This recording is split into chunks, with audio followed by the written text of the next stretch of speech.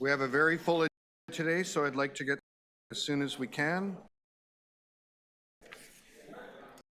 And can I just say, Councillor Myers, you are looking fine. No, he is. He is.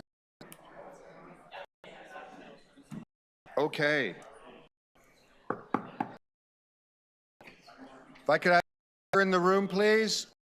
If people could, if they need to talk their conversations outside. Thank you.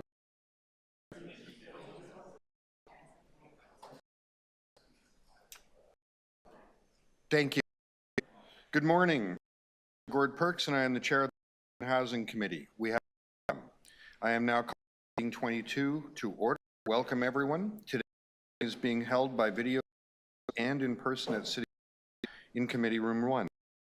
This meeting is live streamed online at youtube.com/council live.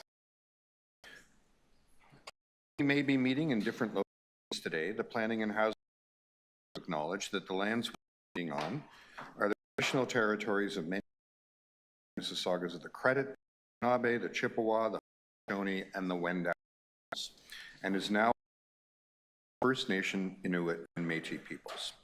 We also acknowledge is covered by Treaty 13 of the Credit. If you are ready to speak at today's meeting, for me to call your name, I will call speakers in the order that appear on the list. Speakers can be viewed by visiting the Planning and Housing page at toronto.ca/ and clicking the speaker for today's meeting. Members, the City Clerk all agenda materials on .ca/council and on CMP meeting portal. Clerk's IT staff available to members if you need devices. I want to remind you to submit and approve your email. Available at ph.toronto.ca to questions of interest. Seeing none, may I confirm the minutes of the previous meeting? Councillor in favor, opposed, that carries. Okay, let's run down. Item 21. Item 1 has speakers. Item 2 has speakers. 3, 4, 5 have speakers. That takes the Housing Action Plan incorporating residential lands bylaw 5, 6, 13 North York final report. The public who wish to make a decision on this item? Seeing none, does anyone want to hold it? No? All those in favor? Opposed? That carries. Item 22.7. For this? Any members of the public make a deputation on this? Hand up so I can address it? No? So this motion is going to the statutory public meeting until such time as the Chief Planner and Executive Director City Planning reports back on further discussions with Cadillac Fairview and the Province of Ontario on additional proposed changes to land use permissions at East Harbour, and by no later than December 3rd, 2025, meeting of the Planning and Housing Committee, and that no further notice of special public meeting be given. All those in favor? Opposed? That carries.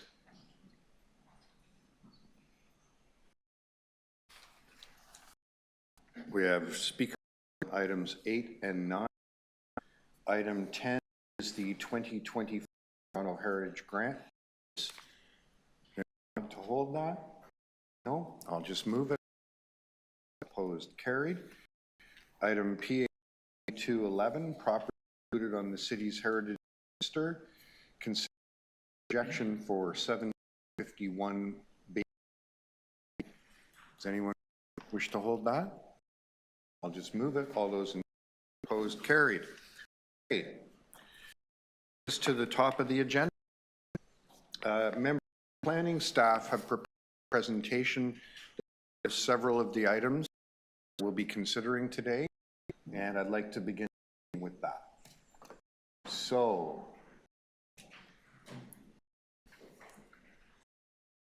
we will call from the planning department. Will educate and inform us and enlighten us.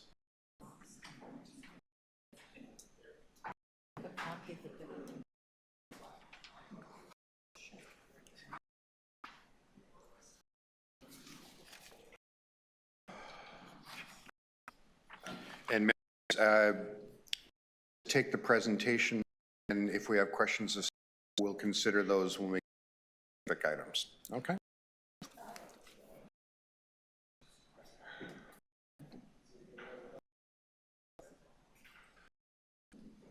Good morning, and members, and thanks to all of the delegates. We have a number of reports on the agenda today. If I could just start with a quick staff across, well, city planning at a whole host of divisions and departments who have all contributed to the that will be on the agenda today. Back to, you can go to the next, Kyle. Relate the city's ongoing work to a target of building 285,000 homes in our city by 2031.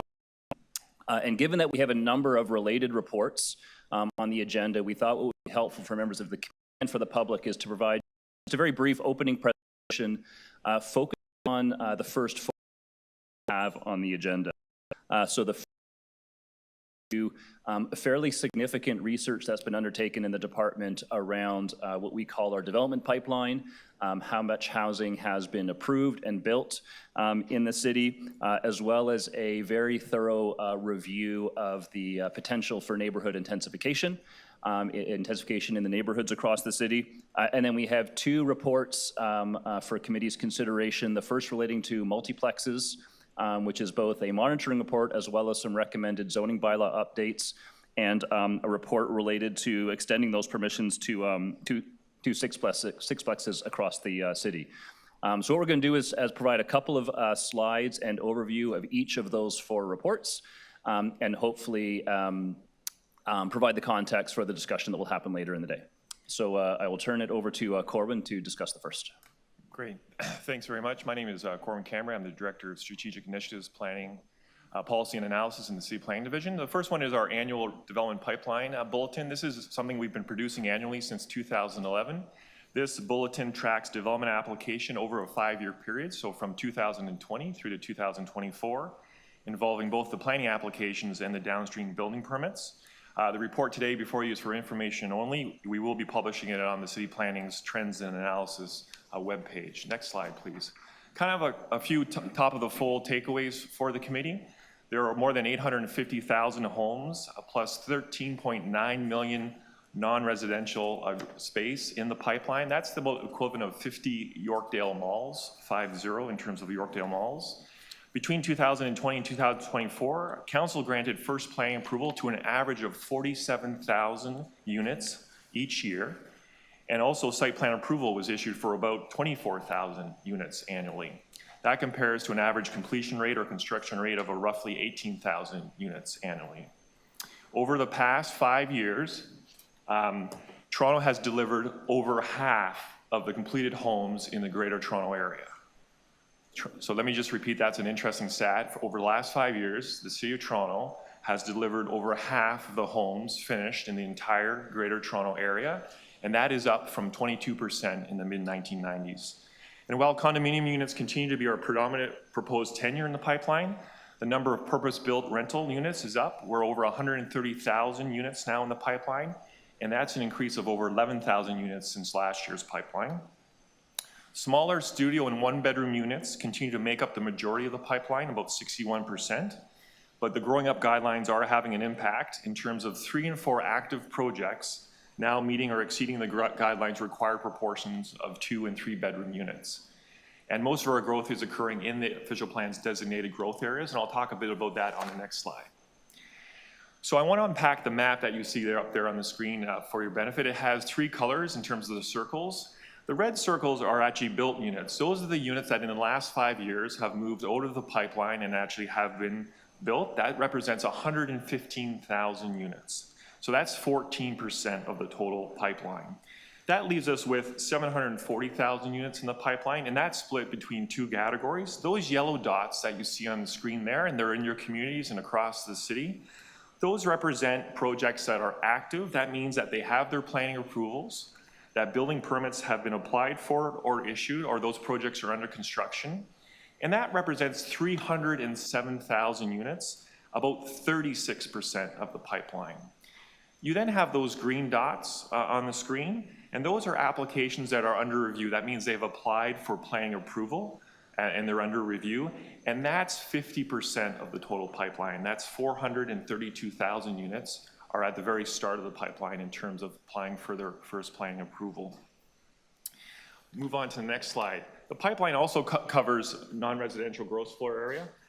And what it shows is that there's a diversity and geographic distribution of non-residential development across the city, providing opportunities to accommodate future growth. We'll just go back a couple slides, please. Keep going back. Thank you. Sorry. Getting ahead of ourselves. And what's exciting about this map here is that you see that there are employment opportunities, job opportunities being created in all areas of the city. And our employment areas remain economically resilient and attracting new investment. There's about 4.1 million square feet of non-residential gross floor area proposed in our employment areas. And that's actually up 3% over last year's pipeline, which is an important indicator, particularly when you think of the economic and policy pressures on those areas. Next slide. Okay, we're on to our second research bulletin, and this is one called the Neighborhood Intensification Bulletin. It is before you, again, for information only. This will also be posted on the Trends and Analysis webpage. We'll also be posting the estimated unit uptake totals by ward to the city's open data portal. Next slide, please. The research looks at the potential housing that can be accommodated in Toronto's neighborhoods through the recent changes to planning policy. It is a model that will be used to monitor and evaluate EHON initiatives in the years ahead, and that model will continue to be refined as we get data from actual building permits that are being pulled across those EHON streams that you see up on the screen. So it monitors laneway suites, garden suites, multiplex, and major streets. And what the research shows is that gentle intensification can add needed housing while supporting multi-generational living and making more efficient use of land already connected to infrastructure. Next slide, please. The research shows that EHON could deliver up to 163,000 new homes by 2051, supporting the official plan's timeline and the vision for thriving, livable neighborhoods and diverse housing options in your communities. The research also shows that EHON could contribute nearly 20% towards Toronto's housing goals and targets, including 54,000 homes towards the municipal housing target of 285,000 homes by 2031. And I want to draw your attention to the table on the screen there. What that's showing you is the estimated uptake through to the official plan timeline of 2051. The right column is showing you the estimated annual uptake by EHON initiative. And at the bottom of that table are the combined totals across the entire EHON program. And what that represents is actually about 1.4% of neighborhood parcels, and there's over 400,000 neighborhood parcels across the city undergoing gentle intensification on an annual basis through one of the EHON initiatives. So 1.4% of over the 400,000 neighborhood parcels can be expected to benefit from one of the neighborhood initiatives between now and 2051. Since the first EHON policies were approved, the gentle intensification building permits have surged. And in fact, 2023 is the first time that the outplaced replacement permits, signaling that there is a clear uptake from the policies that Council has adopted. And now I'll turn it over to Kyle to walk us through the next two reports. Thank you, members of the committee. I'm Kyle Kinect. I'm the Director of Zoning and Committee of Adjustment in the City Planning Division. And Mr. Cambry's summary of that neighborhood intensification analysis is a positive segue, I think, to the two reports that you have before you today that look at our continued work on expanding housing options in neighborhoods, the monitoring of our multiplex bylaw, and a further proposal to permit 5plexes and 6plexes in neighborhoods across the city. The multiplex monitoring program was directed by Council at the same time that Council adopted permissions for multiplexes in neighborhoods across Toronto. That was in May of 2023. And given that we're in a time in Toronto where we are actively reviewing and modernizing our as-of-right zoning permissions, there was an important decision to also spend a lot of time and effort keeping track of what progress was being made and how our multiplex permissions were playing out as a result of that bylaw. So the work that staff have done between May of 2023 and November 2024, and the data collected between those years, was to look at data on 452 building permits that were issued for multiplex developments. That included a very detailed review of the actual plans that were associated with the first 222 of those building permits. There was collaboration with internal and external stakeholders, other city divisions and agencies, in order to understand what their experience has been over the last 2 years with multiplex development. And we also engaged in consultation and engagement with the public, including industry associations and residents associations. And there were some key findings in there. I think all of the wards in Toronto at this point have experience with new multiplex development in them. I think it's very real and tangible for both city councillors and residents. There's been a very positive uptake of the multiplex permissions. We've seen 750 building permit applications, 452 permits issued in those first 18 months, and that represents 726 net new units. Now, the data that the staff have assembled in this monitoring has been extensive, and I think quite fascinating, and it's laid out in quite detail in the report. But one of the things that I think staff were very pleased to see and interested in are the extent to which multiplex development is delivering units that are larger than the industry is typically developing and more geared towards family-sized units. In addition, we found an extensive appearance of multiplex buildings through renovations as opposed to new construction. And because I know parking is something that is of continued interest to many councillors and residents, I'll note that while residential development, whether multiplex or single attached houses or other forms, do not have parking minimums in our bylaw, that multiplex proposals continue to provide some parking on site, typically between 1 and 2 spaces, depending on the location in the city. The locations of multiplex developments have appeared across all wards in the city. However, I will highlight that there's been a particular clustering of interest and uptake in multiplex development in Ward 9 Davenport and the wards immediately adjacent to that. I think that shows up very clearly on this map.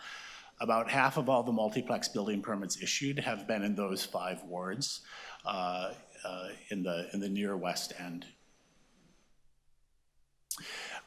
That takes us into the recommendations that are before you today with respect to sixplex development, 5plex and 6plex, and to add permissions for 5 units and 6 units into the multiplex permissions in Toronto. The Sixplex study is a response to Council's decision and its commitment in the Housing Accelerator Fund application to the federal government, and there was direction from Council at that time to look at the potential to permit more multi-unit development in low-rise forms, including multiplexes with up to 6 units, and including a look at whether we should permit 4-story development as of right.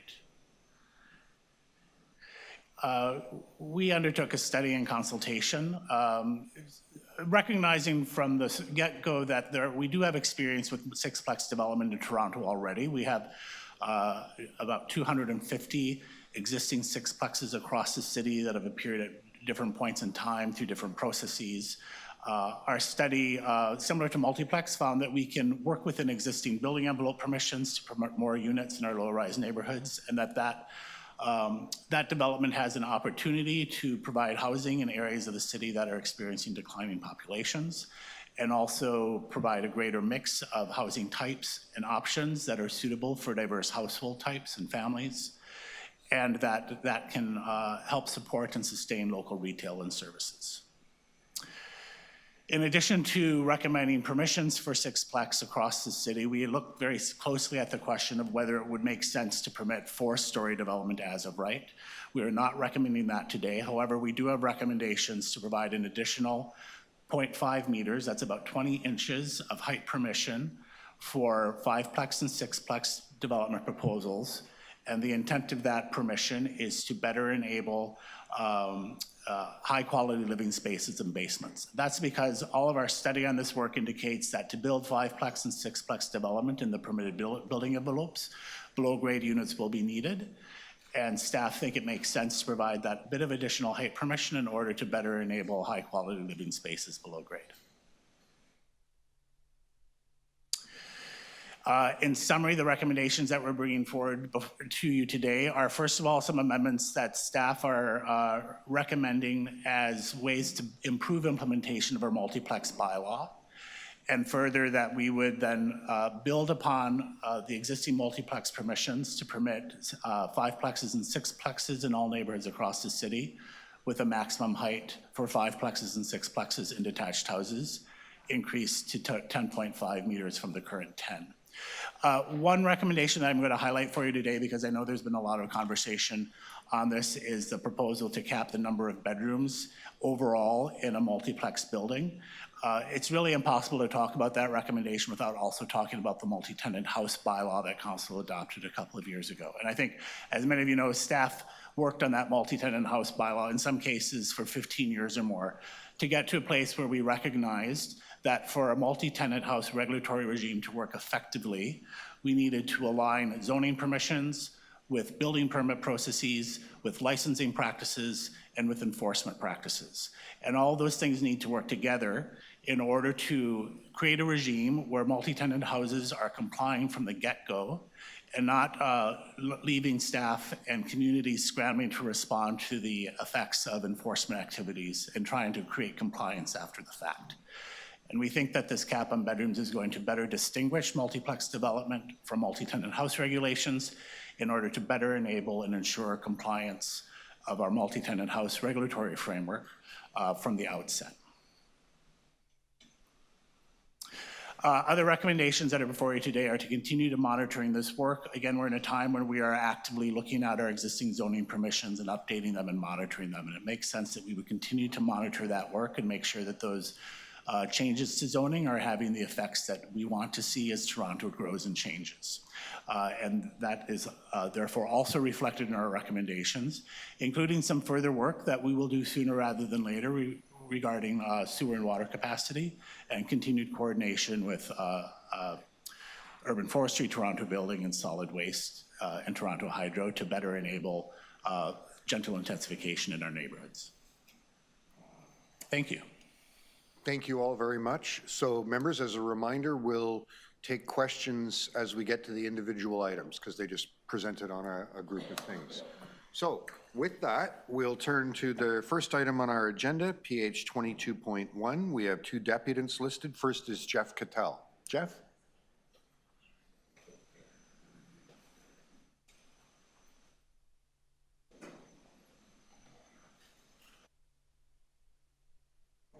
Oh, and John, you're listed next, and you two want to go together? The idea is that I'll start off and then John will continue. Okay. Thank you very much. So thank you for the presentation from staff on the first 5 items. We've looked at this as 6 items and including the avenues as well. First of all, we wish to address the blanket concern that applies to all 6 housing reports on the agenda taken as a whole. The 6 reports reflect 3 key directions: enabling gentle density in residential neighborhoods, enabling mid-rise along transit, unlocking more housing on apartment sites by simplifying permissions. These reports are of great importance to the future of communities across the city and a great interest to residents of these communities. However, the 6 reports include, well, you've got 6 reports, which are massive reports, but in addition, you've got 35 appendices representing hundreds, altogether almost 1,000 pages of policy and technical details. RAs, resident associations, and businesses and other stakeholders require time to review and discuss in their respective meetings these reports. 1 week is simply not adequate. That's obvious to everybody you talk to on this item, on these items, on this meeting.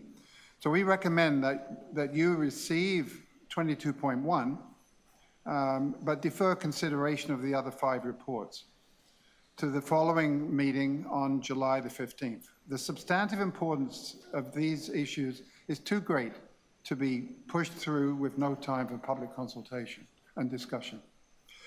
Regarding the report itself, I'll give John. Thanks. This is a valuable report.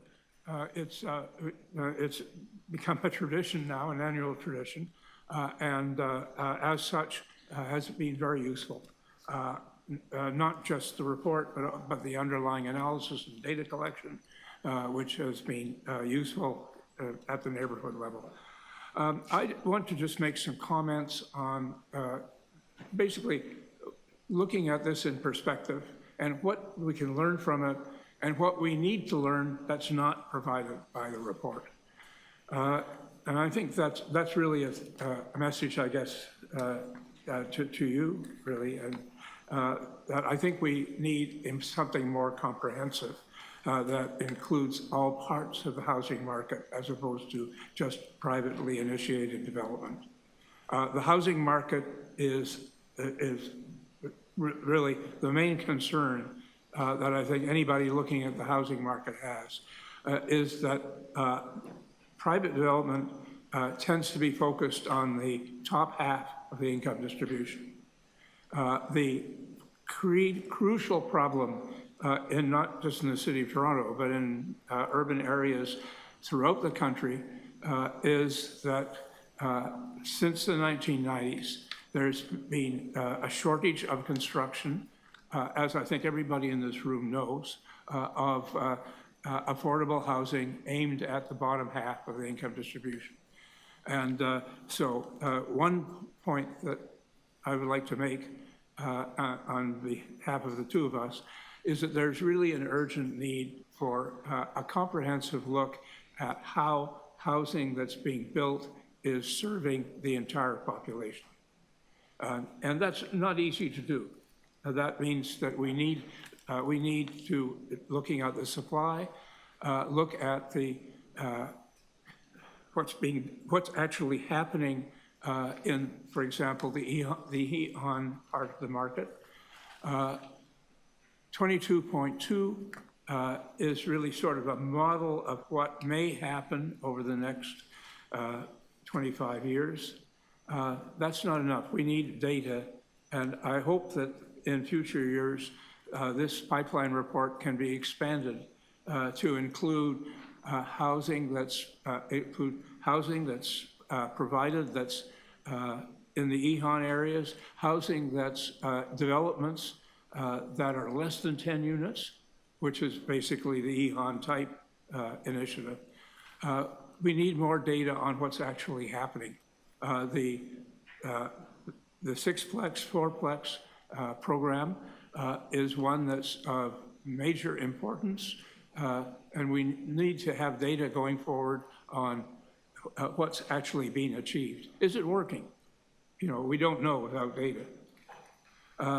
I just want to make a point about the pipeline report itself.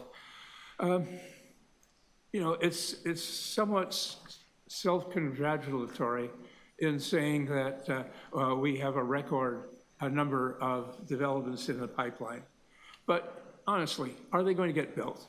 The major problem we have in the housing market right now is that somewhere on the order of a half of the condos that were built over the last 5 years were basically bought by investors.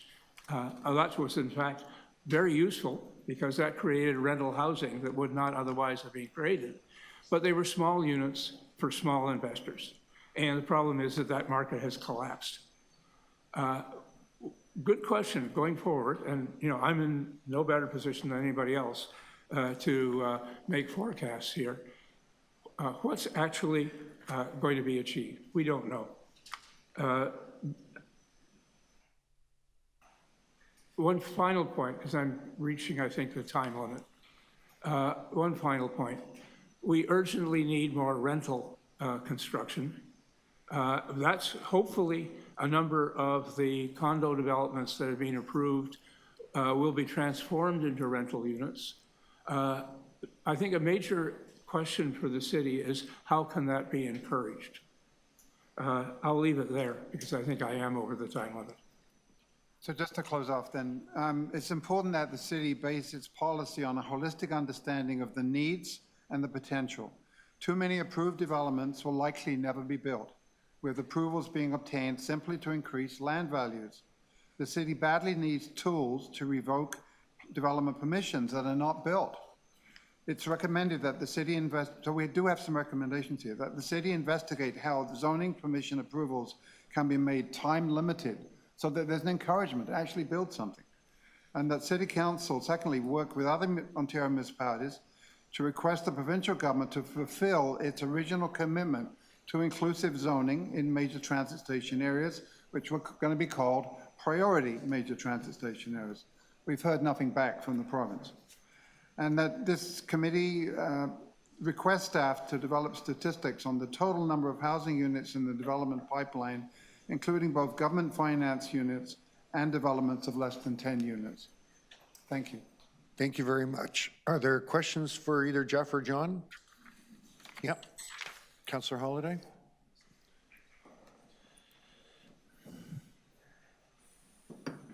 Excuse me, Mr. Chair, the microphone's not alive. Thank you for speaking to us.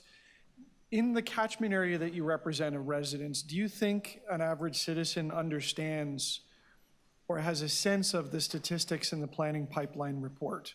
I mean, to put it plainly, it tells us that the city has approved many times over more housing than is what is projected as required. Do you think people know that? Clearly not.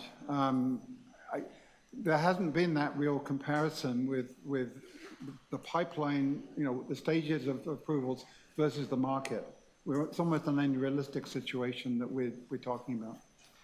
Do you think if this information was provided when communities were considering the merits of individual development applications, if it would tilt public opinion of a planning application?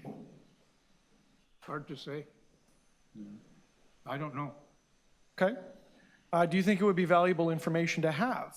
Sure. When citizens are considering a planning application and whether or not the application should push the envelope, knowing that the city has approved quite a bit already? We think that the city needs that information too. I mean, you know, you're planning infrastructure. Question, is the infrastructure for buildings, for developments that are going to get built? That's very hard to forecast. I mean, you know, things take time in the development industry.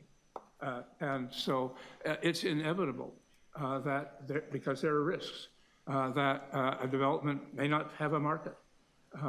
Who knows? I mean, this is one of the reasons why, you know, half of the units that are approved have been built. And that's been true over the last 5 years. It's not just current market conditions. Thank you, Chair. In effect, what we're saying is that this report is a very important report, but it should feed much more closely into policy. I don't know that it's going to impact on grassroots involvement in planning, because this is high-level stuff. This is stuff for the policy wonks. Okay. Well, we're in a room full of wonks. Are there any further questions? No? Thank you both. Thank you. Okay. Are there any questions of staff on this item? None? Does anyone wish to speak to the item? May I ask questions of staff? Yes. Thank you. We have staff over here. I just wondered if staff could provide a clarity, because it speaks to a couple of different targets in the report. So the first target refers to our official plan and the province's former growth plan. And I'm going by memory, 365,000 units by 2051. And yet there's a second number, which is the Ministry of Finance's target, which is something different. It's a lot more. Through the chair, yes, there are two different projections that are represented. The first represents the forecast in the official plan based on the former growth plan. There are 495,000 households that would need to be accommodated by 2051 under that forecast. Since that time, the planning framework has been changed by the province. The growth plan has been replaced by a provincial planning. replaced by the provincial planning statement. And the direction indicates that at the next official plan review, that the city and municipality should consider the Ministry of Finance projections. So in anticipation of that, we therefore included a similar analysis with respect to the Ministry of Finance projections. Why aren't these numbers put more prominently into reports? Like they're targets, right? So why don't we feature that more often?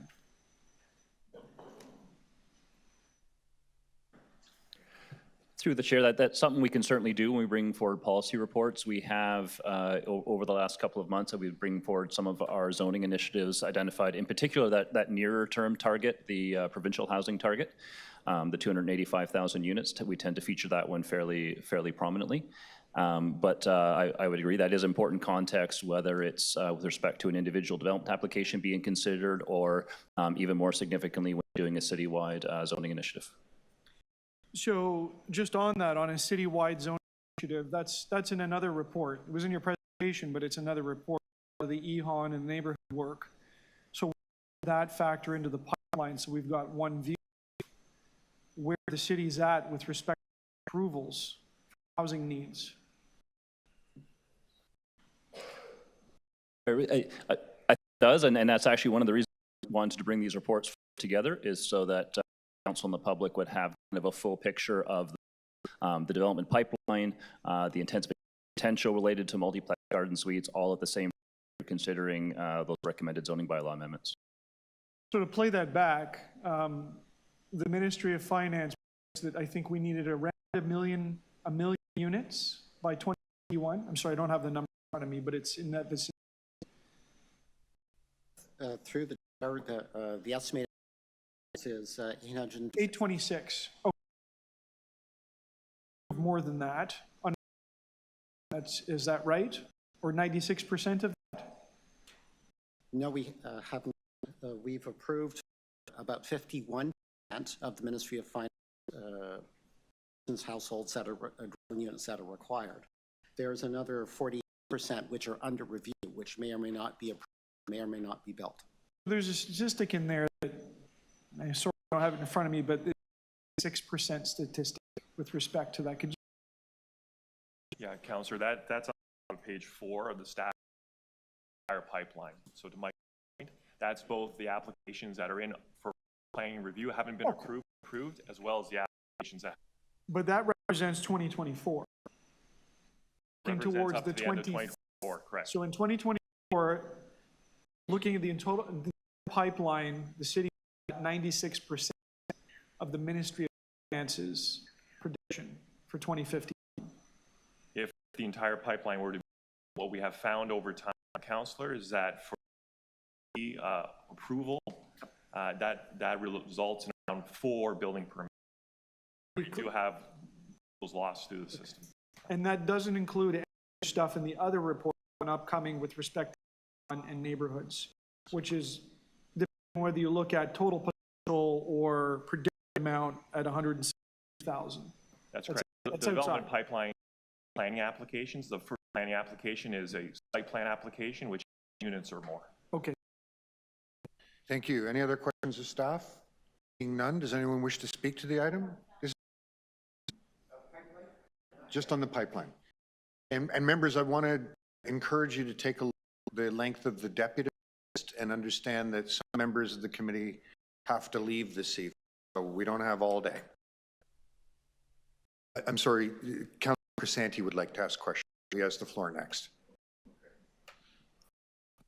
Thank you, Chair. So just to confirm, to be clear on the number of units that are available in the pipeline, there's close to 855,000, which I believe is the largest number of units in we've had to date or in history. Yes, it's the largest pipeline to date. It's a 5-year window development. Now, in achieving provincial targets of about 85,000 2031, would this not go a long way in assisting us achieve targets, 55,000 units, and they're still in process, but we essentially would need a third of these be built in the next 6 years. Is that not reasonable? So through the chair, as was noted previously, yes, I think there's good news here in terms of a healthy pipeline related to the number of units. But again, cautionary note, and this is mentioned in the report as well, this is not a crystal ball of what's exactly going to happen in the future. We do know that some projects don't get approved. We do know that some approvals don't get built. And we do know particularly an issue in the market that we're in currently. So yes, it is the pipeline has some good news in it in terms of, but it's not yet it's not sufficient to actually meet our overall housing target. We do have to just be wary that some of those approvals don't turn into actual homes. Okay, just to that point you made a moment ago, how many of these units are potentially struggling to get off the ground, either because put on hold or abandoned by the developer? So is this 855,000 a good number, or is there a percentage that are going to fall off that you're aware of? Sure, Councillor, and certainly the mindset of our home builders across the city. But I can tell you that of the 107,000 active units in the pipeline, 196,000 have council approval. Mm-hmm. Of those, 64%, 100,000 units have had planning approvals for 2 years and have not moved to permit. Right, and this speaks to the heavy work that was done over the last number of years to facilitate moving units out of approvals into construction. Right, so roughly 100,000 that have planning approvals in place that haven't pulled a permit for over 2 years. We would expect, as market conditions change and as council continues to support that transaction, that we would see more of those housing units moving from to construction. Okay, is there anything more we could do to move into construction? Anything more? What can we do? Any active?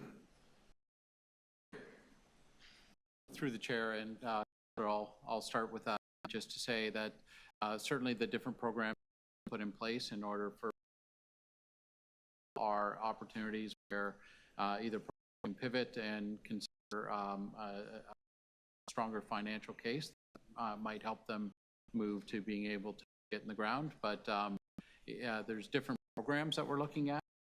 We're working with other levels of government to try and secure other funding sources, additions to those programs as well. So what I'd say is it's work with the other levels of government to create pathways for alternative developments, potentially away from condo. Okay, thank you, Chair. Thank you. Councillor, you wanted to say a few words? Of course you can. However, members, I just want to make it clear. We have a very, very lengthy deputants today. I understand that at least one member of the committee has to leave the seat, and the item in front of us is for information. So, of course, you can ask questions. I just ask that we be judicious with the committee's time. My question is fast. I'm always fast, but just a point to Jack. So I have about 99% of development I approved they're not building, right? But do we have any idea how many now are coming back to the city because they were approved and they're coming back and wanting rental because possibly they can start putting shit on the ground if they go for rent or market? Through the, and I don't know if staff have a stronger indication. What I have confidence is the number of submissions is dramatically up. Yeah. We can get you as detail around the exact resubmissions. I can't necessarily tell if all of them are moving condo to purpose. However, resubmissions are very important. Thank you. See, I was fast. You were. I should never have. Okay. Councillor Holiday, you did wish to speak to the item. Thanks, Chair. I see the recommendation the committee receive the report for information. I think that's a lost opportunity. I urge the committee to forward it to council. And frankly, this is very important information the public should see and hear often about the city's progress with respect to objectives in its official plan. And I think that this should feature more prominent. I think many people would be surprised to find out that the city has already approved plus the number of units that are required. The second half of the equation, the actual building of the units, on the control of the city. So I'm not in a position to place that motion. If I was on the committee, that would be the first thing that I would do, is bring this to council for a discussion.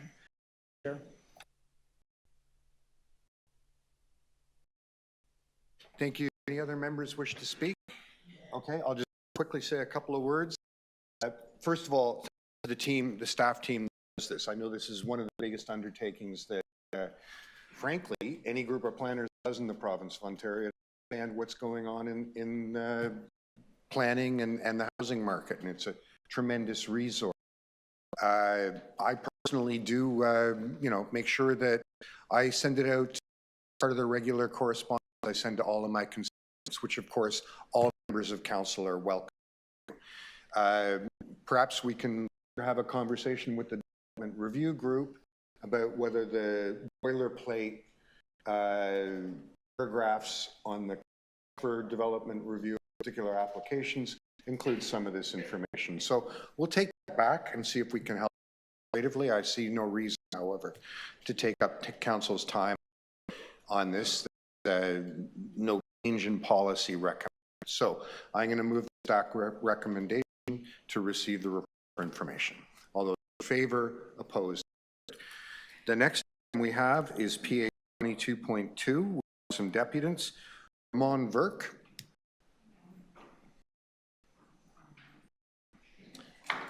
Ramon.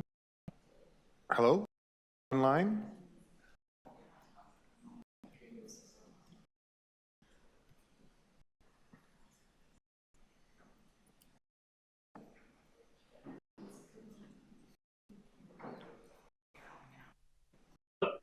Hi, welcome. Sir, thank you for allowing me to have a moment to speak. So I'll just introduce myself quickly. I'm a lifelong resident of Scarborough.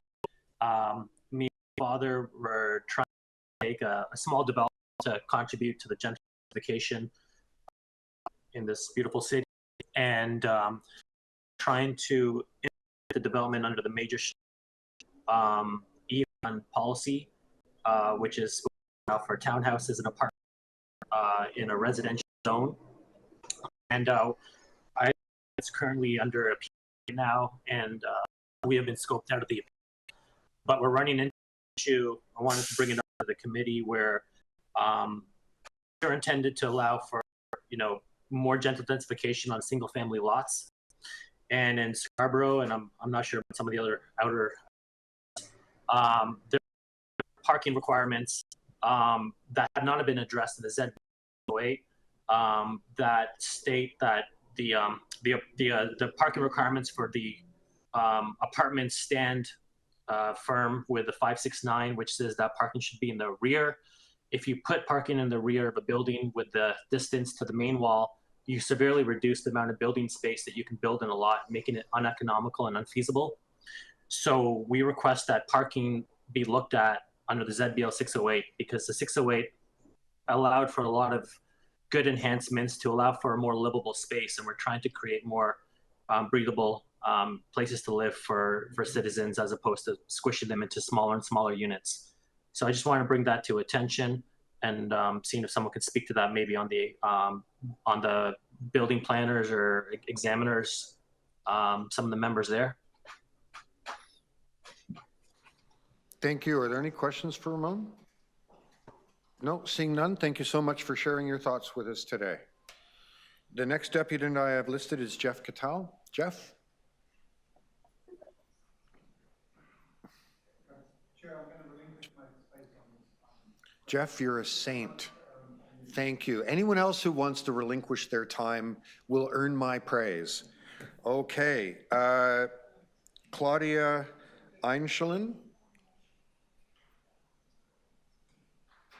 That to attention, and someone could speak to that maybe on the building planners or examiners. Listed as Jeff Catal. Jeff? I find it hard enough listening to myself when I am talking. I always knew you were lip syncing. Yeah. That's right. There's going to be a major scandal. Okay. Is Claudia with us? Oh, I see. Claudia's lagging. She's watching on YouTube.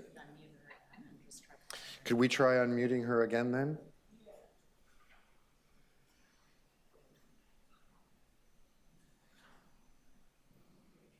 Hi, Claudia. It's Gord.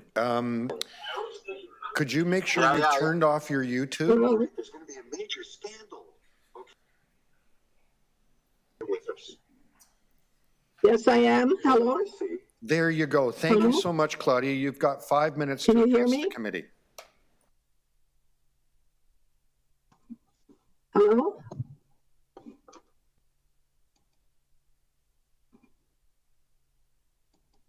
Hello. Can you hear me? Yes, I can, Claudia. Please go ahead.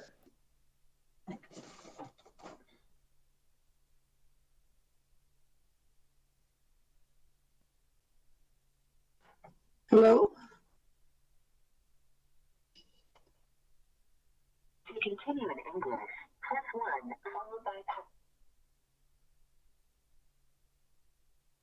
invalid entry. Try again. Okay, can I suggest that we disconnect her, send her an email, and explain that we couldn't hear her, okay? Thank you very much. Yeah.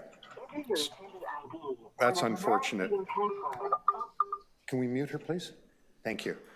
Okay, members, are there any questions of staff on this research report that you didn't ask during the briefings you were given? Councillor Holliday, go ahead. Thank you.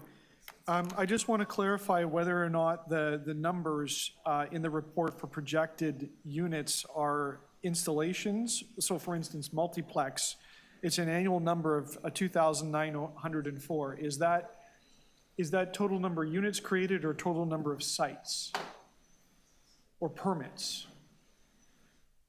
Through the chair, it's the number of units. Okay, so in order to figure out the number of sites, I would divide that by 2.4, because that's the unit yield, the average unit yield. Do I have that right?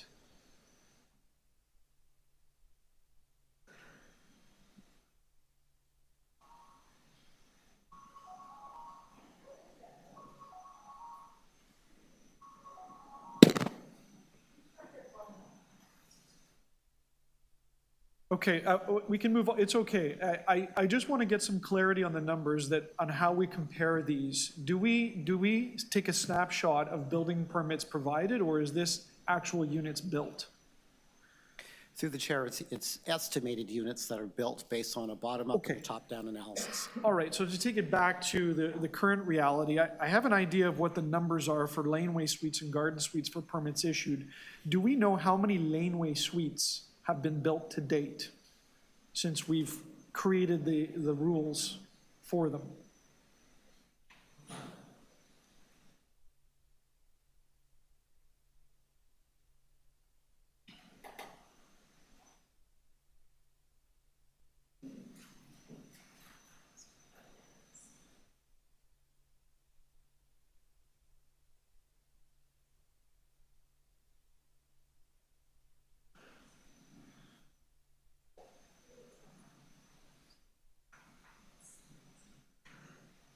Through the chair, it's approximately 200 units.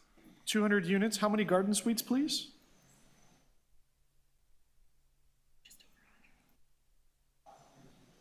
Approximately 100. And so this report infers that garden suites would go to 880 annually and that laneway suites would go to 308 annually, yet the current performance to date is very, very low. Is there an explanation for that? Through the chair, in part, the tracking that we're doing represents the first couple of hundred permits as the initial initiative has been taken up. So there's an expectation based on the trajectory over the last couple of years that the uptake of the program will continue. So it's not full year data, it's partial year data, and it's the ramping up of the program. Back to Multiplex, do I recall that we have around 200 and change permits to date? About 600 units, 700 units?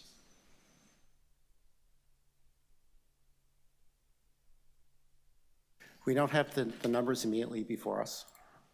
Okay, but the projection is 2,904 per year. So that's about, okay. One last question, just with respect to the map that you created, that breaks the city down into 6 neighborhood types, and then you've applied some logic on how you predict the uptake of these programs based on the neighborhood type, and it's a complicated matrix. Do you believe that that matrix reflects the uptake to date of these programs? Through the chair, yes, it reflects the uptake to date, as well as the expectations and feedback of the planning staff, the developers and architects that we consulted, and the trajectory over the first few years of the program, where the uptake of the individual initiatives has in fact increased over the past 3 years. So in Ward 2 Etobicoke Centre, the matrix tells me, and the neighborhood type tells me, that the uptake of multiplex is predicted to be very, very low. I think it's almost 0. Yet, if you look at the statistics to date, Ward 2 is about the center of the pack for multiplexes. How do you square up the current experience and where you've predicted it to go? To the chair, this is part of the challenge of building complicated estimates of sophisticated programs in the first few years of the uptake. The actual experience on the ground is going to vary, and it's going to vary across the city. What we've done is to build a consistent framework in order to use the existing data, input from experts, as well as approaches to assessing the uptake from the City of Toronto and other municipalities that have implemented similar programs in order to get a sense of the overall trajectory over the long term. Local conditions will vary on a smaller geography basis, but that's why we undertook both a bottom-up and the top-down analysis to come up with a set of numbers which are defensible. Are there any other members of council with questions on this item? Seeing none, do any members wish to speak to this item? Councillor Holiday. Thank you, Chair. Similar comments to the previous. I would urge this to go forward. If I recall, this is another receipt report. And I think that this is something that council should spend time with, and that this should factor into decisions that council makes, and that these numbers should be featured prominently, and we should critically think about them. Because the current experience, the numbers on these programs are extremely low since the programs were created. And some of those numbers were brought forward today. They're not necessarily in the report. Thank you, Chair. Thank you. Do any other members wish to speak on this? No? Again, I really want to underline, this is a first report on this topic that we've done. And some of the research work that staff have done, some of the tools they've used for modeling out the future, I think are groundbreaking in terms of understanding the future of development within the City of Toronto. I urge all members of council who have the time to sit down with staff and dig into it, members of the public to read it. This is the kind of work, I think, that makes the City of Toronto Planning Department one of the leading planning departments on the continent. So thank you so much for this work. I'll move the staff recommendations to receive. All those in favor, opposed, carried. That takes us to item PH 22.3, expanding housing options in neighborhoods, multiplex monitoring program final report. We have a number of deputants. First is Michael Gonzalez. Michael, are you with us today? Hi. Matthew. Oh, buddy, I'm so sorry. I've got my scratched up old reading glasses on today, so everything's kind of, yeah. Oh, there's a bunch of you.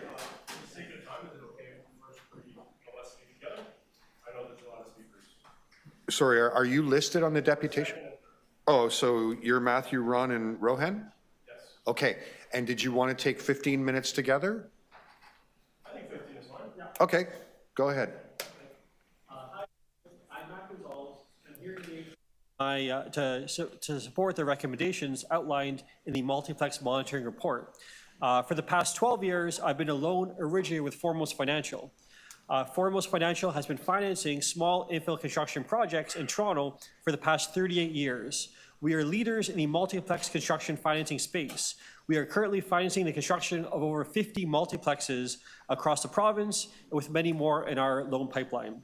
Our experience in financing these projects has given us a great understanding of what makes them viable. I have a few recommendations based on our experience in this field.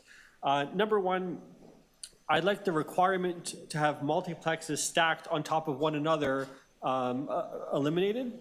Residents prefer to live in units that resemble townhomes, so a basement, main floor, second floor, third floor.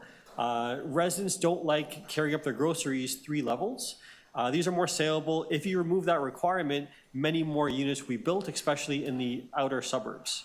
Number two, if you exempt development charges for the first 6 units of all projects across the city, by eliminating the development charges on the first 6 units, you'll see many more sixplexes and I guess 10 units and up being built. But without grandfathering the first or limiting the first 6 units, there'll be very few 10-unit projects built on Toronto's major streets. There would be very few sixplexes built. The development charge exemption is extremely important. I think I agree with allowing the semi-detached fourplexes. Semi-detached fourplexes are very important for allowing builders and developers to benefit from the HST exemption and for CMHC insured financing, so that's critical. I'd like to reevaluate parking regulations. So I know on-street parking would be ideal, but I understand that it may not be politically viable. I do like the reverse slope driveway concept. I know it's being removed from the agenda, but it would kind of help people have in the outer suburbs park inside the basement. And then again, legalizing sixplexes across the city. I think there hasn't really been uptake in Toronto suburbs for these multiplexes, and the reason is sixplexes aren't allowed. We find the sweet spot for units between 1,200 to 1,400 square feet, so it doesn't make sense to build a fourplex on a 50 and 60-foot lots in Toronto's outer suburbs. But if you allow sixplexes, I believe more units will be built because it would make more sense on 50 and 60-foot lots based on the project economics. Thank you all for your time today. And I believe if we all cooperate, we will help solve our region's housing crisis. Good morning. Dear members of the Planning and Housing Committee, my name is Ron Shannon and this is Rohan Sedana. We are principals and co-founders of Mod City, the largest fourplex developer in Toronto by scale. Following the enactment of Bylaw 473-2023, commonly known as multiplexes and neighborhoods, we have focused deeply on the multiplex space. Driven by a strong commitment to addressing Toronto's housing crisis, Mod City is dedicated to delivering accessible missing middle housing that bridges the gap between affordability and high quality living. We currently have 19 fourplexes with ADUs under development and are on track to deliver over 500 high quality family oriented rental suites across Toronto neighborhoods by 2030. As such, we're uniquely positioned to offer valuable insights on the proposed amendments as builders who have encountered nearly every challenge firsthand. Our perspective is informed not only by our own experience, but also by the feedback we receive from residents, neighbors, and community members. Many of our current projects and majority of upcoming projects are severed or abutting lots with 2 semi-detached or 3 attached fourplexes.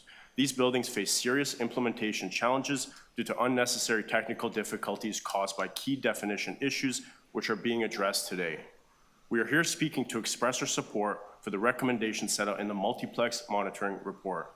The proposed amendments to Bylaw 569-2013 and Municipal Code Chapter 415 are necessary to addressing widespread implementation challenges facing developers since the adoption of multiplex permissions in 2023. Through our experience, we've encountered repeated challenges tied to the current definitions of apartment. More often than not, COA staff, zoning examiners, and nearby residences mistakenly assume a large apartment building is coming to their quiet, established neighborhood. In reality, these are modest, low-rise homes, often not the tallest, widest, or deepest buildings on the street.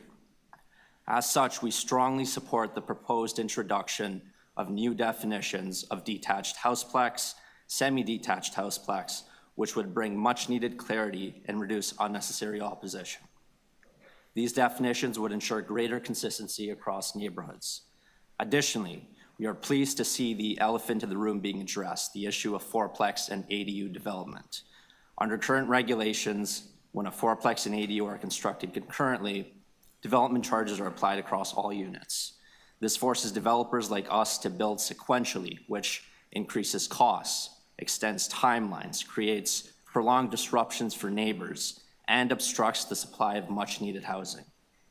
Removing this red tape would lead to a substantial increase in missing middle housing projects in the immediate term. As such, we firmly support the proposed amendment to Municipal Code Chapter 415. Overall, as a Torontonian, I'm proud of the progress my city has made in advancing housing policy. We are especially grateful to the planners and councillors, many of whom are here today, who have championed thoughtful, forward-looking change. We commend you, and we're proud to continue playing our part in building a more livable and inclusive Toronto. Thank you. Are there any questions for any of the deputants? Okay, I've got Councillor Myers and then Councillor Nunziata. Go ahead. Thank you, through you, Chair. So thanks for coming in. I follow you guys on Instagram, so I see your projects. I'm just curious as to, you made a distinction between stacked and it wasn't very clear on what the alternative would be other than stacked units in terms of their viability on the market. If a multiplex resembles a townhome, so you have a basement, main floor, second floor, third floor, residents prefer that because your kitchen's on the main floor. But if you had a multiplex stacked with a basement unit, main floor, second, third floor, those are less saleable. They're not worth as much in terms of market value because they're less desirable. So appraisers value them way less than what if you were to stack those units. If they were to resemble townhomes, they're much more valuable. People want to live there, and it much more feels like a single-family home versus an apartment. So I think the building envelope maintains the same. It's just how the units are stacked. So a lot more will get built. They're more livable, and residents prefer them. So I think it should be up to the builders to see how they want to lay out their units. So you're thinking, so they would be, sorry, I'm just trying to visualize this in my head. They would be narrow, like tall, narrower units? Yeah, so they'd be taller, narrow units. So there'd be 4 levels. So 3 stories above grade with a basement. It feels like a townhome. It's a traditional townhome. Like the third story. That would be 6 units. So three and three, one on each floor. If the lot size allows. I think this might be a smaller, like typically we've seen 3 units in a triplex with a garden suite. And there's some examples of projects like this already built, but they kind of have to do some gymnastics. So sometimes there has to be a room below another one. Like it kind of makes it more difficult and expensive. But people would like to live in, no one wants to carry their groceries up 3 flights of stairs. So I think just allow builders to build product that people want to live in, is my opinion. Okay, thank you very much. Councillor Nunziata? Just a question on what you spoke about, the parking, the slope parking. Well, are you aware, because the city is not allowing those developments to happen, is that a lot of areas where they have that were built years ago, there's basement flooding. Yeah. And all the basements get flooded, thousands of dollars in repairs. So that's why the city stopped allowing development to happen that way. Are you aware? I am. If there's exclusively parking in the basement, though, it would make it more viable for the suburbs. But you're talking about the driveway sloping down, and yeah, that's where we get basement flooding. Okay, but if there's only cars parked there, It doesn't matter, the cars get damaged. Fair enough. Yeah, but I think Foundation. I just want to know if you're aware, because that's a big issue in the city. Absolutely, no, fair enough. Yeah, No, I okay. appreciate that. Thank you. Thank you. You actually took my question. Oh, it's a good thing I had you there. Okay, Councillor Crisanti. Thank you for your presentation, but my apologies, I did miss part of it. I just did not quite grasp. Are you in favor of the proposal in front of us for this item? Yes, of course. I'm in very its much entirety? Because I heard you say something about the design of the property, that it should be designed only at 2 or 3 levels, not 4 levels. What point were you making there? Okay, so right now, if you wanted to build a unit resembling townhomes, so if I wanted to live in a rental building with a basement and 3 levels above grade, 4 levels total, it's very difficult. It wouldn't get approved. It has to be, right now with the bylaw, each unit has to be stacked partially on top of the other, so they resemble flats. But I think, based on my experience, I see the financials, I see the appraisals, my clients want to build them, people want to live in them if they resemble townhomes. So if I can live in a unit with a basement and 3 levels above grade, I want to live in a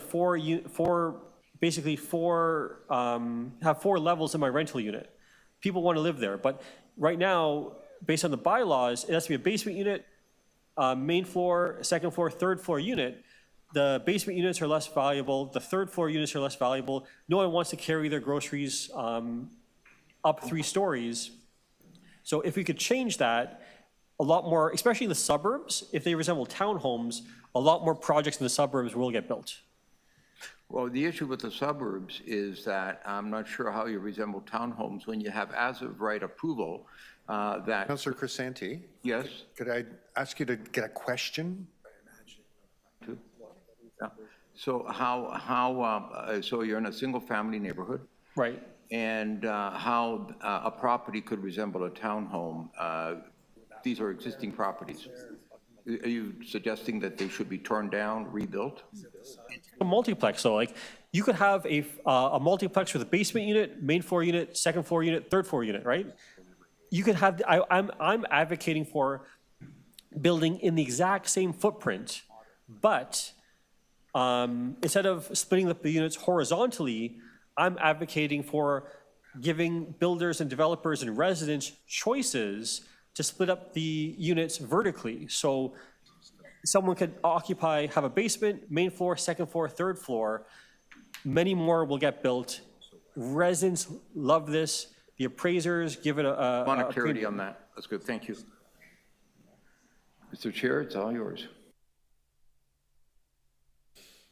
Okay, any further questions? Nope, seeing none. All right. Well, thank you very much for your deputations. Thank you. Members, Mary Yang, who is listed next, has asked if she can go towards the end. She has and we've granted that. So the next deputant we'll go to is Robert Beulah.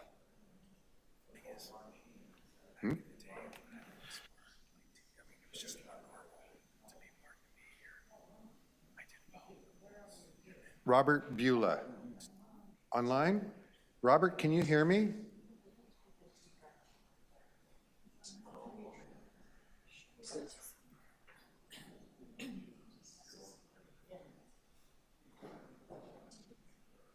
Robert Beulah. Robert?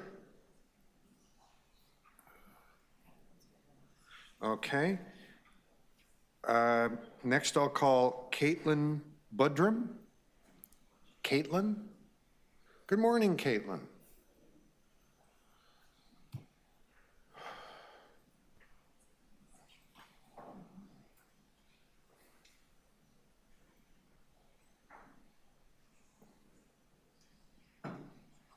Welcome.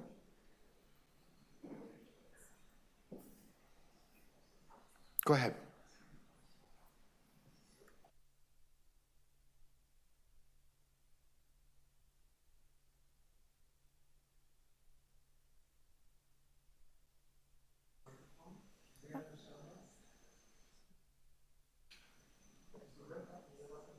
Yes, it is. Okay, this better? Okay. For my deputation, I'd like to combine items page 22.3 and page 22.4. So it'll just be this presentation. You're welcome to go ahead, but you get 5 minutes on this item, that's all, okay? Perfect. So my name's Caitlin, and I'm speaking on behalf of More Neighbors Toronto, a housing advocate organization, to express strong support for items page 22.3 and page 22.4. So I need to stop you, sorry. The clerk has just reminded me. So this is what we call a statutory item. Okay. Okay, and on a statutory item, It means it's a legal proceeding in a way because we're amending a bylaw. And because of that, if you want to speak to another statutory item, you should do that during that item. Okay. It has to do with preserving appeal rights and so on. So the lawyers always tell me, and I always forget, when someone's on a statutory item, they speak to that item only, and if they want to speak to another statutory item, they should speak separately on that. Okay? Okay. All right, sorry, my mistake, and because it was my mistake, I'll restart you at your time at 0. Okay. Okay, there we go. All right, so Toronto's in a housing crisis, and we can't keep building like it's 1960. Today, most new housing in our city is either in tall towers or not built at all. We've left an enormous part of Toronto off the table, our so-called neighborhoods, where exclusionary zoning continues to ban most kinds of multi-unit housing. So the result is a growing city without enough homes to grow into. Sixplexes are a crucial part of the solution. They're a form of gentle density, human-scale buildings with up to 6 units that fit on the same lots currently occupied by single-family homes. They're not disruptive, but they are transformative. Okay, Caitlin, I hate to be this guy, but you're talking about the next report. Okay. This is the multiplex monitoring report. Sixplexes is the next one. Okay, I'll do multiplex only. Thank you. So these bylaw amendments will make the vision a reality citywide. They fulfill the city's housing accelerator fund commitments by allowing multiplexes as of right, and they align with the official plan's goals of equity, sustainability, and complete communities. So let me be clear, this is a Toronto-wide issue, not just one ward or one neighborhood. So, So city planning has shown that multiplexes are feasible within the existing urban fabric. They won't strain our infrastructure, and where local servicing needs to emerge, they can be planned for. The city is already monitoring sewer and water capacity impacts and coordinating with Toronto Water to ensure appropriate review processes where needed. The report also includes important technical fixes, allowing a bit more building height for livable basement units, banning the reverse slope driveways for safety, and clarifying that the detached houseplexes with up to 6 units are permitted. There's a smart balanced approach, and it enables a low-rise housing, protects neighborhood character, and supports our city's climate and equity goals. We also know these changes unlock real financial support. Toronto has already received $235 million from the federal government through the Housing Accelerator Fund. So implementing these permissions is part of our legal agreement with the CMHC and our moral responsibility to hundreds of thousands of people who needs more homes in Toronto. So we urge the committee to support PH 22.3 and to ensure that these permissions remain simple, citywide, and permanent, because the future of Toronto isn't single family. It's inclusive, multi-unit, low carbon, and livable. Thank you. Thank you very much, and sorry for the confusion. It's okay. Are there any questions? No, seeing none, thank you so much. I look forward to your comments on Sixplexes. Okay, Caitlin, oh, that was Caitlin. Aaron Ginsberg. Morning, Aaron. Morning, Mr. Chair. Tell us what you know. I know very little. Good morning, Mr. Chair, members of the Planning and Housing Committee. Thank you for the time today to talk to this item. Other members of More Neighbours are going to talk to the item more broadly. I know we broadly support the item. There's one part of the item we don't really like, and it's what I'm going to talk about. So I get to be the bad guy today. I'll also preface my comments by saying that I worked for the TTC for 8 years. I have a tremendous amount of respect for the Toronto Public Service. I wouldn't want any of my comments to be interpreted as an attack or denigrating the public service. The provisions here in this report that amend the bylaw to restrict the number of bedrooms are deeply troubling.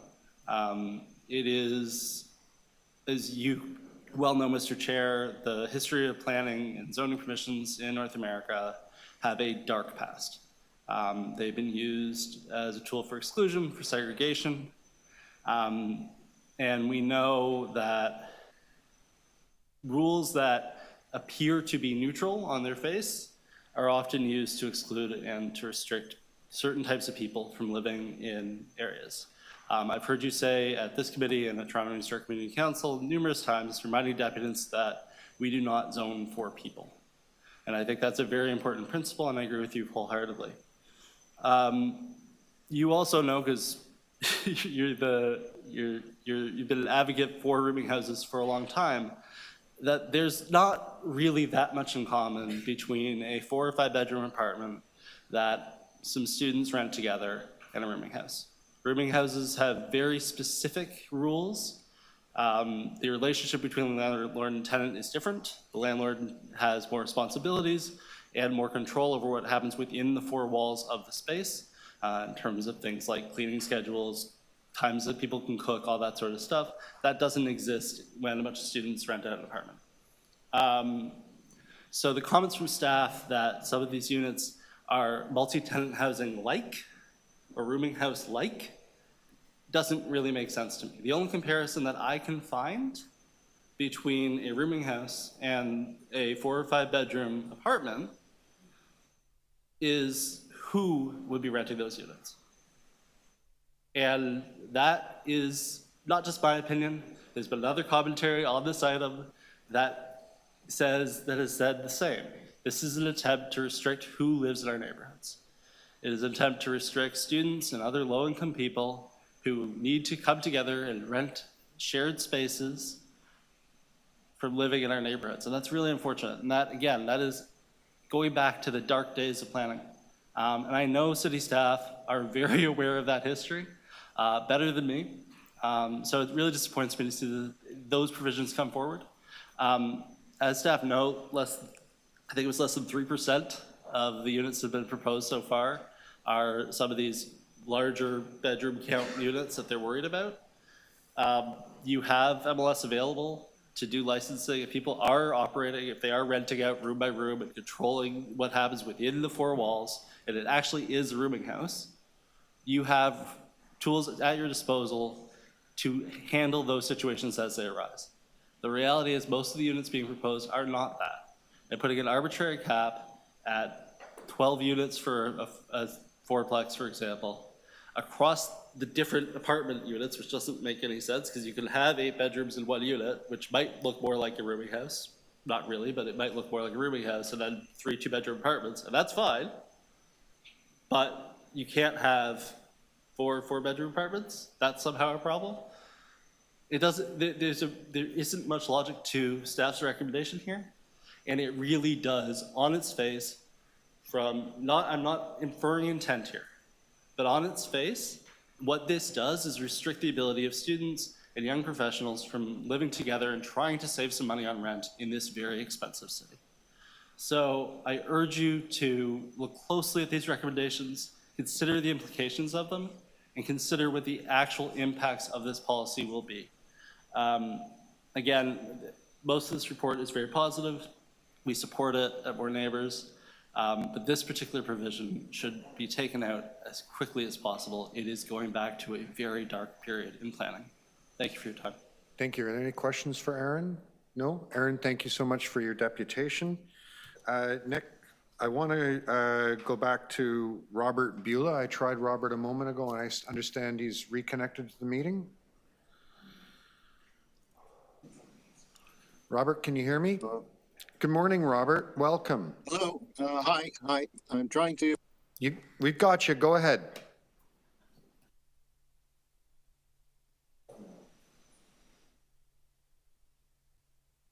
And I live at 87 Wincott Drive in Etobicoke. I have several concerns regarding both 4-plexes and 6-plexes, starting with the issue of parking. Car ownership is a necessity for many people in Etobicoke. Balancing travel from work and daily errands requires a car. Families often require 2 cars and even 3 if they have working age children and they need to travel to diverse areas for work. This is often not a matter of choice, but rather a matter of necessity to reach their place of work. A 4-plex or 6-plex apartment requires certain basic amenities, such as kitchen, bathroom, closets, and also parking. We do not want to see parking bylaws changed to allow street parking or paid parking where neither are present now. Inserting 2 sixplexes on a street of single detached homes creates a situation where parking is now required for an additional 12 or 18 cars. This is allowing for 1 to 1.5 cars per unit, which is not unreasonable in Etobicoke. This will promote the opposite of the city's stated goals. This will result in centering community focus on cars and parking needs instead of on community needs. Inserting a couple of sixplexes on a street of single detached homes would not fit in and would look terrible. Property maintenance is another issue that I would like to address. How can the rules be enforced regarding lawn care, garden care, snow removal from the sidewalks? The property owner may or may not live in the proposed fourplexes or sixplexes.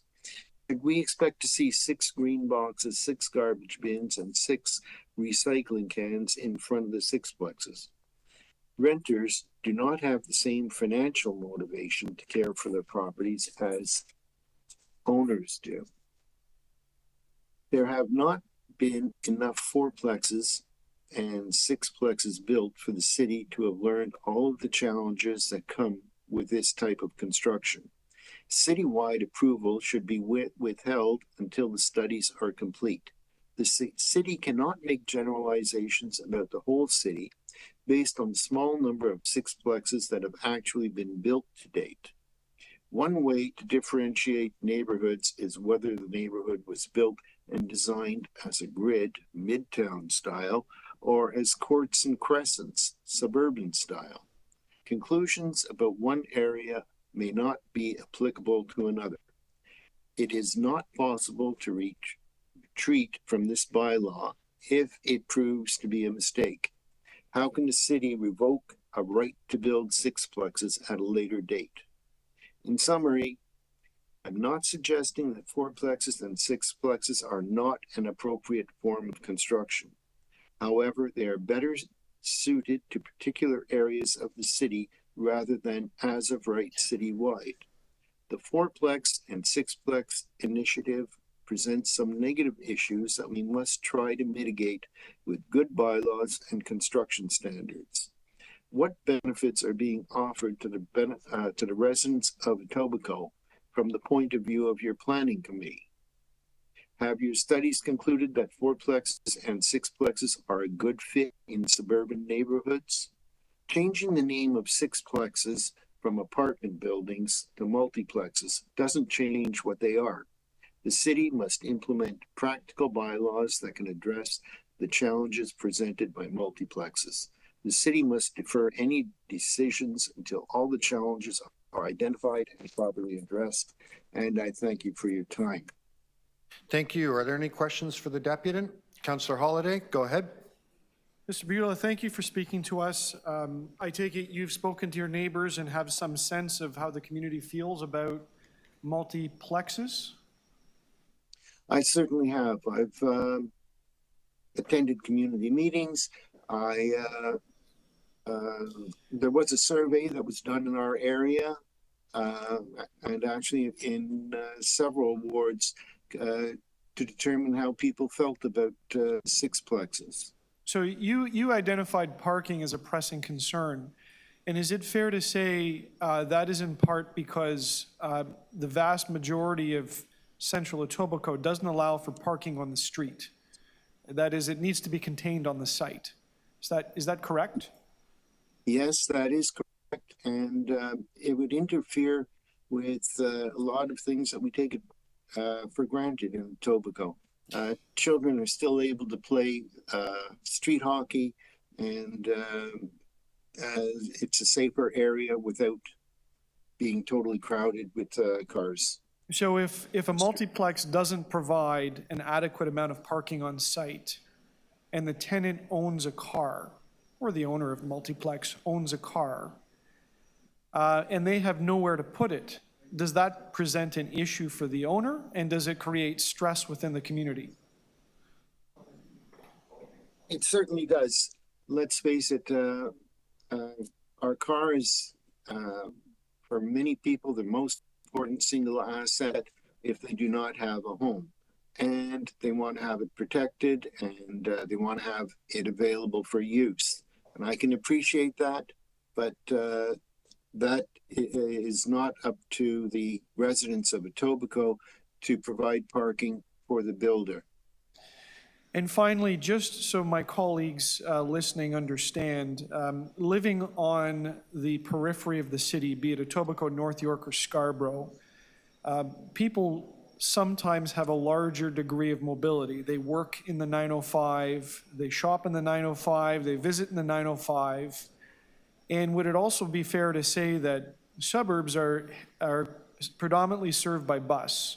And so it is quite often a very long walk from a multiplex to a bus stop, which then necessitates transferring through several buses and sometimes through different transit systems to get around. And so therefore, car ownership tends to be a little bit higher because of the utility of the need to be mobile. I would agree with that 110%. And if I might add, over my 40 years, I'm senior. I've spent over 40 years in Etobicoke. And during my time, I've worked in the East End, near Warden and Eglinton. I've worked in Vaughan. I have worked in Mississauga. I have worked near the airport. And although downtown is easy to go to by public transit, it's very difficult to go to some of those other areas by public transit. So people do need a car. It's not a luxury if that's where they work. And finally, what would your advice to the committee be with respect to parking and multiplexes based on experience to date?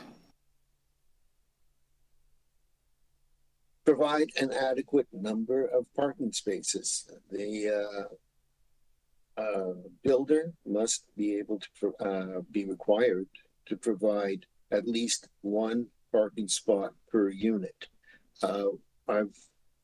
In connection with another issue, we've looked at some of the apartment buildings in the area, and they provide 1 to 1.5 units per apartment, and they are totally full. These are 100% used. There are no extra parking spaces. So it's not because these people are frivolous that they all have a parking space, and even though they're living in an apartment building, it's because they require a car to get to work or for whatever other reasons. Thank you. Any other questions for the deputant? Seeing none. Robert, thank you so much. The next deputant we have listed is William Roberts. William, I understand you're online.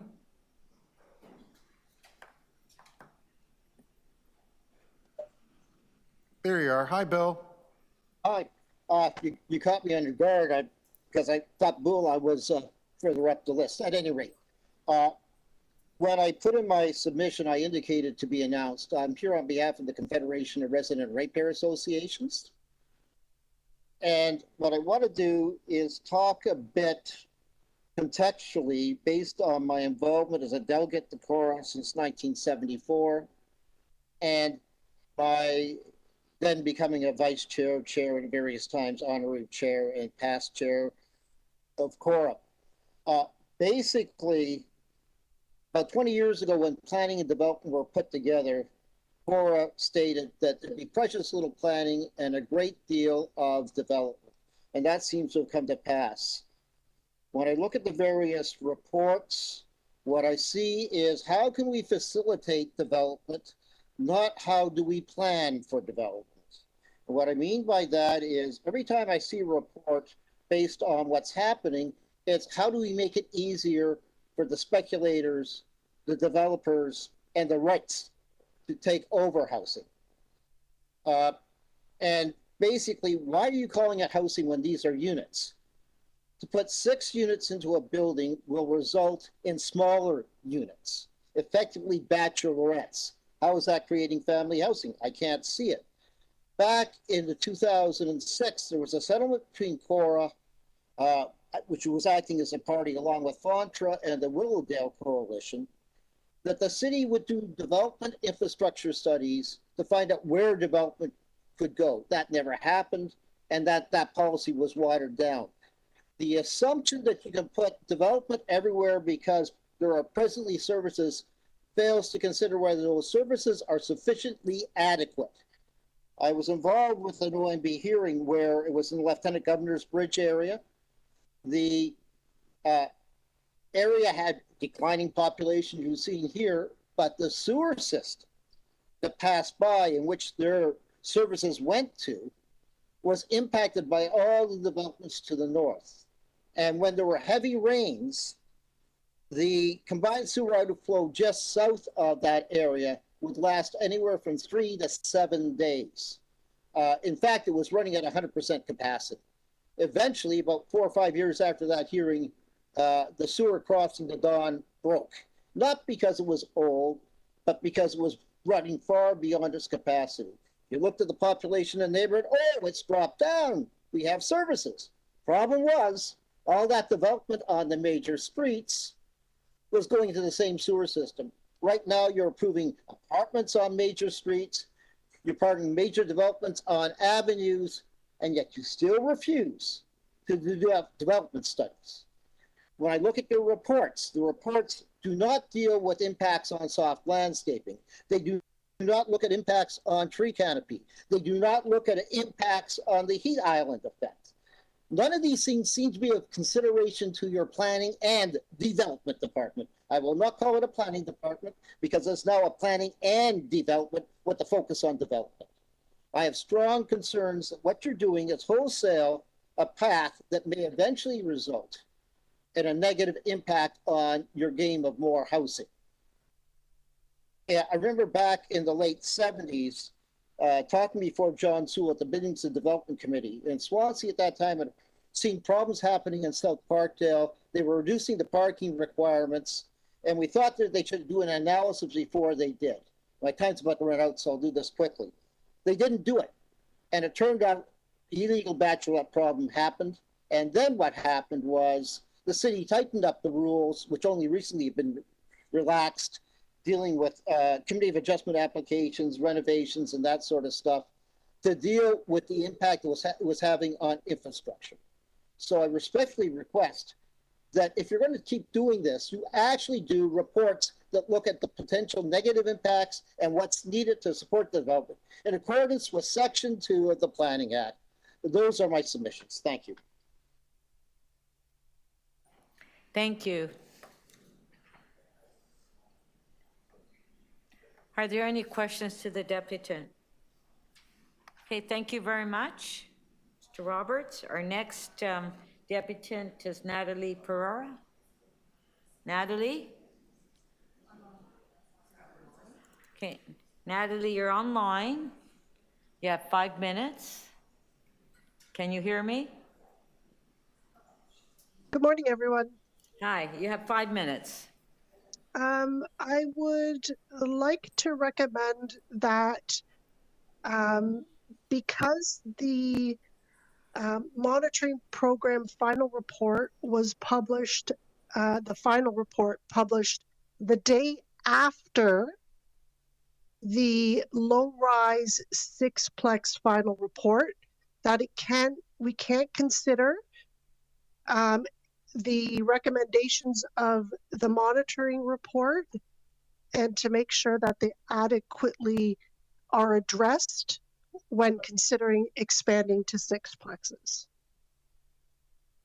There's not enough time for public consultation to actually read the final report and share their feelings with city councilors, and to make sure that the sixplex expansion actually addresses the issues.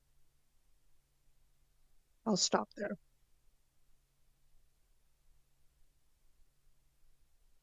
Is that it, Natalie? That's it. Okay, thank you. I'll be back. Thank you. Do we have any questions? Okay, thank you, Natalie. Our next deputant is Ann Anderson, Humber Valley Village Residents Association. Ann? Oh, there you are.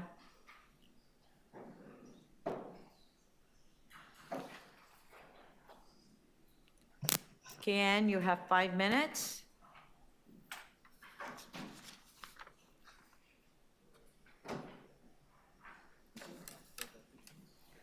So are 3 of you are going to speak with Ann, or are you on the list? They're on the list. Separate. Okay, can you just tell me then your names, please? My name is Ann Anderson. You're Ann Anderson, and? Yes. Carol? Rollheiser. Hold on, let me find your name. Oh, Fiona Campbell, okay. And the other, please? Carol. Sorry. Your name. And you're Carol. Carol Rollheiser. Okay, so we'll do all 3 of you at the same time. Thank you.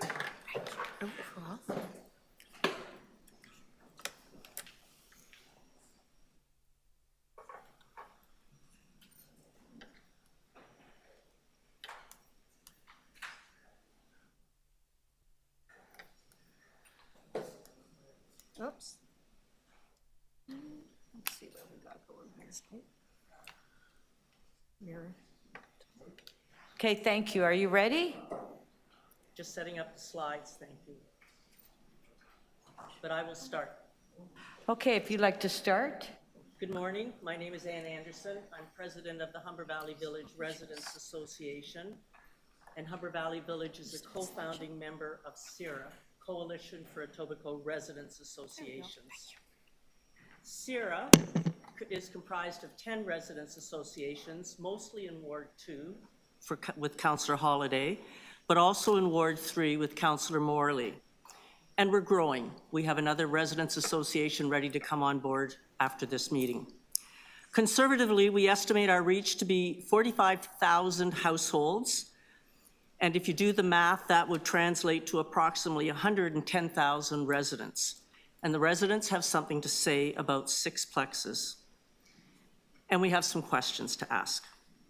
CIRA emerged in January 2025 when the Residents Association started talking among themselves and felt not only were we not being heard, but we actually weren't really much part of the conversation. So we came up with a better model, starting with sixplexes, that involves two-way communication and it's data-driven. The model is a simple 5 steps. Educate. Let the residents know what sixplexes could look like in their neighborhoods. And that step is tough because with the multiple initiatives under EHON running concurrently, it's difficult for consultations to take place without them being back-to-back. They typically are on short notice, and we're just volunteers trying to get the word out. Step 2 is to survey, find out their opinions with an unbiased survey. Step 3 is a community consultation. To share the results of the survey, ask and answer questions.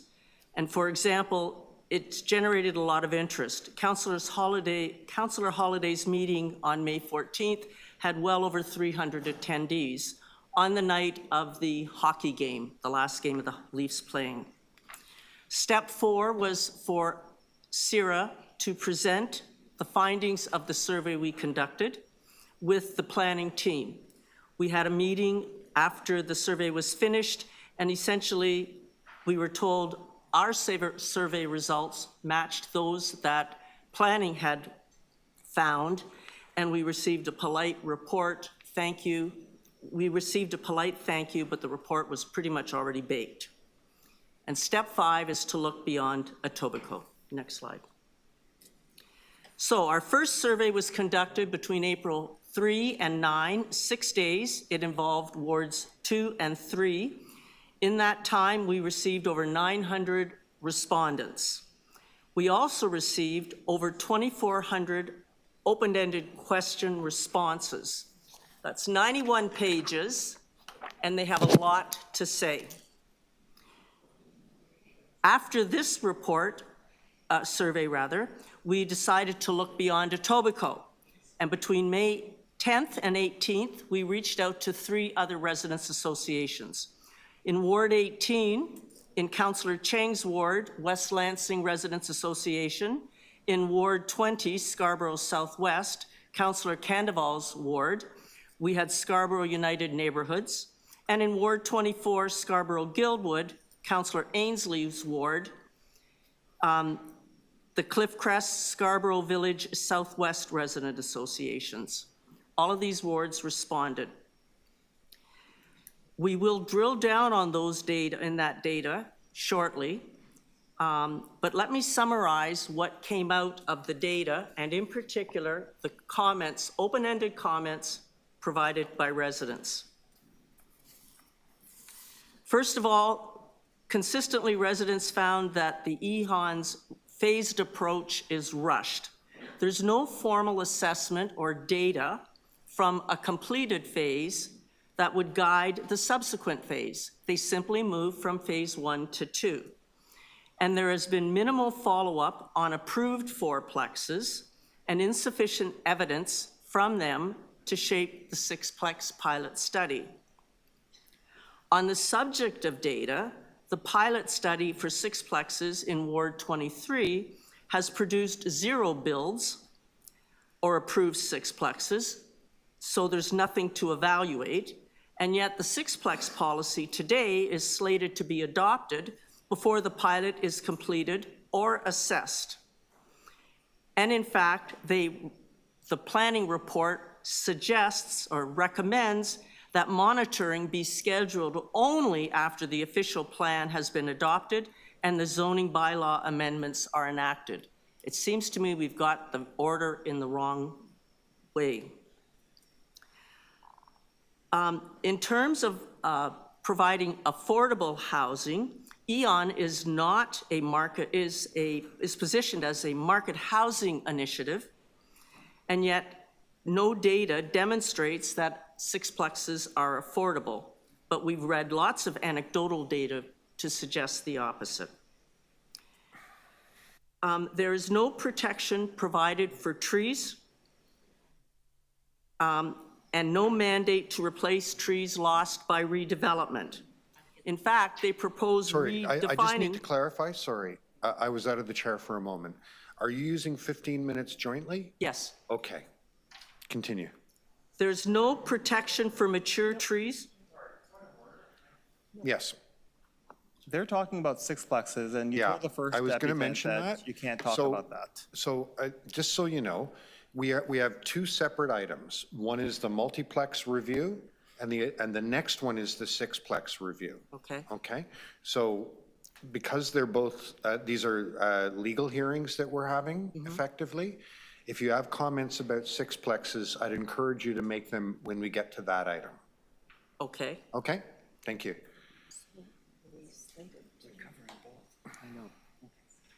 Well, we have a little bit of a dilemma here. Yeah, so clarification, this was the time that we were given to present on Sixplexes, so should we be doing that at a later? Yes. So the item we're currently on is the multiplex monitoring program. I'm sorry. I apologize. That's fine. Did you have anything else you wanted to say on multiplex monitoring? Not on multiplex. Okay. May we continue this conversation under Sixplexes? Very good. Thank you. Okay, thank you for your time. Thank you, Apologies. Councillor Myers. No, it's, you know, we're expecting a lot from the public and digesting a lot of stuff today, so not your fault, our fault. Okay. Thank you. Well, they've asked that they can address Sixplexes, so maybe if you have questions, you can take them. It's really only a point of order, even though I'm not a committee member, Then you know you don't get a point of order. But I would like to let the chair know, I just seem to notice a pattern that there's been a few speakers that seem to be under the wrong slot. I don't know how that came off track, but Done our very best. I wonder if something else happened somewhere else. No. Yeah, the clerks were quite mindful of this.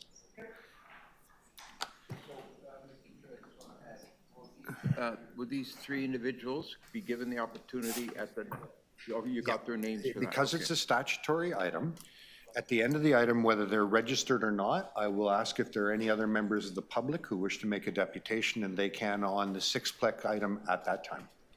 Yeah. Sorry, it's a lot of stuff and it's all interrelated, so it's hard to draw the boundaries, but I want to make sure, because there's appeal rights at stake, I want to make sure people address the correct item. We'll send someone over from the clerks to have a chat with you to make sure that's all dealt with, okay? My apologies for any confusion. Okay.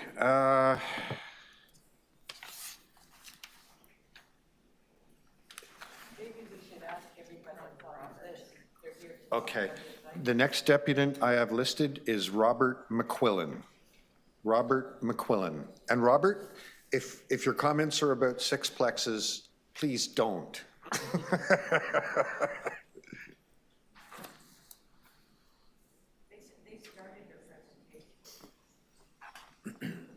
Go ahead. Good morning. My name is Robert McQuillan. I'm an urban planner with the Biglieri Group, and through you, Mr. Chair, I'd like to thank the committee for the opportunity to speak to the Multiplex monitoring program today. The Biglieri Group is a land use planning consulting firm, and based on our experience supporting landowners through multiplex development, I'm here to first express my support for the work that the city has done to enable multiplexes in neighborhoods, and especially thank staff for all of their work in this regard. And perhaps also offer the following suggestions for Planning and Housing Committee to consider as you plan for the future of this built form, which may be beyond what shows up in the monitoring report. So the first is to allow for expanded building length and depth when elevators are included in a multiplex. We have a number of clients who are actively pursuing the city's goal of allowing seniors to age in their communities through development of multiplexes, and we believe that a modest extension of existing permitted building length and depth would allow many sites to accommodate units with 2 bedrooms and a central elevator. So we feel that this really helps with the goal of aging in place and also unlocks many sites for accessible developments that currently may not be permitted or possible. The second is to exempt multiplexes from Chapter 900 zoning exceptions specifically related to floor space index. So multiplexes across the city are not subject to FSI limitations in favor of a form-based code approach. However, many properties across the city have legacy Chapter 19 zoning exceptions related to FSI, which render multiplexes really impossible on properties that are otherwise well suited to accommodate this type of gentle intensification and housing growth. The third item is to allow 4-story multiplexes in neighborhoods. We believe that this would enable improved layouts, more family-sized units, and generally more flexibility depending on site characteristics in terms of how a multiplex could be accommodated. While we acknowledge that the existing building code realities with regard to 4 stories in neighborhoods may be a challenge, we do believe that this is something that can be addressed through a design exercise and can be possible depending on some design characteristics that may be implemented. Finally, I'd like to commend the city for proposing that newly constructed duplex, triplex, and fourplexes be permitted in the semi-detached format. We are strongly in favor of this and feel that it unlocks much more development potential, much more efficiency in development formats, and we appreciate the work in this regard. And also for clarifying that development charges, the development charge exemptions on lots with fourplexes and an accessory unit, either a garden suite or a laneway suite. This clarification will support more options for builders to have a fourplex and a laneway suite when currently many are persuaded against this because development charges are subject to all 5 units as soon as a laneway suite or garden suite is added with a fourplex. That concludes my presentation, or sorry, my comments, I should say, on the multiplex monitoring report. Thank you again to the committee and staff. Thank you very much. Councillor Holladay, you have a question? Yes, thank you, Chair. Thank you for the presentation. I'm intrigued. Why are semis so attractive to the industry? Would that not mean then the industry, if they wanted to convert properties, would have to acquire 2 properties side by side and then like negotiate with those owners and then they could go and do those conversions. Through you, Mr. Chair, thank you very much for the question. Right now, the way that the policy and the regulation stands is that multiplexes would be permitted if the building is already a semi-detached building and it's going to be converted. If it's a new construction, they're only permitted in single detached buildings. We feel that you gain substantial efficiency when you have a shared wall and you don't have a side yard setback, when in reality, oftentimes if you're doing two side-by-side multiplexes, you're not going to have any windows on the interior, perhaps walkway, and it makes multiplexes more possible on more sites that are more constrained by simply their lot characteristics, whether it's their width or other characteristics that depend on the site itself. So we feel this is an important adjustment and a logical next step, given that there are already many fourplexes that are semi-detached in the city. So I understand the efficiency of building two houseplexes at once, right, side by side. I get it. But is the idea of the industry or the approach that they will find larger parcels of land and then divide them and create these two semis at once? Or are you thinking of just doing one semi at a time? Through you, Mr. Chair, it's a good question, and it depends where you're looking in the city, because where we see the concentration of multiplex activity right now, based on what was presented earlier, is that there's lots of activity in Old Toronto in the core where there are narrow lots and it would otherwise be permitted to have a semi-detached typology. So in that case, it could be possible that a builder may purchase a property that is already semi-detached and build a new multiplex in a semi-detached format. In more suburban settings where there are larger lots, depending on the lot characteristics and the zoning regulations, if you have a lot frontage that permits you to have a smaller lot frontage than currently exists, it's certainly possible that a builder would consider purchasing that, pursuing a consent to sever application, and building a semi-detached multiplex new in that case. So when a builder goes or an owner goes before the Committee of Adjustment to plead their case to do a severance, do you think that the proposal for a multiplex factors into that? Through you, Mr. Chair, I think that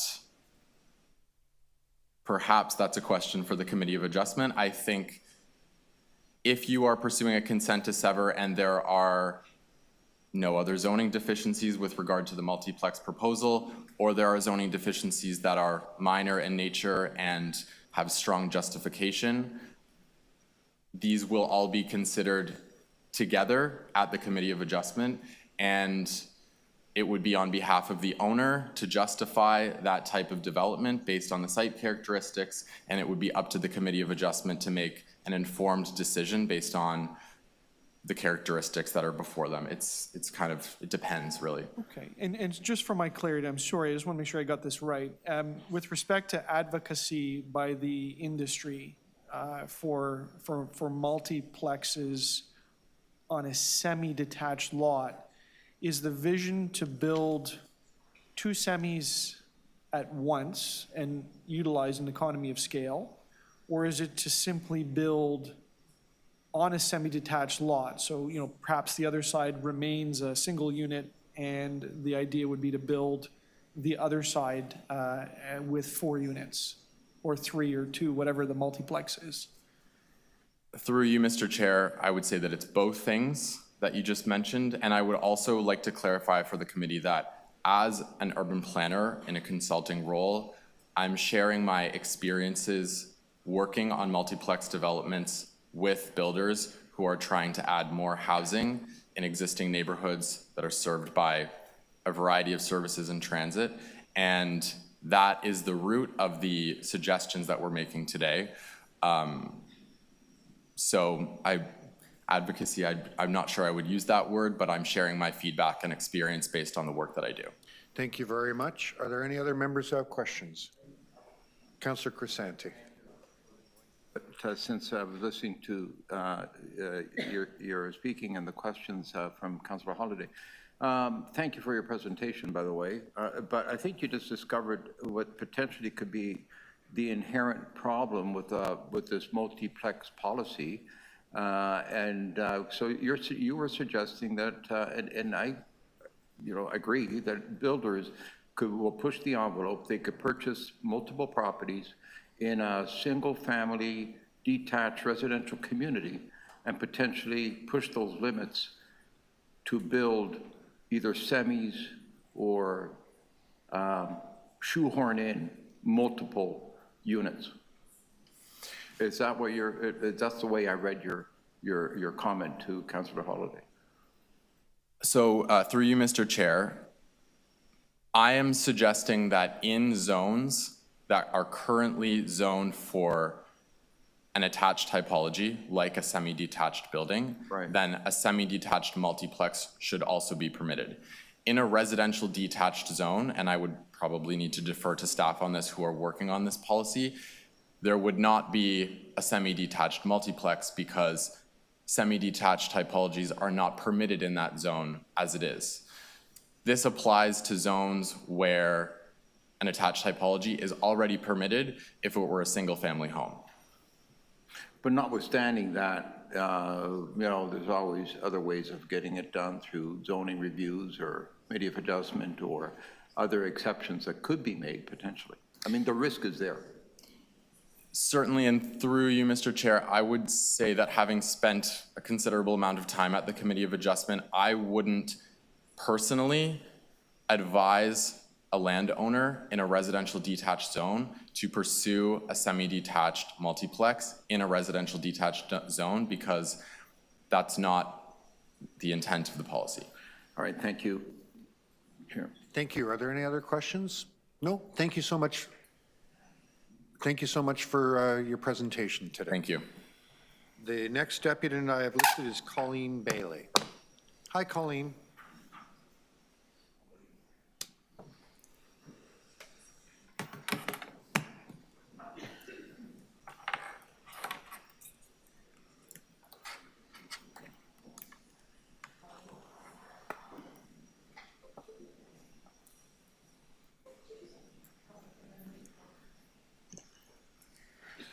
Thanks.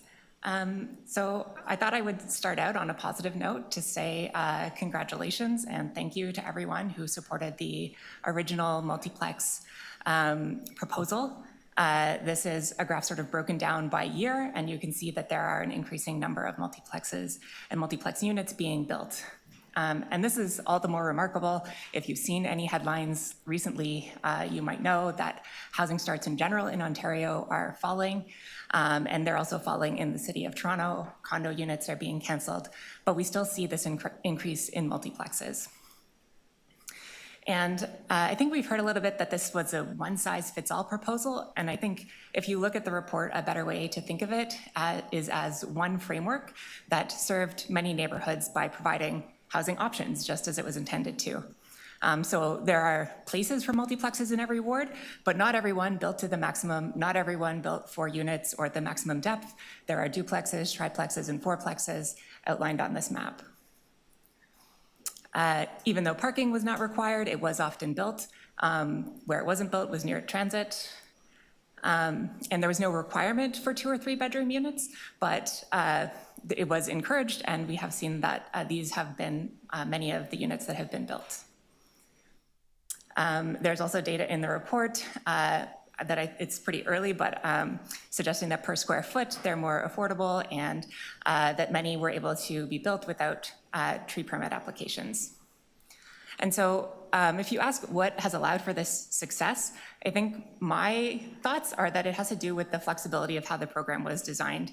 So written into the official plan amendment was the idea that if we needed to preserve floor area for people to live in or tree preservation, that minor variances should be allowed. There was also a little bit more space allowed because more people are going to be living there, more height and depth. And this floor space index that sort of varied throughout the city, that was removed from multiplexes. And then also, I think, given the market conditions, the development charge exemption that was passed was quite important to allowing these things to happen. So that's kind of all the positivity for now. This is the graph that I presented before, rescaled to show a few other numbers. So Edmonton, as you may know, legalized up to 8 units, but even if you just look up to 4 units, Jacob DeWong, who unfortunately we lost from More Neighbours Toronto, as Alberta was calling, he analyzed this data on their up to 4-plex units that they're building about 3,500 a year. Of course, they're able to expand into the urban boundary, but even if you just look at mature neighborhoods, they're building more than Toronto. And if you look at the number that was presented from the Neighbourhood Intensification Bulletin earlier, that's what's shown in green for what would need to be built annually. And this is just some data that, some housing that Jacob sent me from Edmonton that I think would fit in any neighborhood. So how can we get more toward that goal that we were talking about before? Truly harmonizing the bylaw in low-rise neighborhoods. So this shows, for example, the height, and you can see that many of the multiplexes are being built in the areas with more height. And these areas also have more permissive lot coverage and setback regulations. A number of the recommendations are in the report, allowing detached and semi-detached multiplexes. One thing that doesn't really make sense to me is the bedroom cap. There's a lot of talk about moving toward form-based zoning. So what did the buildings look like on the outside, but not necessarily who lives in them, what are they like on the inside? And a bedroom cap doesn't really seem to be aligned with that. Also, city planning consultations, we're talking about that they were still exploring going up to 4 stories. So I think that's something that should still be explored. I know there are provincial changes that need to be made, but I think the city can help lead on that. And there's also a technical amendment about the development charge to add garden suites to that, and I'm supportive of that. So I just wanted to finish with this photo, which I showed at the original multiplex consultation. I know you'll hear from many residents of neighborhoods. I personally live in an apartment neighborhood, and this is a view from my street of 4 buildings that are scheduled for demolition and replacement. It is in a transit neighborhood. It is in a growth area. But this is the kind of pressure that we've put on many of these areas when we didn't allow building in neighborhoods. And this is the kind of thing that I hope you think about when you vote, when we think about how we grow as a city. Thanks. Thank you. Are there any questions for Colleen? No? Thank you so much for that. The next deputy we have listed is Jeff Cattell.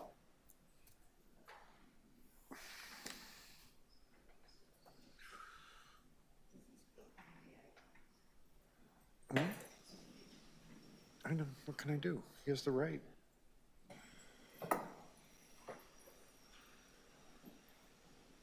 You know, the main thing I'm getting out of this morning is that there's so much information and there's a need to bring the various parties involved who are stakeholders in this, whether it's residents, land use planners, developers, you know, bring people together. And the system doesn't allow that to happen right now. This is not bringing people together. This is people in silos talking about their concerns. And given the 1 week that there was to review this material, there clearly wasn't an opportunity. Clearly, again, I'll say, you need to allow some time, get a moderator to bring parties together so that people start to understand what the issues are. You know, in a mediated conversation, and that would result in a much better situation.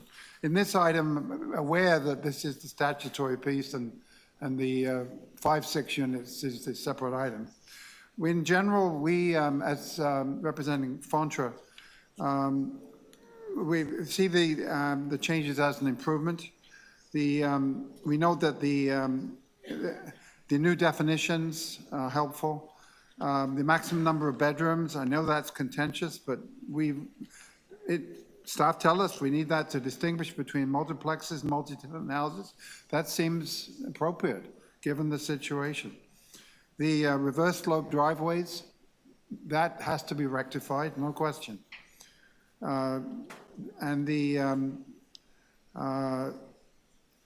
we note that, however, there are a couple of things that we note that the province's definition of additional dwelling units does not properly align with the city's definition of secondary suites that are located in or subordinate to the main dwelling unit.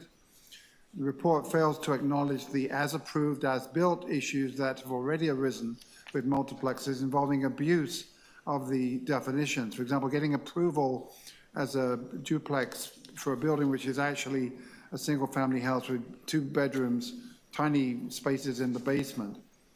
We recommend that the proposed amendments for 3 and 4 unit multiplexes be approved, and that the ambiguities related to basement suites be resolved with an improved definition. But the relatively minor concerns with this one. Thank you. Thank you. Are there any questions for Jeff? No? Jeff, as always, thank you. The next deputant I have listed is Claudia Einshanslin.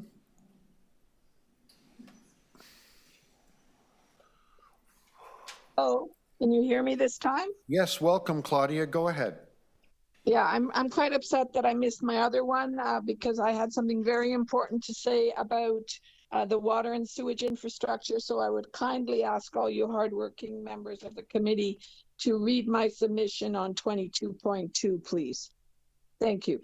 So, hello, and thank you for giving me this opportunity to speak. And I also thank you for the considerable amount of work you're doing in the background. It's going to take me 6 months to read everything. I'm a nurse. I've spent the last 48 hours trying to get caught up. On January 23rd, Councillor Perk suggested that tall buildings would not pop up beside our homes one morning.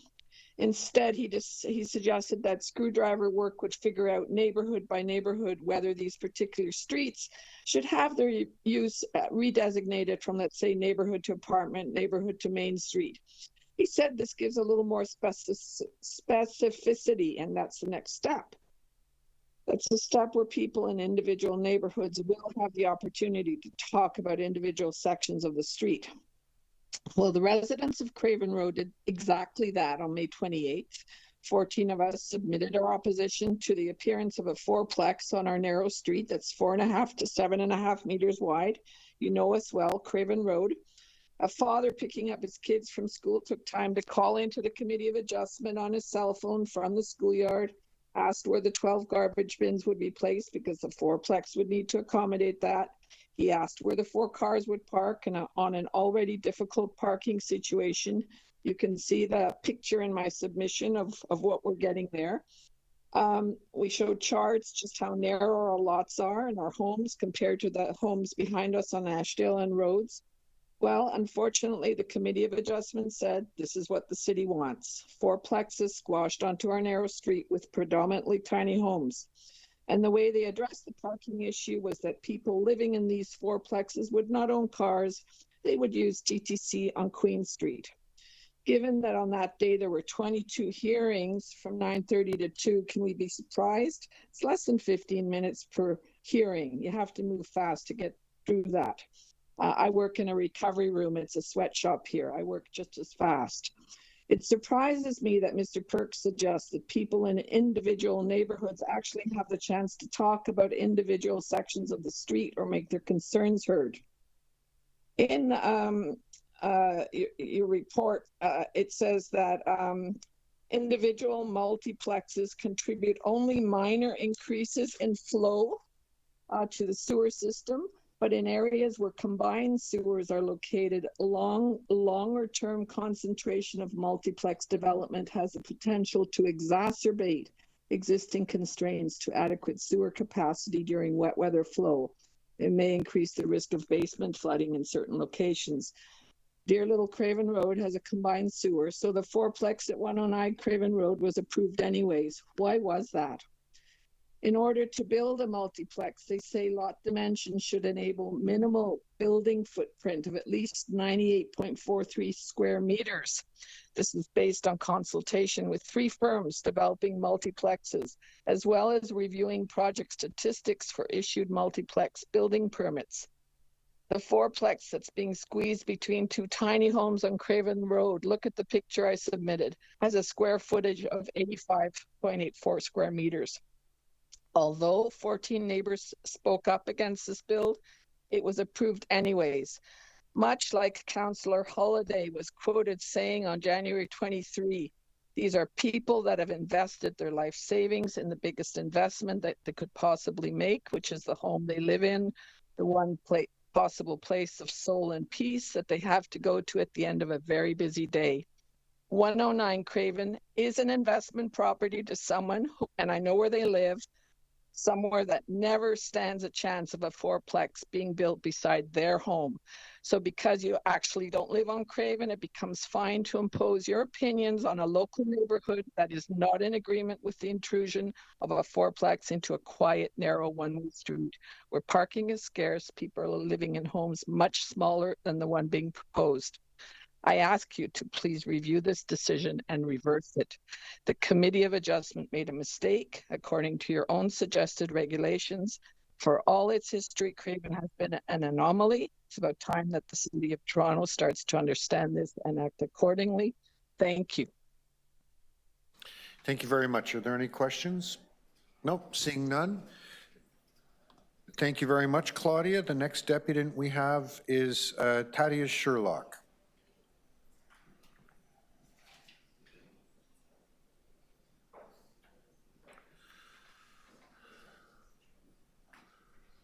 Is he online? Oh.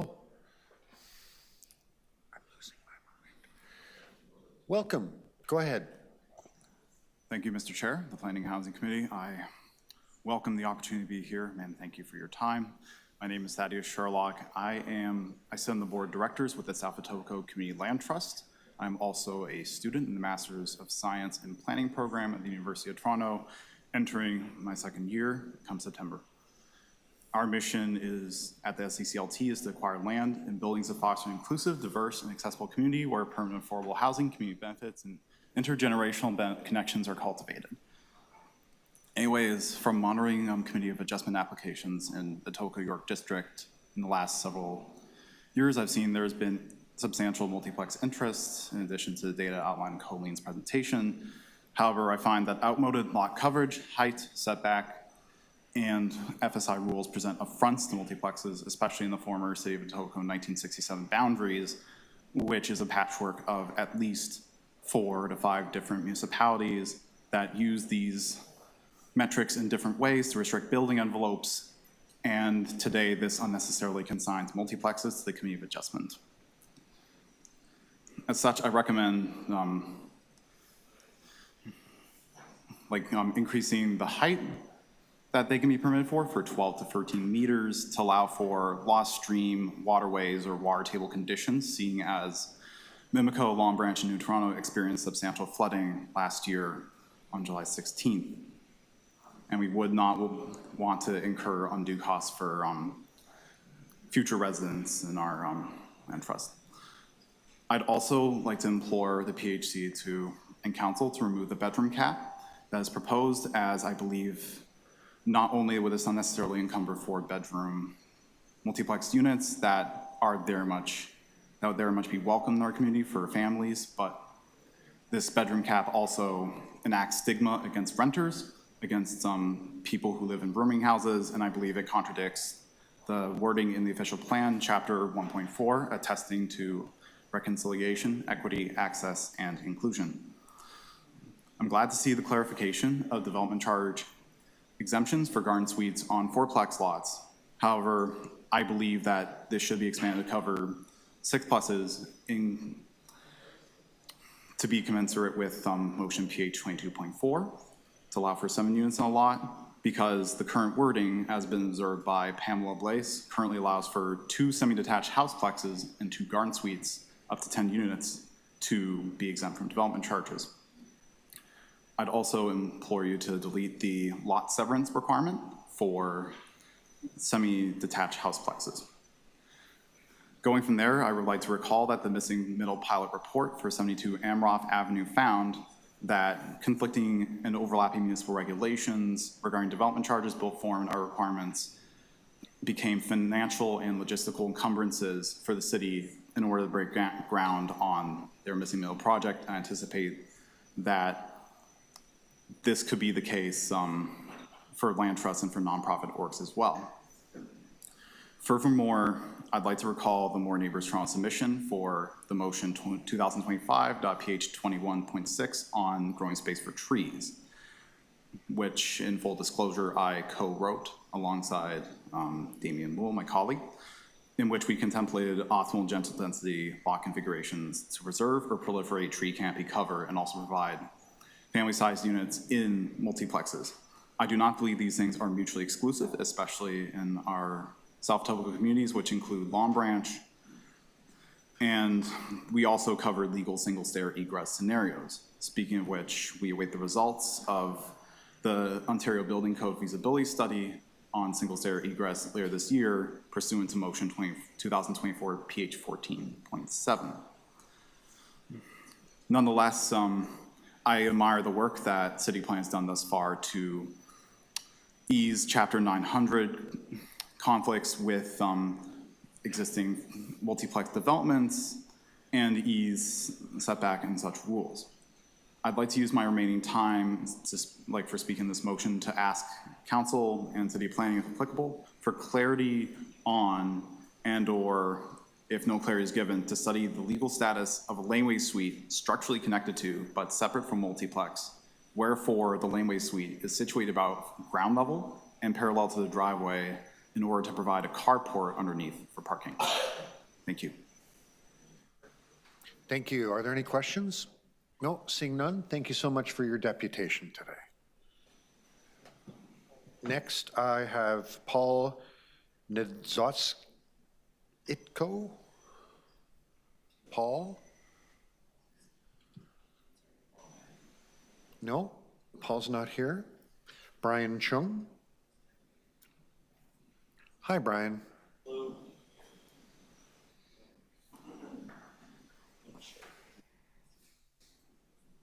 Sorry while I get myself sorted.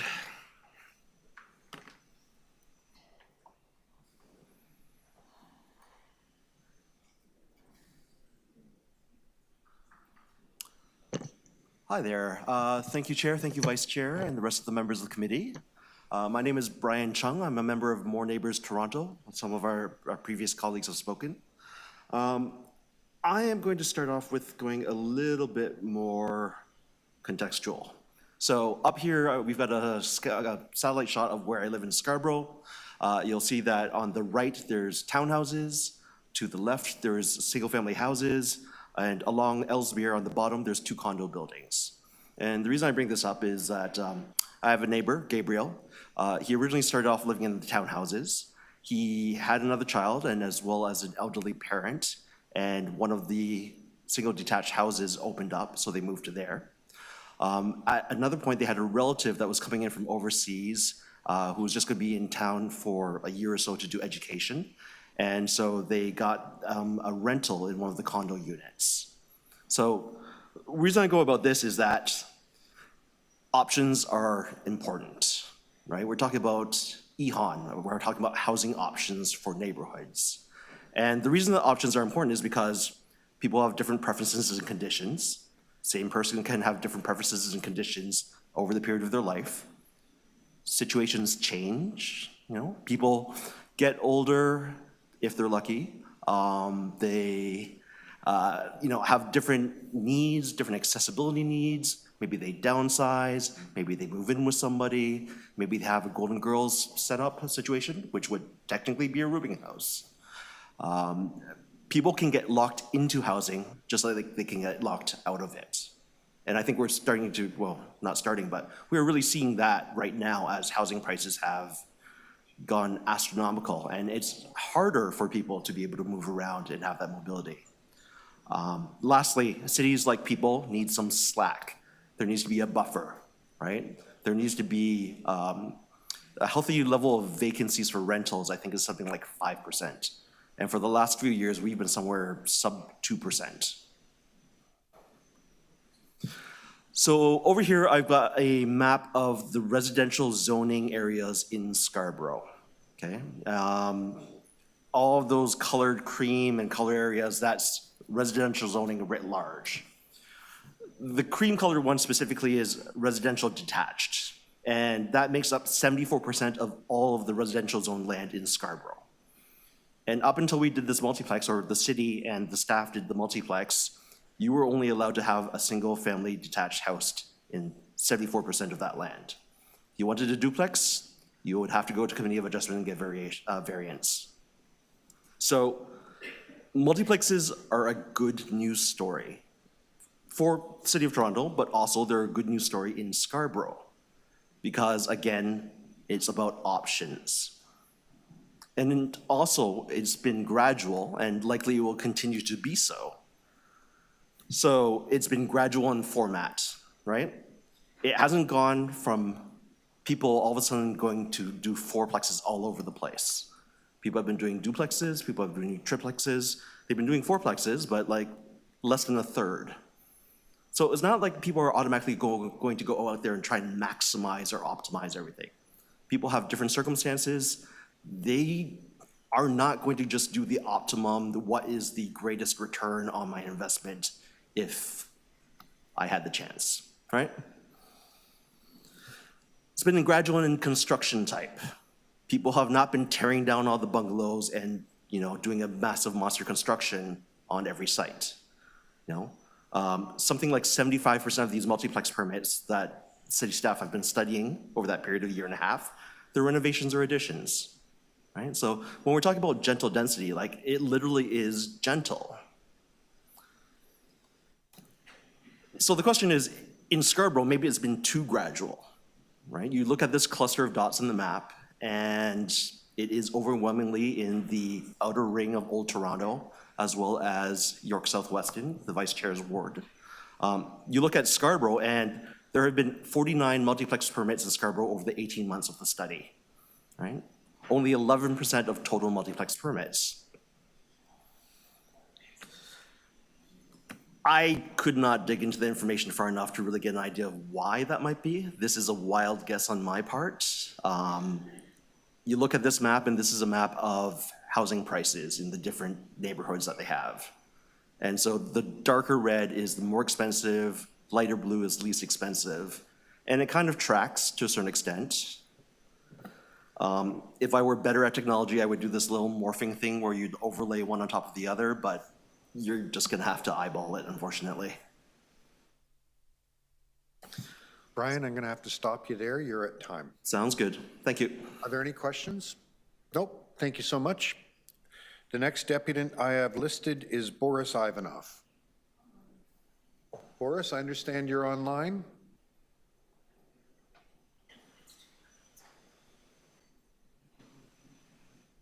Boris? Hello, can you hear me? Yes, welcome. You've got 5 minutes. Perfect. Thank you. So I'd like to first start off by saying that I'm here as a member of House Canada. House is an acronym for Housing Our University Students Equitably, and we're an organization that is dedicated to both developing and advocating for affordable student housing first and foremost. However, of course, we recognize that this is within the scope of the broader housing crisis in Toronto, Ontario, and Canada as a whole. I first off wanted to start by highlighting some of the excellent work from the other speakers that have already presented today, particularly the work from Ms. Colleen Bailey about how this multiplex suggestion would be, in fact, going a long way to helping solve this issue, as well as some of the comments made by Mr. Aaron Ginsberg as to how the restriction on beds in particular is something that is concerning, as this would disproportionately seem to impact students and the kind of housing that they are looking for. In general, I support the multiplex proposal with the notable exception of this restriction on bedrooms. From some of the research that we've conducted through our organization, students overwhelmingly do in fact cohabitate, and it seems that placing this kind of restriction on the number of beds that are permissible, particularly not on a unit-by-unit basis, but for a building, is arbitrary, and introducing more flexibility into this bill is something that we think would be an improvement to this proposal. As it stands, it's not clear from what the rationale within the report, as is stated, what the rationale is for this restriction, and if any of the members of this committee would like to clarify. It seems as though it was largely based on the fact that the current multiplexes are majority below 3 bedrooms per unit. And again, this seems to be arbitrary and would restrict the ability of both conversions and development of new multiplexes to allow for flexibility and potentially even keep prices low in the case of, for example, affordable housing development. Thank you. Thank you. Are there any questions for Boris? No? Boris, thank you so much for that. The next deputy I have listed is Craig Rice. Craig? Craig, I understand you're online. Can you hear me?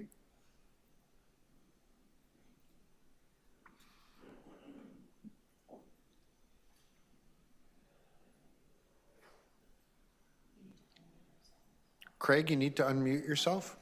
Oh, you've done that. Hi, Craig. Hello. Welcome. Thank you for having me.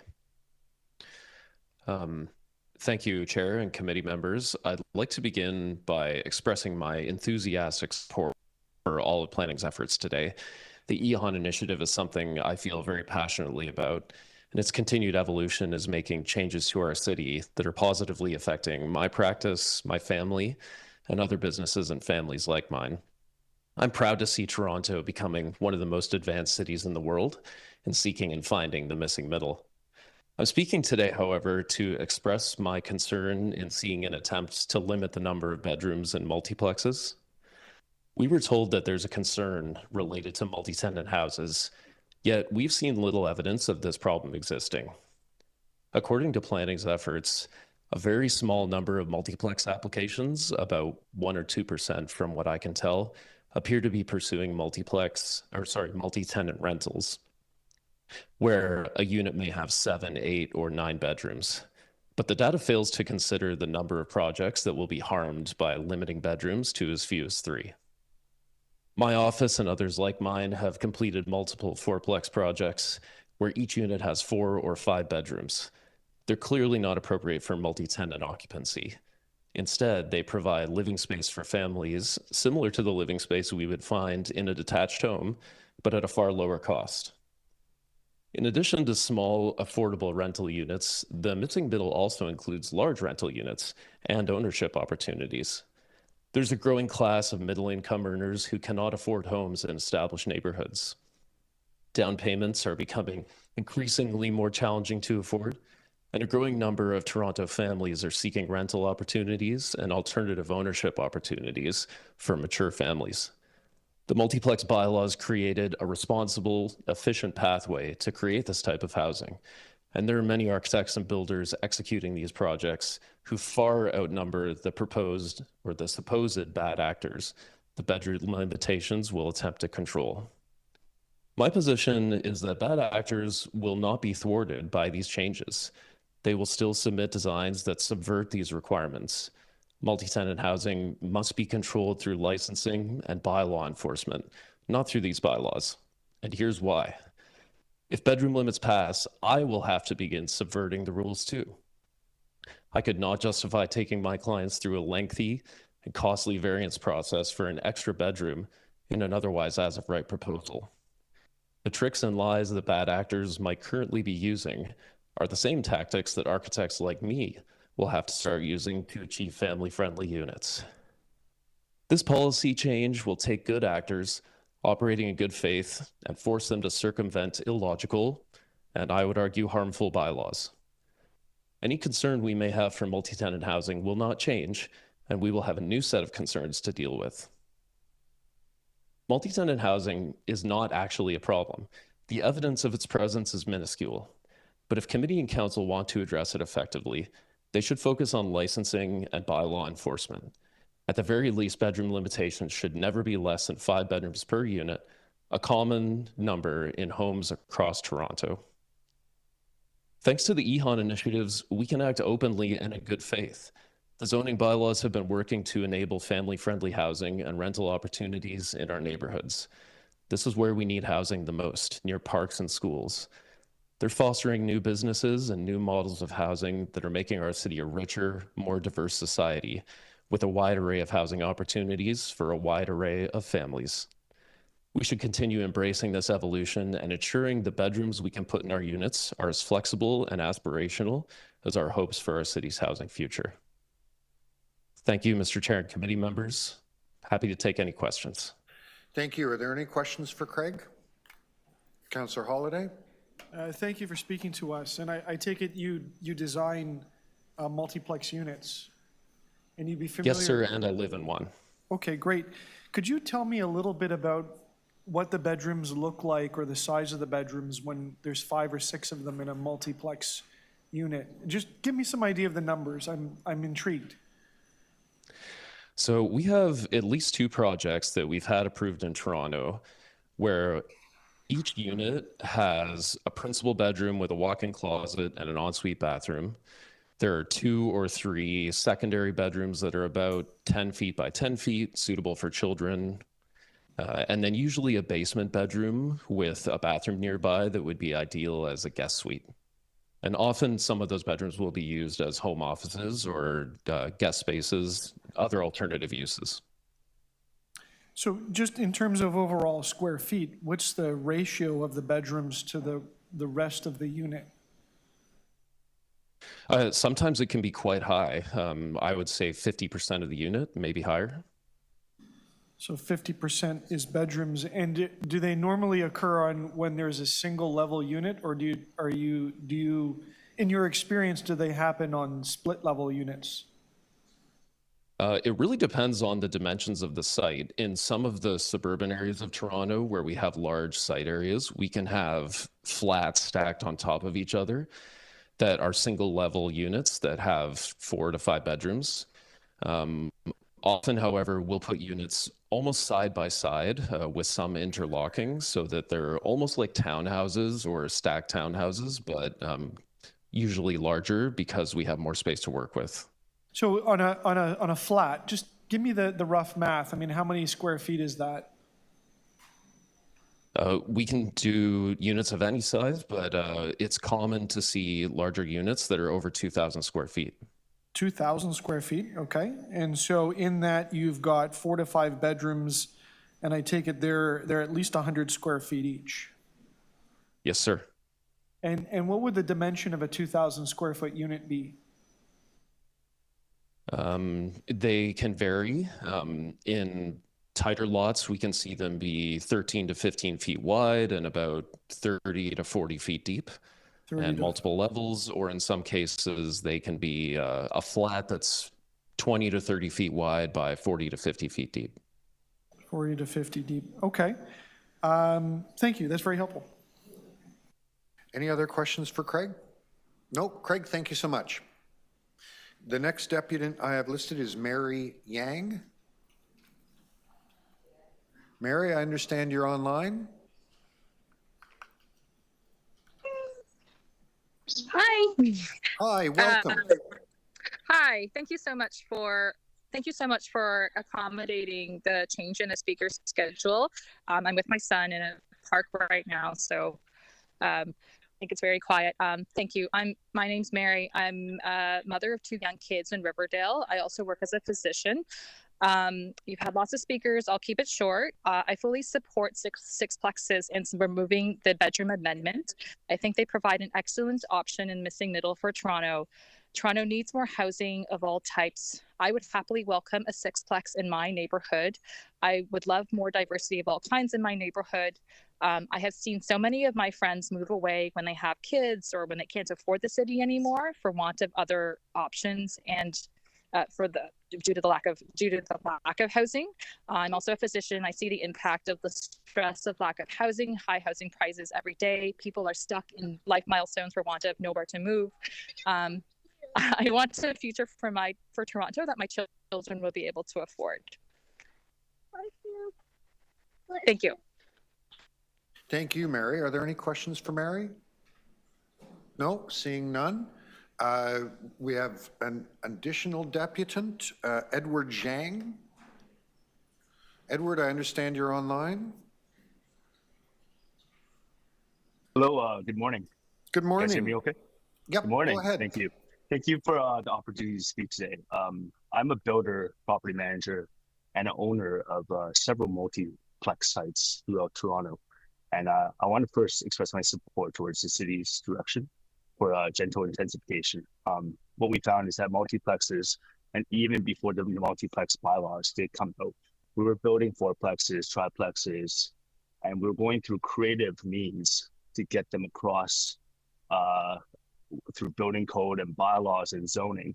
And the city has really facilitated this process to make things easier in most ways. But we've also experienced several challenges in certain neighborhoods, but also with some of the existing bylaws. And I want to first say my piece in where I found multiplexes being super, the bylaws being super great, but then also I want to say my piece in some of the challenges I have received and my experiences.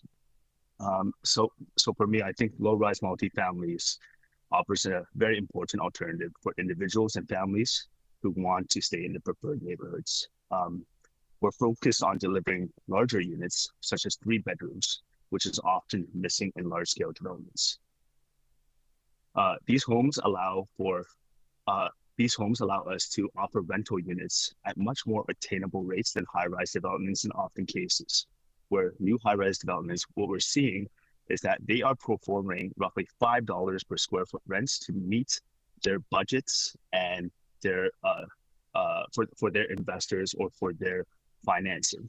While for these low-rise multifamilies, we can offer up to $3 to $4, $3 to $3.50 per square feet for our units. So tenants can have a much larger space, but also in a neighborhood that they may desire.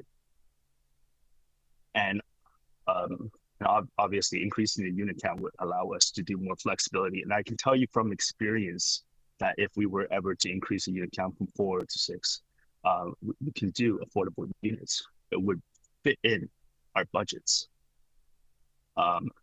So also, like, from the map that I saw just now, the multiplexes seem to be primarily concentrated downtown.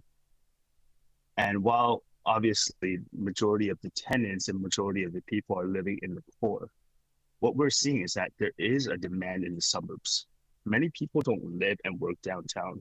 Families, students, and workers need housing closer to schools, jobs, and community networks in the suburbs. And to restrict multifamilies to the core, or to make it difficult in the suburbs, I think is very hurtful for Torontarians. While I believe the city multiplex bylaws have been very, very helpful in progressing multifamilies, we have experienced several challenges throughout the years, which include the Chapter 900 zoning bylaws. The Chapter 900 zoning bylaws are site-specific bylaws that are sometimes outrageous. We have one site that for a fourplex, you need a 70-foot frontage. You need to set back 3.5 feet from the sides. And if we were to build a structure on our site, we would have a small house on a very large site with massive green spaces on all sides. I don't think that fits the neighborhood. I can tell you for sure it does not fit the neighborhood, but it seems like these bylaws were created, I believe as one spoker has said, as a way to restrict the building types of for that neighborhood while coming out as innocents. Another concern that I've seen is with semi-detached multiplexes. The city has made new semis classified as apartments while allowing old semis to be converted as multiplexes, like fourplex, 4+1s, etc.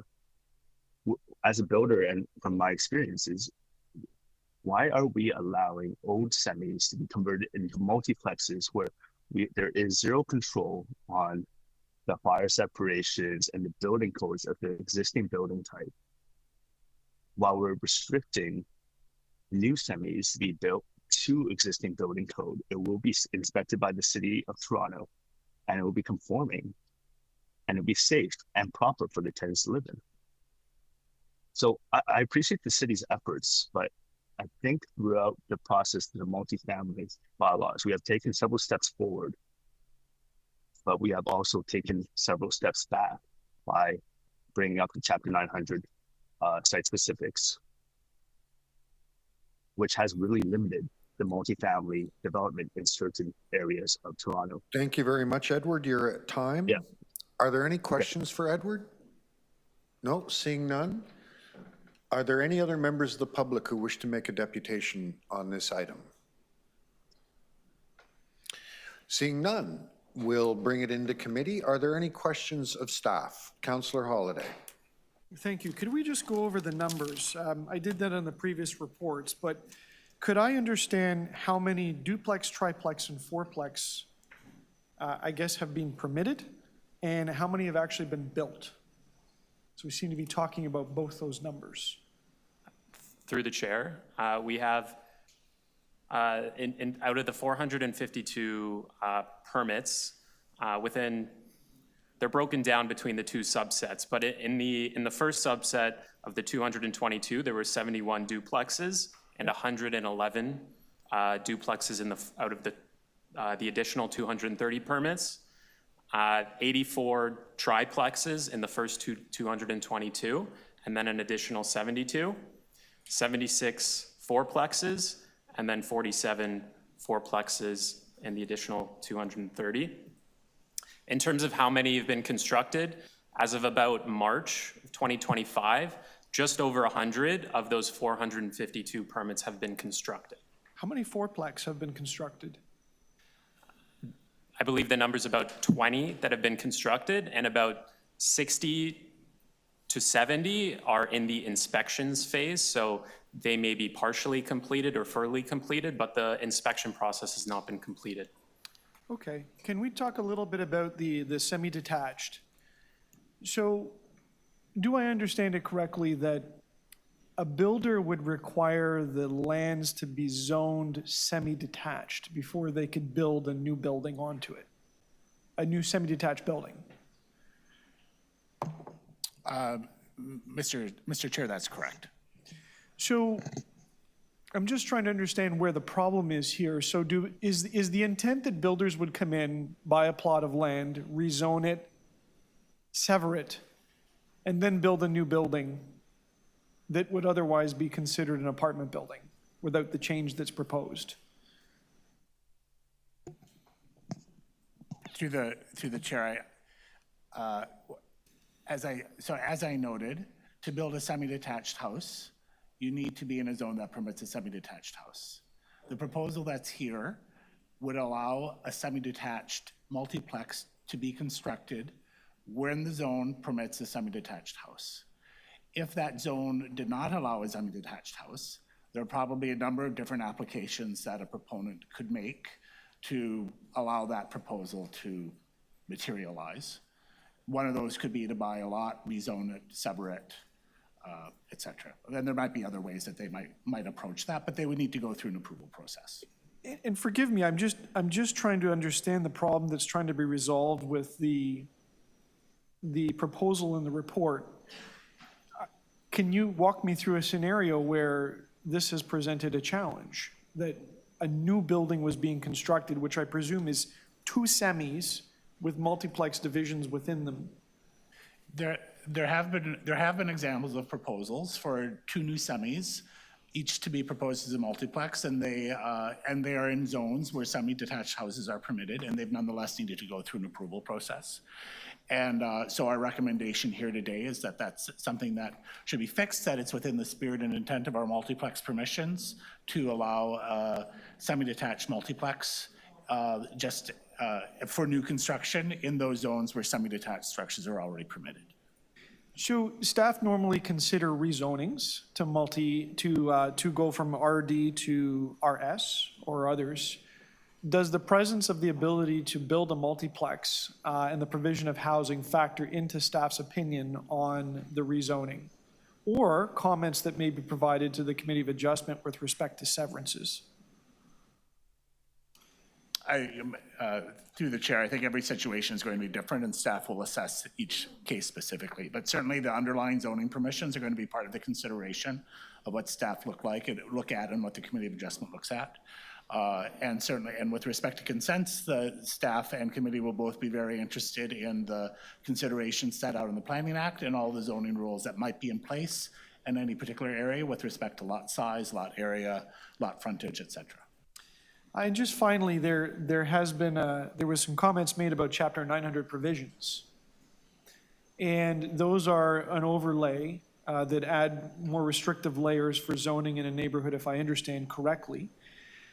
Staff's position is to sustain those. Can you explain why? Mr. Chair, in fact, the staff recommendation is to introduce an amendment that will ensure that the multiplex permissions that council has adopted will prevail over legacy Chapter 900 restrictions that might have prevented that. Okay, so that completes your questions. Members, we're going to break for lunch and reconvene at 1:30. I ask you please to be here sharp at 1:30 if you possibly can. We've got a lot of work to get through today.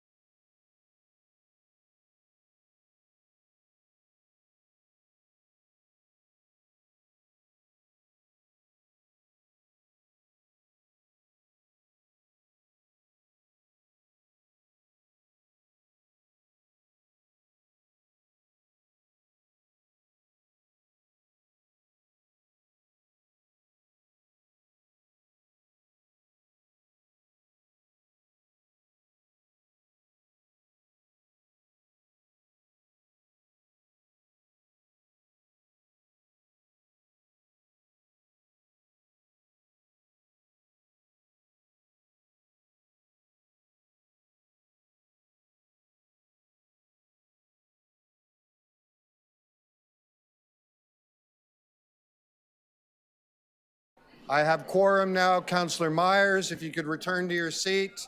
Sorry to interrupt, Councillor Myers, I need you. Okay. So we are now back in session. Members, when we had finished the deputations on item 22.3. I believe, Councillor Holyday, you had finished your questions? Yes? Are there members of the committee who have questions on the item? Councillor Myers. Thank you, through you, Chair. So my first question is, I'm just trying to wrap my head around the duplex change. So if someone were to buy both houses in a duplex, could they convert both to fourplexes?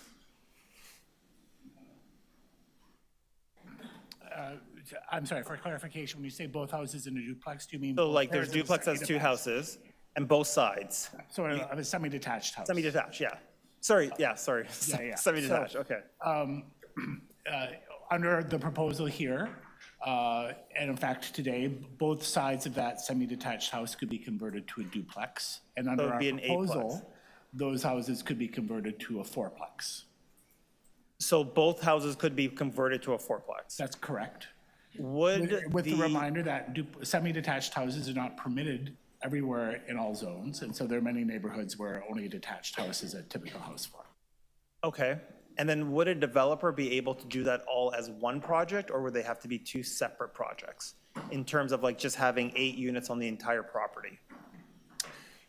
In the case that you're describing, in order to comply with the multiplex bylaw, those 2 semi-detached houses would need to sit on 2 separate properties. Why? Because the maximum number of units on each lot is going to be 4 under our current fourplex rules. Okay. So their options on a single property would be to seek permission for an apartment building if those permissions did not already exist. Okay. And then I guess my second question is, we've heard a lot about the bedroom cap. Can staff just explain the reasoning behind the bedroom cap? Through the chair. So we have received 5 applications for building permits that are unusual in terms of the number of bedrooms and washrooms that they include. And we turned our mind to what rules we could put in place on multiplex to make it more difficult for those permissions to be abused as a way to circumvent our multi-tenant house regulatory regime. Okay. And so we considered things such as regulating the amount of common space in a unit. That seemed awkward. We thought about things like regulating the number of washrooms in a unit. That also seemed awkward. But our observation was that in these examples, nearly every bedroom had an ensuite washroom, and that was unusual. And so we landed on a proposal to regulate the total number of bedrooms in a building. And that's a way that bylaws often rely on as part of the tools that regulate density in a property on both the site-specific and historically sometimes on a general basis. So the rules we've got in mind are for a duplex, a total of 8 bedrooms, which means that each unit could have 4 bedrooms, or there could be a mixing and matching of a 5-bedroom unit and a 3-bedroom unit, or a 6-bedroom unit and a 2-bedroom unit, to preserve a flexibility of the builder to choose how they want to deploy those bedrooms throughout the units. So just to be clear, so you could have 1 unit with 1 bedroom, 1 unit with 7 bedrooms? Under the rules that we've proposed, that's correct. And would that 7-bedroom unit be a multiplex or a multi-tenant housing? If the operator, once that unit was built, rented out those rooms as dwelling rooms individually, such that those rooms were not self-contained dwelling units, then they would be using that property as a multi-tenant house.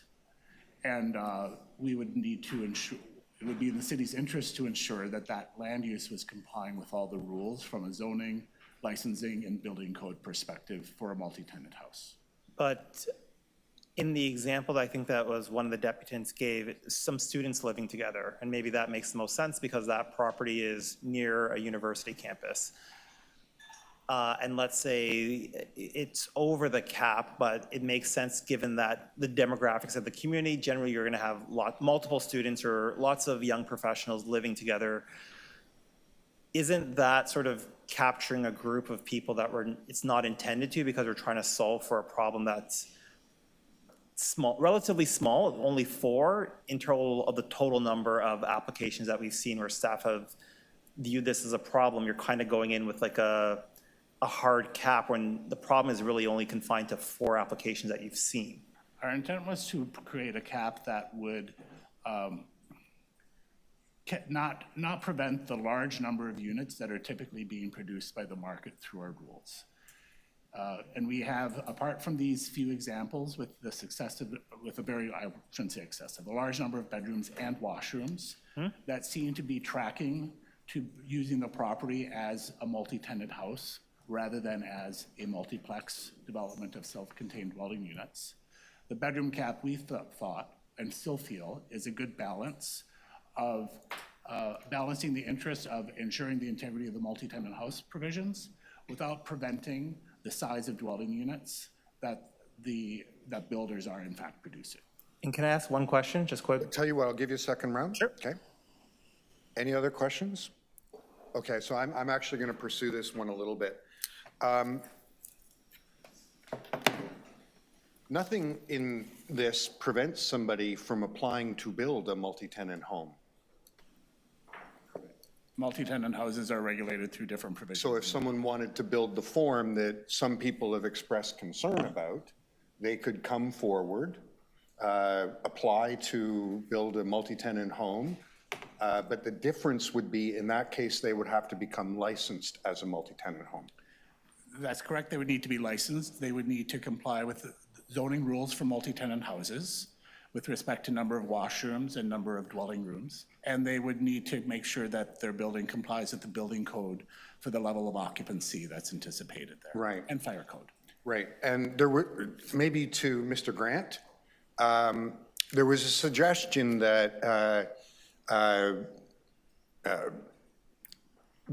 if we don't allow this form, then there won't be housing available for students.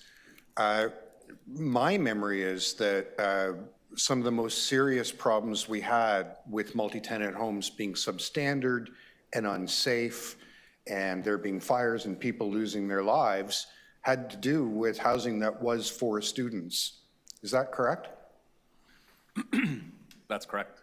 Right. So just to put a really good point on it, yes, there are certain kinds of students who would benefit from having, a multiplex, but there is also a population of students who have been exploited by landlords violating the rules, not meeting the fire code, charging very low rents. Often these would be, for example, foreign students and people who are otherwise vulnerable. So part of why we want to have that licensing regime includes making life safe for students. Absolutely. One of the primary goals of the multi-tenant housing program is to have this citywide, to have it where it's needed, and to ensure that operators are following the building code, following the zoning bylaws, and following the licensing regime that council approved a couple years ago. Okay, so in summary, because we have put the cap on multiplexes, we are not saying that you can't build something that is for students with small units, but B, that if you are doing that, from our experience, we need to protect to make sure that those students are living in units that are properly licensed and safe. Is that a fair summary? Yes. Okay, thank you. Are there any further questions? Councillor Myers, I think you had some more that you wanted to ask. Yes, sort of just picking up on the questions I was asking. Why didn't we just say that rather than having a ban or a cap, just saying that if you go over a certain number that you have to get some sort of approval? That way you could at least eyeball it or look at it before it rather than just saying no, because there might be circumstances where it makes sense in terms of having a certain number of units over a prescribed limit. Through the chair, that's essentially what this does. A builder could always proceed to committee of adjustment to seek minor variances. The nature of zoning is that the rule needs to apply or not apply. And when you don't comply with a cap or with that guidance of a number that you might suggest, then the process in place to vary that is a committee of adjustment. Is there not a way to do this outside of the COA? Because COA is expensive and this is ultimately trying to build more affordable housing. I don't have a suggestion of how to do it in zoning without using committee of adjustment as the means to vary that process. The zoning bylaw doesn't, just by its nature and by the legislation attached to it, doesn't provide that flexibility. Okay, thank you. Okay, does anyone else have questions? No, does anyone want to speak to the, oh, Councillor Crisanti, go ahead. Thank you. There was a pilot done during this period, correct? Through the chair, council adopted a zoning bylaw in January to permit sixplexes generally in Ward 23. And how did that pilot go in Ward 23? In Ward 23, those permissions are in place. There were no appeals.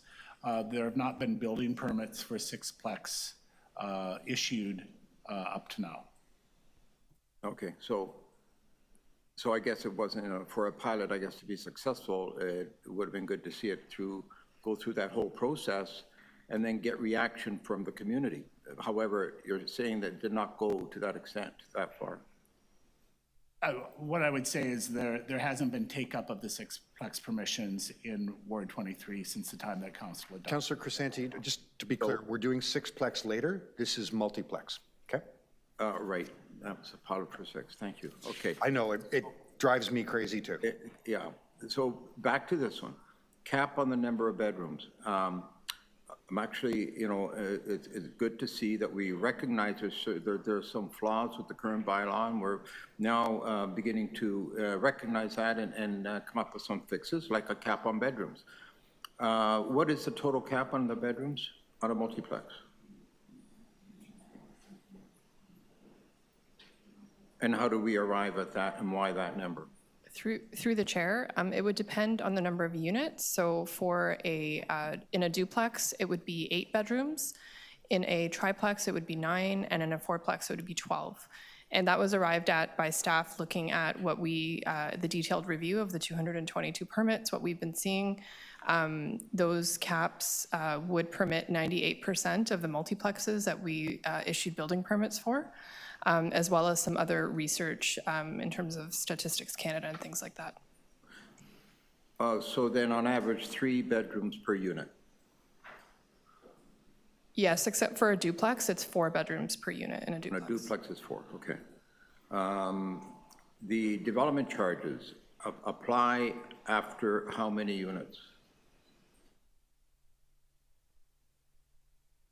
Or are there development charges at any given time during the? Through the chair, so currently, prior to this report, a fourplex would receive an exemption on development charges. Okay. And that's consistent going forward too. So a fourplex would receive an exemption on development charges regardless of the number, well, even if they maximize the number of units in there. Yes, correct. So we don't, from a development charge perspective, it doesn't matter the number of bedrooms in each unit. Okay, now in terms of parking, are there any suggestions or recommendations to modify the parking provision for any of the applications?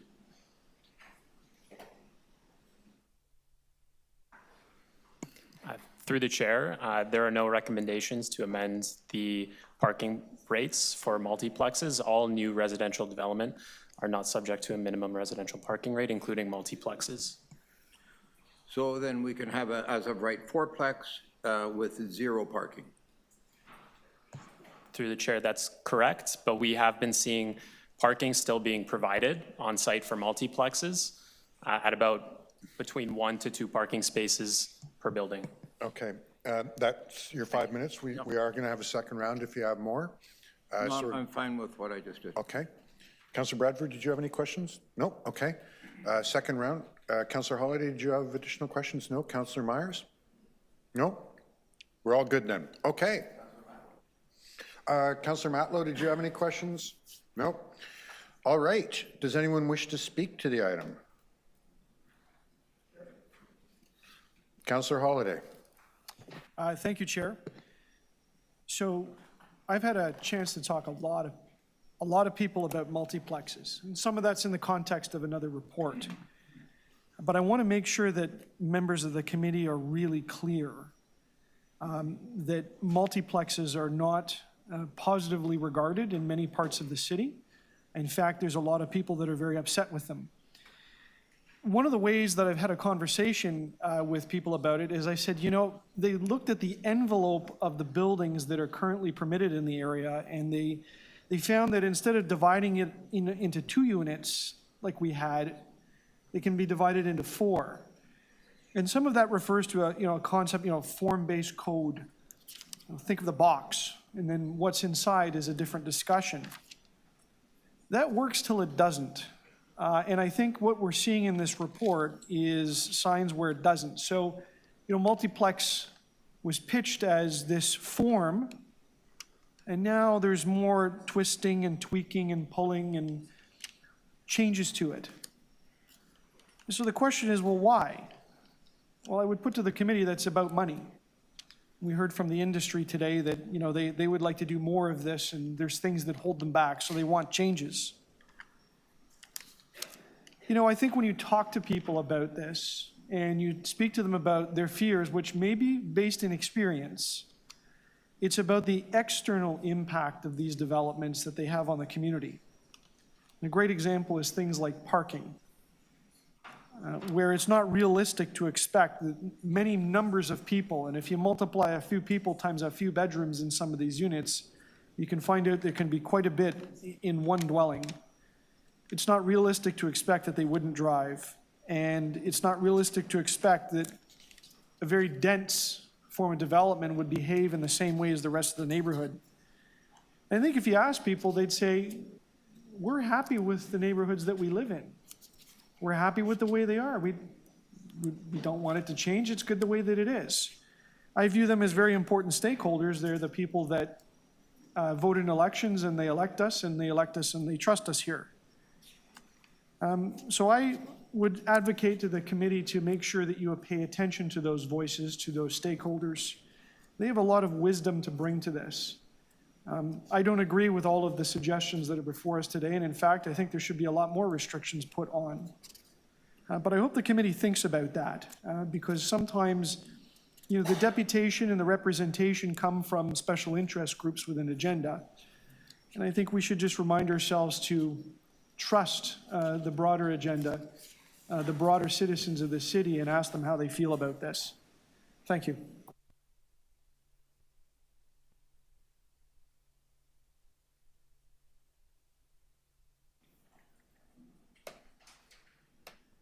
Thank you, through you, Chair. So just to pick up on where my colleague, Councillor Holyday, was going, I agree that we should be listening to the broader group of people who live in this city. And I think one of those people that, we often don't hear from are, working class people.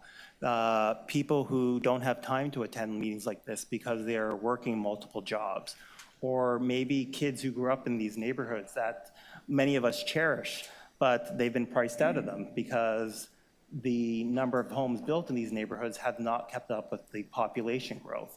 So I think I really want to commend the staff for putting this very important piece of work forward.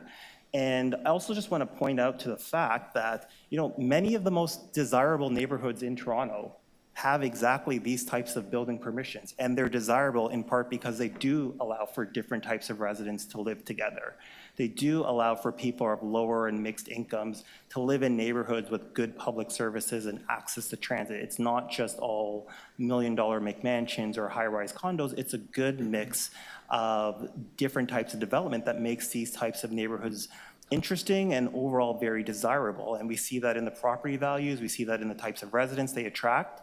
And I think we should be aiming to create more of these types of neighborhoods, more neighborhoods where seniors can downsize, but still stay in the neighborhoods that they've contributed to, more neighborhoods where kids can live in the neighborhoods that they grew up in and raise their own families in these neighborhoods, and more neighborhoods where, you know, if you're a new immigrant to this country, you can stay here. You can stay here. You don't have to just look at Toronto as a transitional city until you move to Richmond Hill or move to Markham or move to Durham. You can actually imagine a future for yourself in Toronto, raising your own family, as so many of our parents and grandparents were able to do. So I'm very much supportive of these recommendations, and I'm very happy that the staff have done the incredible work to get us here today. Thank you.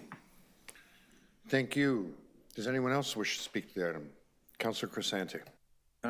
Thank you, Mr. Chair. So, and thank you for this report. I think there's some good things in this report, but also the report, I think, demonstrates, of course, not just in my opinion, but the opinion I hear from very many residents in my own community, that we're just not ready, I think, to move forward with this multiplex, at least at the fourplex level that we have currently approved in the last 2 years. We already recognize that there's some issues that we need to fix, like the total number of bedrooms and some other things that we're addressing. The dust hasn't yet settled on this particular policy. The concern that I get, you know, I get people in my community up in the Etobicoke North that are saying, we moved to a certain neighborhood for a reason. So we moved into a single family detached neighborhood for a specific reason, because we love that atmosphere. We love that type of community. If we wanted to be in a different kind of community with more congestion, more activity, that's where we would have gone to begin with. So there are some very clear concerns about the direction where this is going, certainly from hundreds of people up in my area in the Etobicoke North, and I gather Councillor Holiday is sharing the same type of concerns. They're concerned about congestion, they're concerned about parking, the stress on infrastructure, the sort of the deterioration of what the community that they're used to living in, that they've lived in for the last 10, 15, 20, 30, 40, 50 years, where they've raised their children, where you know, they went to school and shopped, and just to change that whole structure of that is extremely concerning. I think we need to move very carefully, and I don't want to say I told you so, but 2 years ago, I believe I mentioned it then, people will push the limits. We're already dealing with an application that comes in on the surface that looks like a fourplex, titled a fourplex. And so fourplex written all over it. However, when you look at the fine print and you look at the details of that specific design, it could easily pivot to an eightplex. So we're concerned about what the potential, how potentially people will push the limits in terms of, we say, oh, you give them a yard, you know, and they take a lot more. So that's going to happen. When we get to the next item, that's another issue. We'll speak to it then. So I'm quite concerned about this. I just hope that we watch this very, very carefully. I don't have any motions. I'm just not going to vote in favor of it, because I think it's not the right thing to do for myself, for my community, and communities like mine. Thank you. I think that's everybody, so I'll just move the staff recommendations. Okay. All those in favor? Councillor Bradford, Councillor Perks, Councillor Myers, Councillor Matlow. All those opposed, Councillor Crisante. Okay. So that concludes that item. We will now go to PH 22.4, the Housing Accelerator Fund, expanding permissions in neighborhoods for low-rise sixplexes, final report. The first deputant we have listed is Bill Newburn. And again, I want to remind people, this is the sixplex item.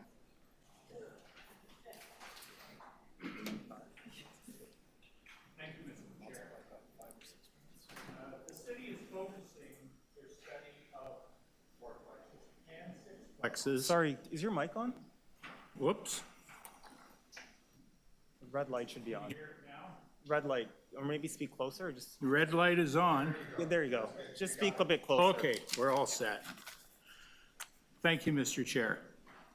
The city is focusing their study of fourplexes and sixplexes, in this case on R, RD, RS, RT, and RM zoned properties. My wife and I have 2 adjacent CR, commercial residential, zoned properties, which were passed to her from her parents. One property, similar to the neighboring properties, has a 2-story house without any commercial component. The other property has 2 residential apartments and a small 400 square foot storefront. We're interested in developing and adding residential units, and I've spent a lot of time inquiring at city building department locations and searching city websites for answers to my questions.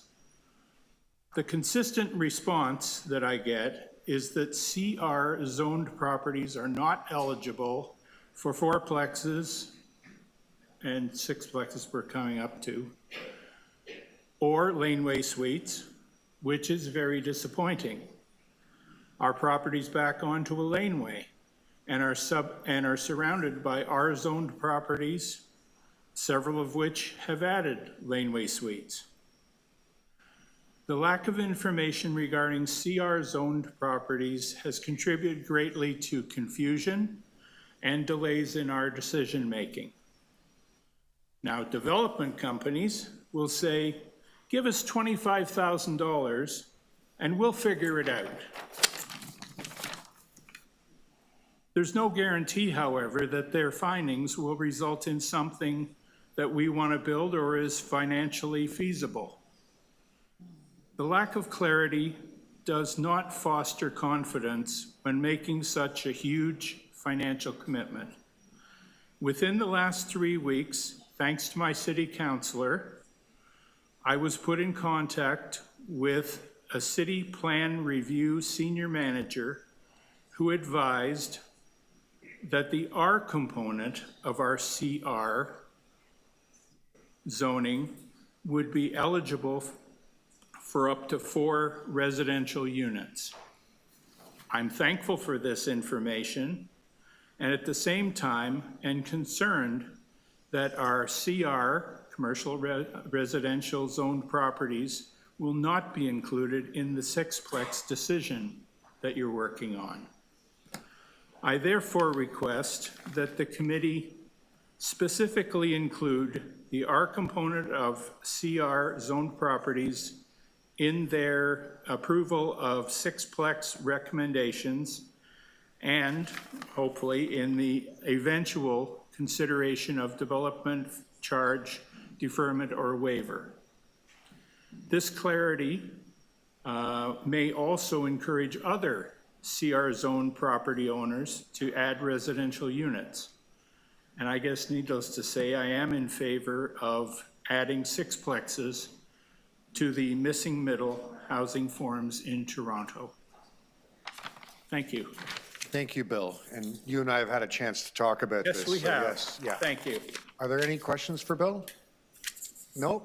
Thank you so much for that. Okay. Okay, Matthew Camazola. Is Matthew online? No? Is Matthew here? No? Okay, we'll move to the next. Akil Puri. Hi, Akil, come on up.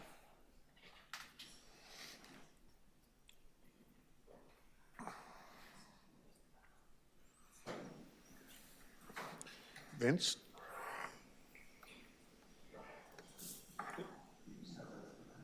think you need to plug in like this. Sorry, you guys have a presentation? Yeah. You're using, what is it, USB-C? Yeah. Okay.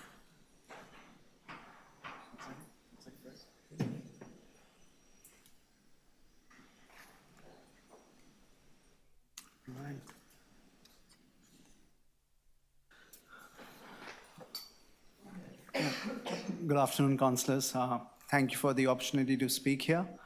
My name is Akhil. I've been a permanent resident of Toronto for the last 3 years. I live at the Harbour front. I'm one of the immigrants that Councillor Myers spoke about who finds it impossible to own a home in Toronto. And I want to show you some numbers to really talk through this math. So the median household income in Toronto post-tax is $85,000. The median home price last month was about $1 million. The monthly mortgage, like at one of the cheapest deals that TD Bank can offer right now, comes to $4,500 if you can afford a 20% down payment of $200,000, which most people can't. If you can afford only a 5% down payment, that's $5,300. Remember that $85,000 of annual income translates to just $7,000 per month total. And your mortgage, even with the best deal, is $4,500 per month. That leaves $2,500 to manage the expenses of a family of 4, for instance. If you want to tally those expenses, even these modest, really conservative expenses, groceries, utilities, public transport, phone, property tax, this itself comes to $2,500. What about buying clothing? What about daycare? What about household maintenance? What about life insurance? What about gym memberships? What about buying a car? What about sending your kids for any classes? What about going out to eat once or twice? What about traveling somewhere? What about even getting a damn haircut? What about buying any furniture or appliances for your house? What about inviting anybody home for dinner? What about having birthday parties for your kids? What about giving gifts to your family and friends over Christmas? What about, God forbid, any emergency that you encounter? Life in Toronto is impossible if you want to own a home. I understand that people who currently own homes have concerns about their retirement savings being locked up in that, but I think we are being presented with a false choice. In my limited understanding, if we upzone the lots, the value of the lots goes up. So it is a win-win scenario for everybody involved. So I don't think we should be worrying about whether building sixplexes is the right thing or not. I think it's the right thing for everybody concerned. When I hear things like the city has already approved more housing than is necessary, I worry that I hear abdication of responsibility because I don't see those houses on the ground. When I hear things like parking and the character of the neighborhoods, I'm worried that we are not really talking about the crushing weight that is drowning people in this cost of living crisis at the other end. 25% of the people in Toronto are facing food insecurity. These are the city's numbers. 10% of the people are relying on food banks every month. We really, really need to take the bigger picture into account over here. And if we do not build the sixplexes, what I'm really hearing is that the city does not care about people like me. And I don't think that is the case. I think the council over here cares very, very much. I came to Canada from India 3 years ago, thinking that this is a very vibrant country which promises a lot of opportunities.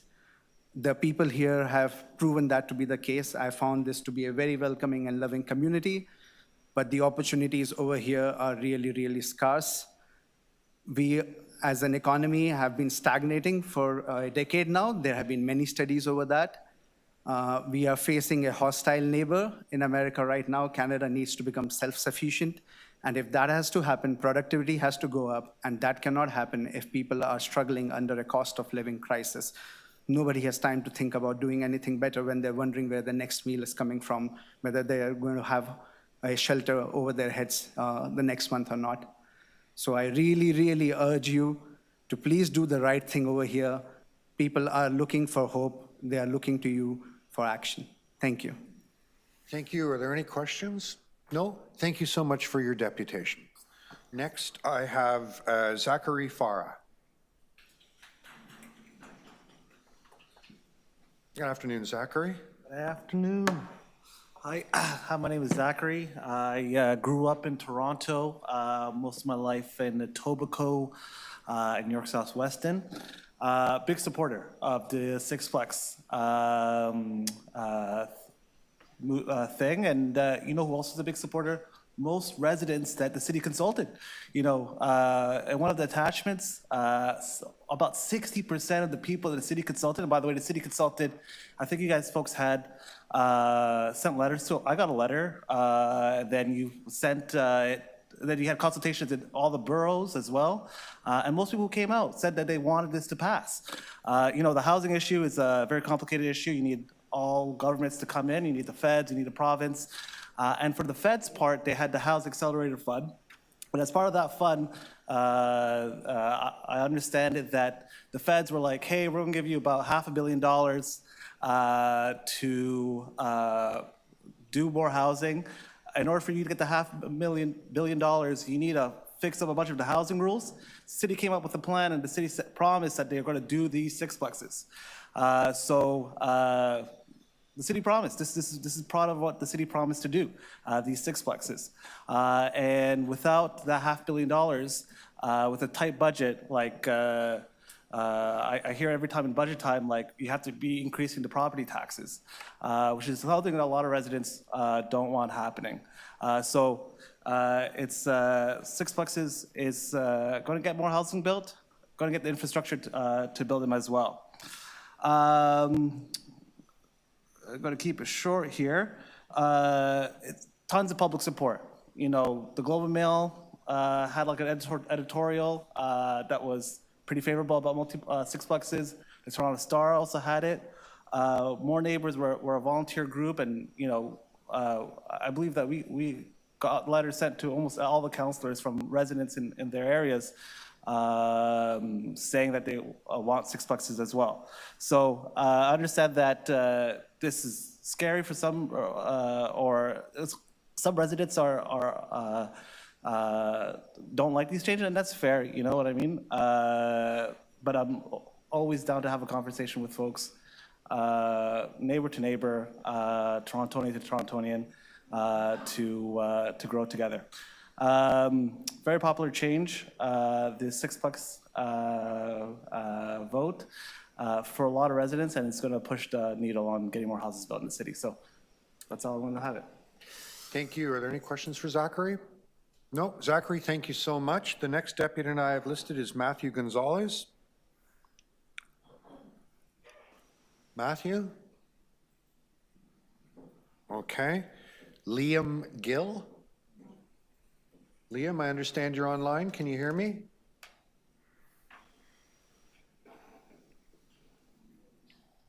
Liam? Oh, hi, Liam. Welcome. Liam, I think you have to unmute yourself. Can you hear me now? Perfect. Go ahead. Great. My name's Liam Gill. I'm a born and raised Torontonian and a small property developer. And when I mean small property developer, I really do mean small. I don't work with any partners, no corporation. I don't even own my own home. I rent. I use almost all the assets that I accumulate to develop property. So I know other councillors are talking about people with special interests coming. You know, I'm really just an individual here trying to help solve the housing crisis in the city. I've seen many of my friends, doctors, lawyers, engineers who grew up in the city being forced out of the city to BC, to Alberta, to the United States, even to places like Nova Scotia at this point, simply because they can't afford to live in the city. The 2 points that I wanted to hit on are both around financials. We've heard a lot from both councillors and from other deputants that there's a lot of housing in the pipeline. There's a lot of people interested in building, but the financials just don't work a lot of the times. And specifically, there's two things I want to touch on. Number one is development charges. We know that for the fourplexes, they are deferred or waived. I'm hoping that with the sixplexes that the same thing will happen. In fact, I would actually urge the council to consider waiving them for up to 10 units. I believe that that would impact major streets and avenues. I know that's not the topic today, but deferring those development charges makes a real big difference and makes it possible for small developers, not huge, people building high rises, but individuals who are, doctors or lawyers who live in the city who are trying to reinvest in our own local economy. It makes it possible for us to actually do so and to do so at a profitable rate. The second thing I want to touch on is CMHC financing. That's something I haven't seen really dove into in depth on this topic, but it is actually what I think is the most important part of moving from 4plexes to potential 5 or 6plexes. And the reason for that is that you cannot access CMHC funding unless you are building 5 or more units on your property. In my case, about 2 years ago when 4plexes were first allowed, I looked into trying to build a 4plex. I had about $1 million I was willing to invest, but with my own personal rent and expenses and income, I was only able to get $500,000 in a loan. That meant I had a total budget of $1.5 million to buy property, to renovate that property, and then to lease it out. And as you can probably assume, that's impossible to do in the city. You're not going to find properties that are that cheap and renovation costs that are that low. When you passed the Major Streets Amendment, that was actually something that changed the outlook for me. Suddenly, I was able to qualify for CMHC funding through the MLI Select program, and that $1 million was actually able to be leveraged into a $3 million construction loan. Obviously, we're waiting at the moment, given the appeal, but that means that my $1 million investment can now be turned into $4 million worth of money spent on construction versus $1.5 million if you stay under 4 units. The other thing that's key with accessing CMHC funding is what you can do on the back end. So if you are building a residential property that's 4 units or less, you need to maintain a minimum of 20% ownership in the property even after it's built. So if it's worth $2 million, you still need to have $400,000 in the property. If you build using CMHC's programs, you can leave as little as 5% in the property. So even someone like me who's building something that will cost $4 million, I only need to have $200,000 left, meaning I can pull out $800,000 of my original investment and actually put that into future developments. So again, that means that someone like me isn't just doing one development and then being done because all my money's locked up in it. I can actually reuse or recycle that initial capital and continuously invest in more properties, building more housing. The last thing I want to touch about with MLI Select is that I think it actually promotes a lot of the concerns that other people have about upsizing. For example, if you were to use the MLI Select program, there are requirements around accessibility, there are requirements around affordability, and there are requirements around energy efficiency. So this program and allowing people to now access it for 5 and 6plexes might actually mean that those 5 and 6plexes are more accessible, more affordable, and more energy efficient than the 4plexes because there's a higher standard required from CMHC to get your funding than if you were building a 4plex using your own funds with only the city's requirements and zoning bylaws and Ontario Building Code limiting what you're able to do. So in short, I do think that upzoning to 5 and 6 units will make a significant difference. It will allow individuals like me to actually leverage our funds. It'll allow landlords who might own 2 or 3 unit buildings to actually have a financial opportunity to loan money to move that to 5 or 6. And it would also allow people who want to age in place, who own homes, who already need to renovate them, adding accessibility features to add maybe a few extra units on their property while they're adding those accessibility features, staying in their own neighborhoods and housing more people. You're at time. Thank you. Yes, thank you.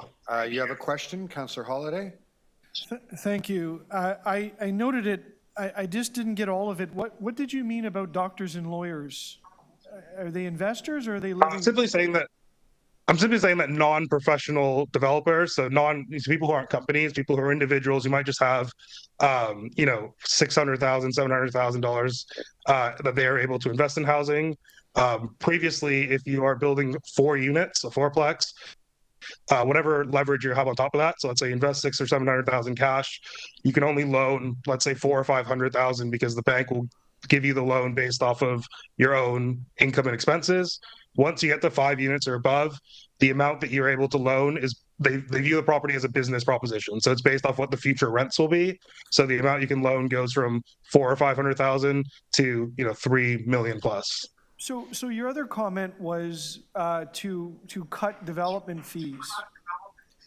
And by extension, that means that the taxpayers in the city have to cover it. So why on earth would I cut development fees so that a doctor or a lawyer with $600,000 or $700,000 laying around can make more money?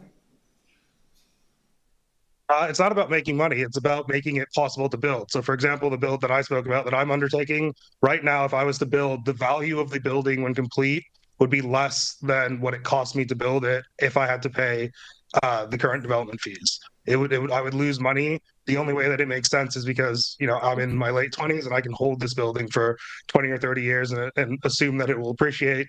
So right now with development fees, building, 6 units, 7 units, 8 units, 9 units, 10 units is often a losing proposition. It's very hard to actually make money doing that. The second thing is development fees are just a tax on housing. It prevents people from building housing. And the amount of development fees at this point are pretty absurd. For example, the project I'm working on, the property tax in the area is $3,000 a year. The development fees for my project are $450,000. So you're saying that for me to build housing, which is a stated goal of the city, you want me to essentially pay 150 times the property tax. That's essentially paying the property taxes for the entire block for 15 years. It's simply absurd. It doesn't make any sense. You're just making it more expensive for people like me to build housing, and you're making it more expensive for those renters. At the end of the day, those development fees end up being money that I loan from the bank. It ends up increasing my mortgage by $2,000 to $3,000 a year, or $2,000 to $3,000 a month. And then on those 10 units I'm building, that means I'm going to rent them out for $200 or $300 more a month. So you're actually just increasing and punishing renters at the expense of, I guess, trying to save property owners who've already made significant profits on their properties. So Mr. Chair, to the speaker, Sir, can you tell me, do you understand that development charges go to pay for the incremental growth associated with the development, as opposed to property tax, which is something different? Yes, I understand that. I also understand that the City of Toronto has been hoarding a lot of the development fees that they collect and have not actually been spending them at the rate that would be expected. I also believe that there are alternative solutions instead of development fees. I don't think that if your goal is to increase development and increase housing, I think that that development fees are explicitly a cost that you're adding that stand in the way of that. I'm not proposing getting rid of development fees for massive projects. Again, I said that, for sixplexes right now, it makes sense. I think for 10 or less units, it makes sense. It's, if someone's building 50 units and it's completely going to change the entire outlook of a neighborhood, it makes sense that there will be significant infrastructure costs involved in that. I think it's a very different story when we're looking at sort of gentle upzoning with something that's 10 or less units. I also think that with the current situation, if you are going to waive fees for fourplexes or less, but legalize 5 or 6, there will be a significant financial incentive to stick to 4 units or less. If you're suddenly going to have to start paying development fees when you're at 5 or 6 units, I know even with my property at 10 units, we consider doing a fourplex instead, because at 10 units I need to pay development fees on 10 units. At 4 units, I don't have to pay them. Those are all your questions? I can't resist. Did I just hear you say you're against private investment in housing?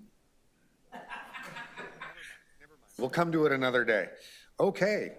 I mean, if you're in favor of social investment, we have a lot to talk about. The next deputant is Blair Scorgie.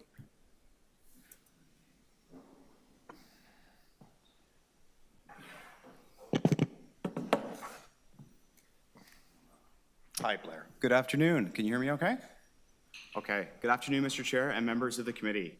My name is Blair Scorgie. I'm a registered professional planner, urban designer. I'm the managing principal of Scorgie Planning. I'm also a sessional lecturer at the Schools of Urban and Regional Planning at Toronto Metropolitan University and the University of Waterloo. I've been central to a lot of the advocacy efforts and conversations around the advancement of permissions for the missing middle types of development in Toronto over the last decade, and was one of the co-authors of House Divided, How a Missing Middle Will Solve Toronto's Affordability Crisis. I now specialize in the delivery of these typologies, including multiplexes and major streets files. I'm here today to express my strong support for the proposed amendments to permit 6-unit multiplexes citywide in Toronto's low-rise neighborhoods. These reforms are a natural and necessary evolution of the city's existing multiplex framework. They build directly on the 2023 policy changes in the Ward 23 pilot study, responding to what residents, planners, and housing providers across the city have all recognized, that our low-rise neighborhoods must evolve if we are to remain equitable, livable, and resilient. This is about housing equity and livability. Allowing up to 6 units in detached buildings will unlock ground-related homes for families, seniors, newcomers, and multi-generational households, people who are too often excluded from neighborhoods built around a single housing type. Requiring at least 1 2-bedroom unit per building and enabling accessible design within the permitted envelope ensures that these homes are livable, inclusive, and flexible across life stages. In many suburban areas, population decline and aging demographics are already affecting school enrollment, local businesses, and community vitality. Without modest infill, these trends will only deepen. Sixplexes can help seniors downsize in their own communities, let grown children live near their families, and allow caregivers to live close to those that they support, all without displacing anyone or overburdening services. This is also about the built form, which has been carefully crafted. Through the city's monitoring program and collaboration with Rehousing Canada, staff have clearly demonstrated that sixplexes can be accommodated within the existing low-rise envelope with only a minor increase in height from 10 to 10.5 meters to support livable basement units. There are no changes to landscaping, building depth, or parking standards. This reflects a context-sensitive approach to intensification, one that balances design integrity with real housing needs. I also want to acknowledge concerns that are sometimes raised about neighborhood character. But the evidence is clear. These homes can fit within the same physical envelope as existing detached dwellings, often with no discernible difference from the street. This is not about transformation, it's about evolution. Gentle density doesn't erase character, it sustains it by allowing communities to grow and adapt over time. There are tangible environmental and economic benefits to this as well. These projects support compact, energy-efficient development that leverages existing infrastructure and helps meet the city's climate goals. They also create local employment, supporting small builders, tradespeople, and suppliers, and helping to keep housing investment in the hands of local-based actors.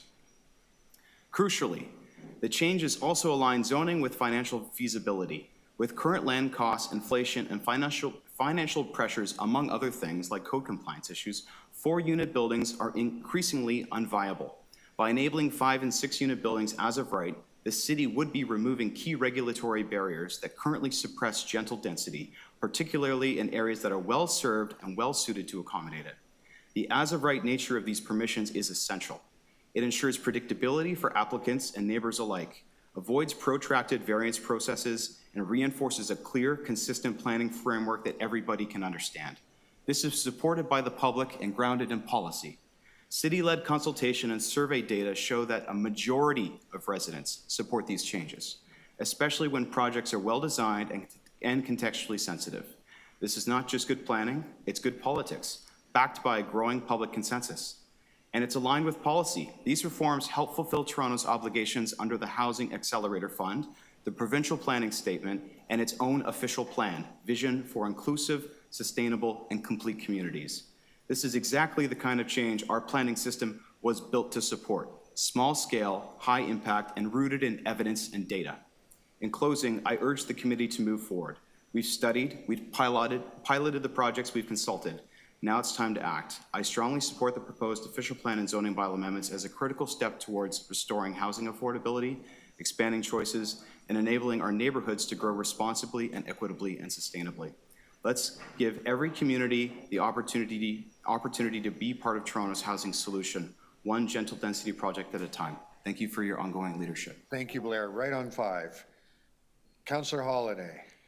Thank you. And so I understand your qualification. You're an academic with respect to planning, and you've done advocacy work on this.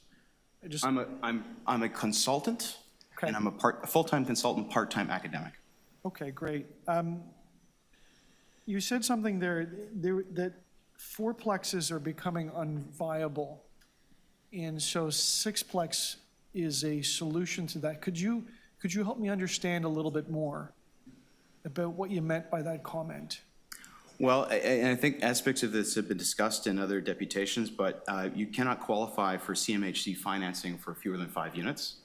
4 units, given land costs, economic conditions, cost of labor, cost of materials, construction, the processes that you have to go through. I'm not a developer, But I work with a lot of developers who say that the numbers no longer work, and I think that is probably the vast consensus of conversations that people have had with developers on this. There are cases where fourplexes do work. They don't work everywhere.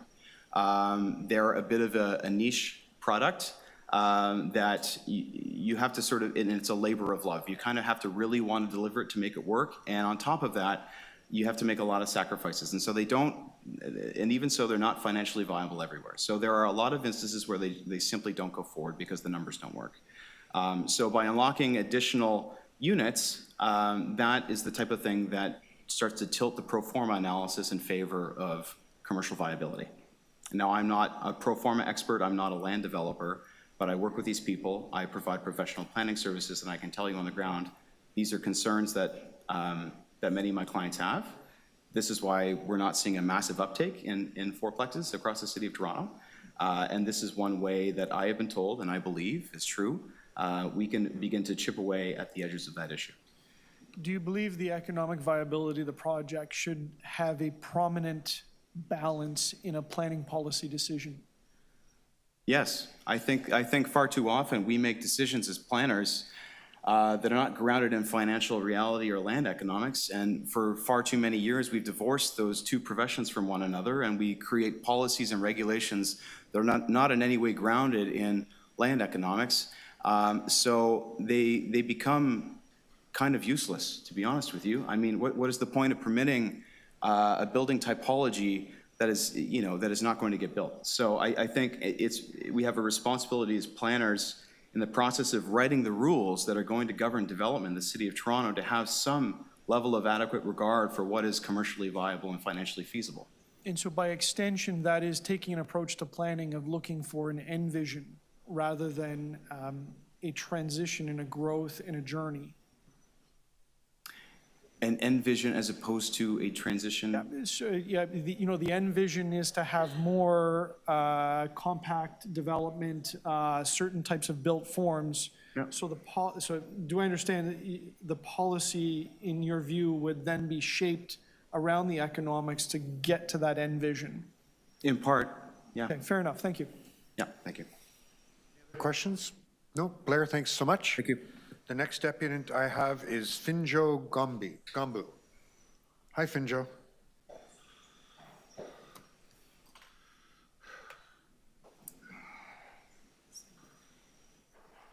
Either one's fine. Yeah, wherever you're comfortable. Thanks.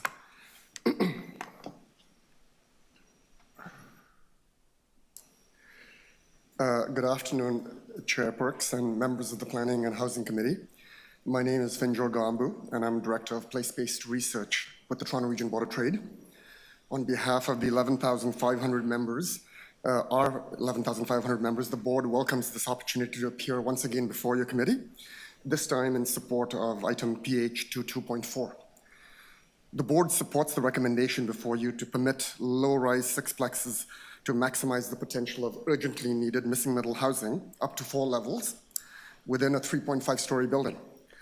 While the city, with the help from the province, could always do more to ensure the viability of this type of housing, including allowing for greater flexibility on the number of bedrooms, etc., and even go up to a full 4 stories, the board views today's recommendations positively. Adoption of today's proposal would help facilitate one of the necessary conditions to unlock a greater mix of housing types that our region needs so urgently. Back in 2020 and 2021, the board became seized with the housing affordability and supply crisis, particularly in the context of your own multiplex study. That's when the board produced a series of reports, including one titled Meeting in the Middle, a plan to end exclusionary zoning and tackle Ontario's housing crisis. In that report, the board urged the Government of Ontario to enable a Made in Ontario plan to unlock missing middle housing, specifically by permitting at least 4 units and potentially up to 8 units or 4 to 5 stories. We also recommended other things like minimum standards to building setbacks, recommendations including the need to match DCs for missing middle housing to those of single detached homes, et cetera, et cetera, et cetera. We're pleased that some of these ideas are being acted upon or are under consideration through decisions like the one before you today. It goes without saying We wish this could be done more quickly, and not just in Toronto, but across municipalities in the broader region. There is no silver bullet to solve the housing supply and affordability crisis we face. What is certain is that it's already affecting our region's livability and competitiveness. Earlier this year in March, the board hosted a housing symposium framed around the reality that we face a crisis that is decades in the making. It's a perfect storm: surging construction costs, supply chain disruptions, labor shortages, high interest rates, increasing government charges, and unprecedented population growth. It's not just a question of supply, but of mismatch, a growing divide between the type of housing we've been building and what's actually needed in one of North America's fastest growing regions. As Toronto realtor John Pasalis recently noted in one of his monthly updates, demand for family-sized condominiums remains unsatiated, while small one-bedroom units go unsold. Meanwhile, at the urban edge, single detached homes remain unaffordable for many, leading to the well-known drive till you qualify phenomenon. The solution lies in building all types of housing quickly, and doing so closer to job centers and rapid transit. That will also help ease the congestion crisis, which is another board priority. Workers won't have to travel long distances, especially as hybrid work settles into a model that includes more days working in the office than at home. That's why we need all types of housing: more missing middle, more purpose-built rental, more family-sized options, not just at the urban edge. It also means that we have to ensure that our transit-oriented communities are planned as vibrant, mixed-use communities, offering a range of housing options alongside essential services, amenities, and office space. In light of the challenges facing the condominium market, this kind of comprehensive, integrated approach is more important than ever. Addressing the housing crisis, as we highlighted in the symposium, also means business has to do its part. It means building more efficiently through panelized and modular construction to reduce costs and tackle skilled trade shortages that are likely to be long-term, if not permanent. Like I said, there is no silver bullet, but steps like the ones you're taking today matter. The board appreciates this opportunity to depute today, and currently just across the street to host the mayor and for a keynote alongside several councillors at the board's annual 2025 lunch. Thank you. I'd be pleased to answer any questions. Thank you. Any questions? Nope, seeing none. Thank you so much for your deputation. Very helpful as always. Next, Zuzana Betkova.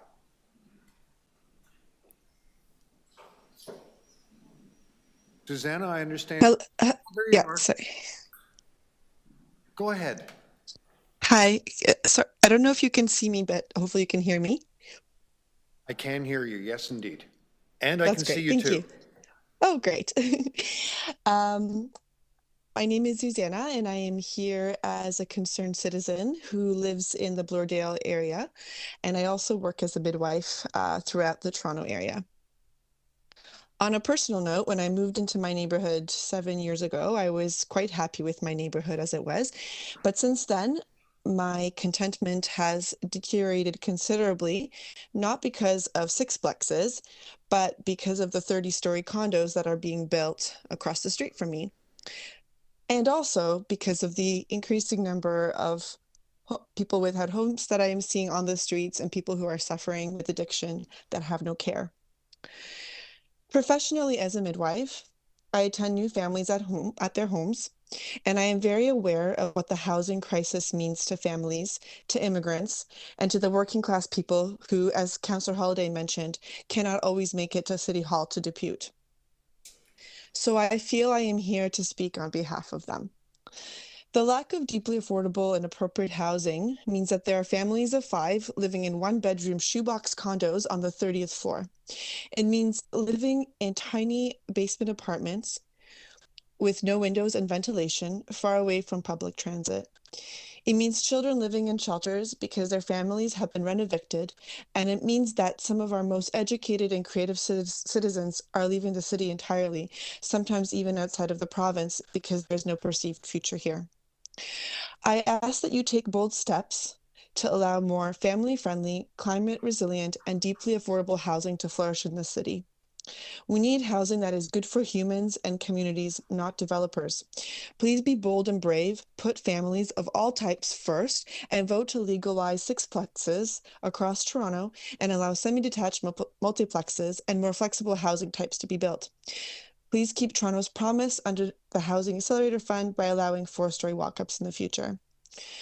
I care about housing, not just because it provides shelter from the outside world, but because housing means a home where one can have dignity, safety, and a sense of peace. The safety, dignity, and peace in turn allow people to be creative and active citizens, which I believe makes the city a better place to live. Thank you. Thank you. Are there any questions? Nope, seeing none. Thank you so much for your deputation. Nama Blonder, hi, welcome. Hi, thank you. I'll be very brief. I wrote a letter. I'm sure you all read and enjoyed it. I just wanted to maybe provide a different perspective because I also don't want to repeat what other people have already said. First of all, I want to thank staff for this really hard work, and I also wanted to acknowledge, based on the stats from the Multiplex, I'm not going back there, just to say that this is how success looks like. You should all be so proud of yourself for delivering more family-friendly units in a higher affordability. That's what I read from the report and was so happy to read. I am an architect. I don't work on multiplexes, to be honest, but this is exactly what we need to see more of, and that report supported. And I just want to say something because for all the councillors who are thinking to vote against it, what I'm hearing from you is that your residents are afraid of change, overwhelming change. That's the word that we'll keep hearing. From that report, we know that only 452 permits were submitted. 452 units, that's equivalent of 2 30-story towers, which in days of when the condo market was in existence, you've seen here, what, once a week? This is over 18 months. This is not an overwhelming change. This is actually something that happens pretty slowly. And with the Sixplex, especially if we don't match the DC waiver, that I would also say coming from federal direction because they made the catalog for Sixplexes, so it's not like it's coming out of the blue. So aligning that and change happens very slowly. As we see, we have all the stats, and as we witness, merging it all together, this is what we need, but it also happens slowly. So I think this is a perspective that I wanted to add today. Thank you, under 2 minutes. Woo. Thank you so much. Are there any questions? Nope. We appreciate that very much. Caitlin Budrum. Caitlin, I saw you. There you are. Now you can talk to us about Sixplexes. Absolutely. Okay, good afternoon. I'm Caitlin. I'm here to talk about item PH 22.4. So Sixplexes are a crucial part of the solution. They're a form of gentle density, human scale buildings with up to 6 units that fit on the same lots currently occupied by single family homes. They're not disruptive, but they are transformative. They allow families, newcomers, and longtime residents to find homes in neighborhoods previously out of reach. So to understand what's at stake, we should look at a community as an example. Let's look at Jane and Finch. Jane and Finch is my home. It's a community with deep roots, incredible diversity, and decades of underinvestment. Young people growing up there should have the choice to stay close to family. Seniors should be able to age in place. Multi-generational households should not be confined to cramped basements or overcrowded towers. Legalizing Sixplexes here means more opportunity and more choice. And crucially, it means applying the same rules to Jane and Finch that we apply to Forest Hill, the beaches, or the Annex. I know a big risk that a lot of people talk about is gentrification, but Sixplexes is not gentrification. Gentrification occurs when people are displaced, priced out, or pushed aside. But when we legalize housing types like Sixplexes across the entire city, we reduce that pressure. We make it easier for people to stay, build wealth within their communities, and live near people and places that matter to them. Sixplexes represent a fiscally prudent approach to growth. As The Ontario Land Tribunal has consistently recognized optimizing infrastructure already in place, like transit, water, and schools, aligns with the provincial policy statement, and with direct intensification within existing built-up areas, it's bound to produce better and more efficient communities. So, the legalization of sixplexes isn't just about one community. It's about unlocking housing potential across all of Toronto.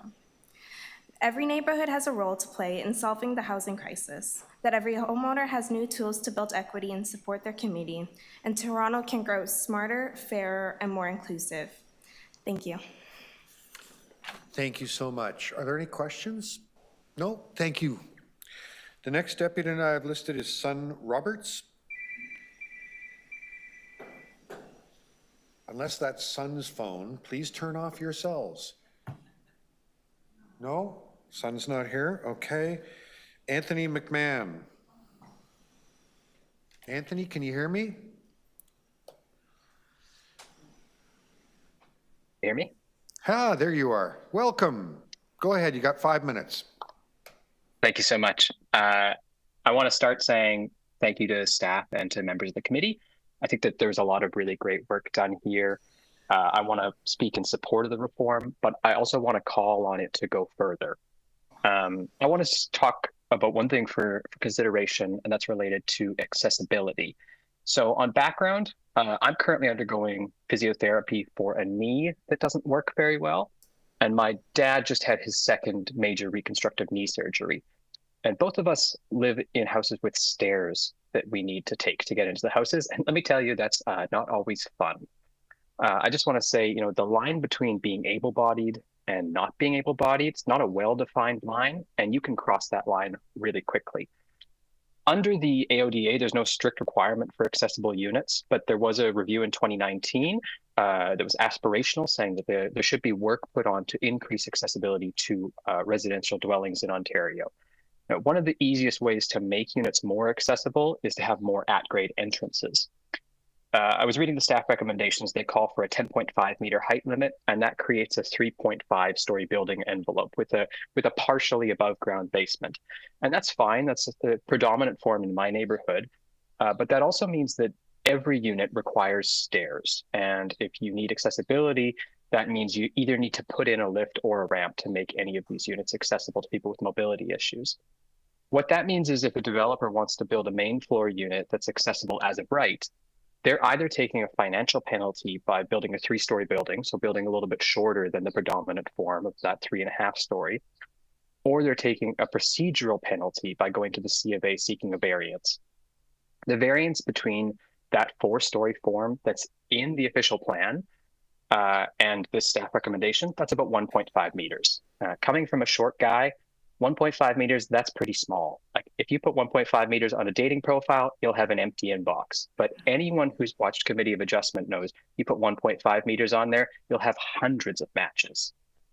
I know staff said 4-story buildings have worse layouts because of the dual stair requirements. That's true. There's the dual loaded corridors, and that blocks a lot of light access to a lot of units. But staff also said in the missing middle pilot that single stair access would improve unit livability and accessibility. The province has the Housing Affordability Task Force, which speaks to single stair access. BC has already moved on single stair. The federal government's discussing it and trying to push more cities to have 4-story walk-ups with a single elevator. So what I think that this committee and councillors and staff could do is we could make the limit 12 meters right now and be ready to go on that walk-up with single stair if there's a provincial reform, not have to wait another 6 months or a year or 2 years for a report if and when the province does move on it. We could also advocate in this motion for the province to accept the reforms that were in their own task force. We could do what Seattle did. We could request special dispensation to change the building code for the locality and allow it. We could do what Saanich is doing, request reforms to elevator standards so people can age in place with more accessible elevators in their small units. So yeah, I just think staff did great work here, but I've heard a couple of the comments and it just leaves me with that feeling. I don't know if people remember Paul Rudd's surfing instructor character from the 2008 movie Forgetting Sarah Marshall, where he keeps saying, do less, you're doing too much. Remember, don't do anything. And then we look at the stats, and it's no wonder we have the lowest housing starts in the province since 2009 in the midst of a housing crisis. So I say we should be brave. Let's implement a 12-meter height limit. Let's request the province implement the Housing Affordability Task Force recommendations so that we can build accessible, livable units across the city. Thank you. Thank you. Any questions for Anthony? Seeing none, Natalie Pahura. Natalie? Is Natalie online? Natalie, can you hear me? I can hear you.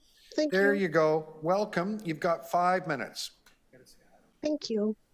I'd like to talk to you today about why sixplexes as a right is not right. Current residents face the following issues with multiplexes: parking, privacy, flooding, neighborhood fabric deterioration, and school enrollment issues. With parking, the lack of on-site parking leads to illegal parking and impacts the delivery of EMS services, parking for other residents, garbage removal, and snow removal. Privacy and the fabric of the neighborhood deteriorate. Existing residents' privacy is now impacted by multiplexes, with multiple families looking into one's backyard. And a sixplex in a sea of bungalows sticks out like a sore thumb. Flooding and infrastructure. Larger footprints reduce the ability for softscaping to absorb the rainwater, causing flooding for adjacent properties. Flood-prone neighborhoods are at additional risk with increased density. This causes additional expense for the city and negatively impacts existing residents who are already faced with the impaired enjoyment of basements, increased insurance costs, and or reduced coverage due to numerous claims. Also, increased density isn't looking at whether schools have availability for enrollment for families, and that's been an issue with multiplexes. Residents of Martin Grove Gardens feel the city is not considering their views in favor of developers and receipt of federal funds. After this meeting, I will be resubmitting our petition with 500 individuals who are against multiplexes and sixplexes. Using the as-of-right paintbrush rams the wants of developers who only care about making money over the actual residents who've already invested in their community. Expansion to sixplexes only exacerbates issues raised by the multiplex monitoring program and the feedback from the residents living in and around existing fourplexes. This causes additional expense for the city in dealing with complaints from residents, now involving 311 operators and parking enforcement officers, increased costs for waste management when renegotiating contracts due to the additional labor of having to drag garbage cans around illegally parked cars, and ineffective snow removal around illegally parked cars. Right-sized housing in the right areas is more important, so issues can be avoided. Provide enough on-site parking for all units, because vehicles are necessary to get around this city.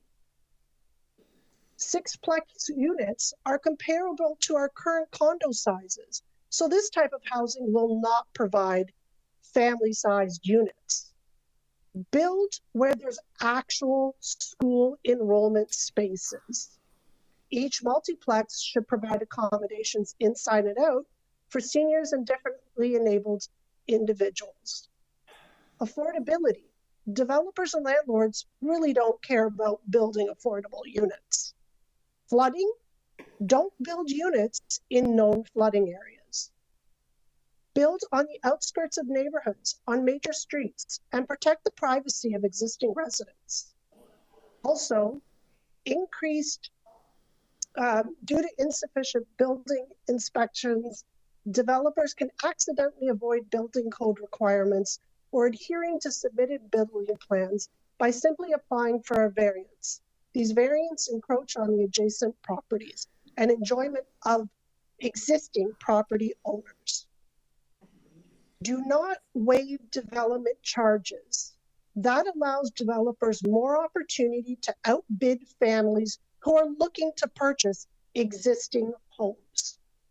Sixplex as a right is not the right decision. Right-sized housing in the right areas is the right decision. Thank you. Very much. Are there any questions for Natalie? Councillor Holiday has a question. Thank you. I just wondered if you could repeat the piece about the petition. I didn't catch how many numbers because the sound wasn't good. Apologies. It was 500 individuals. From your neighborhood? Martin Grove Gardens. And so is it fair to say that this proposal is generally opposed by the people in the neighborhood?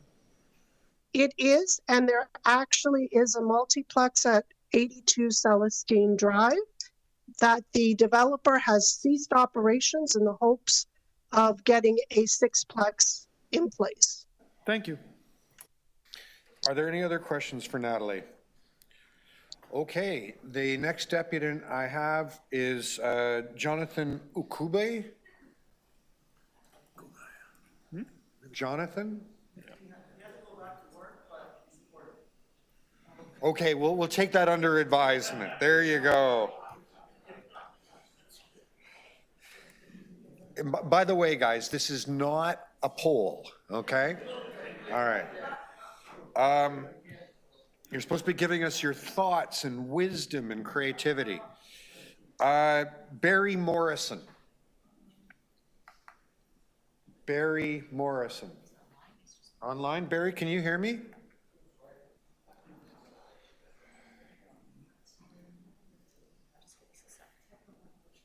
I can't understand.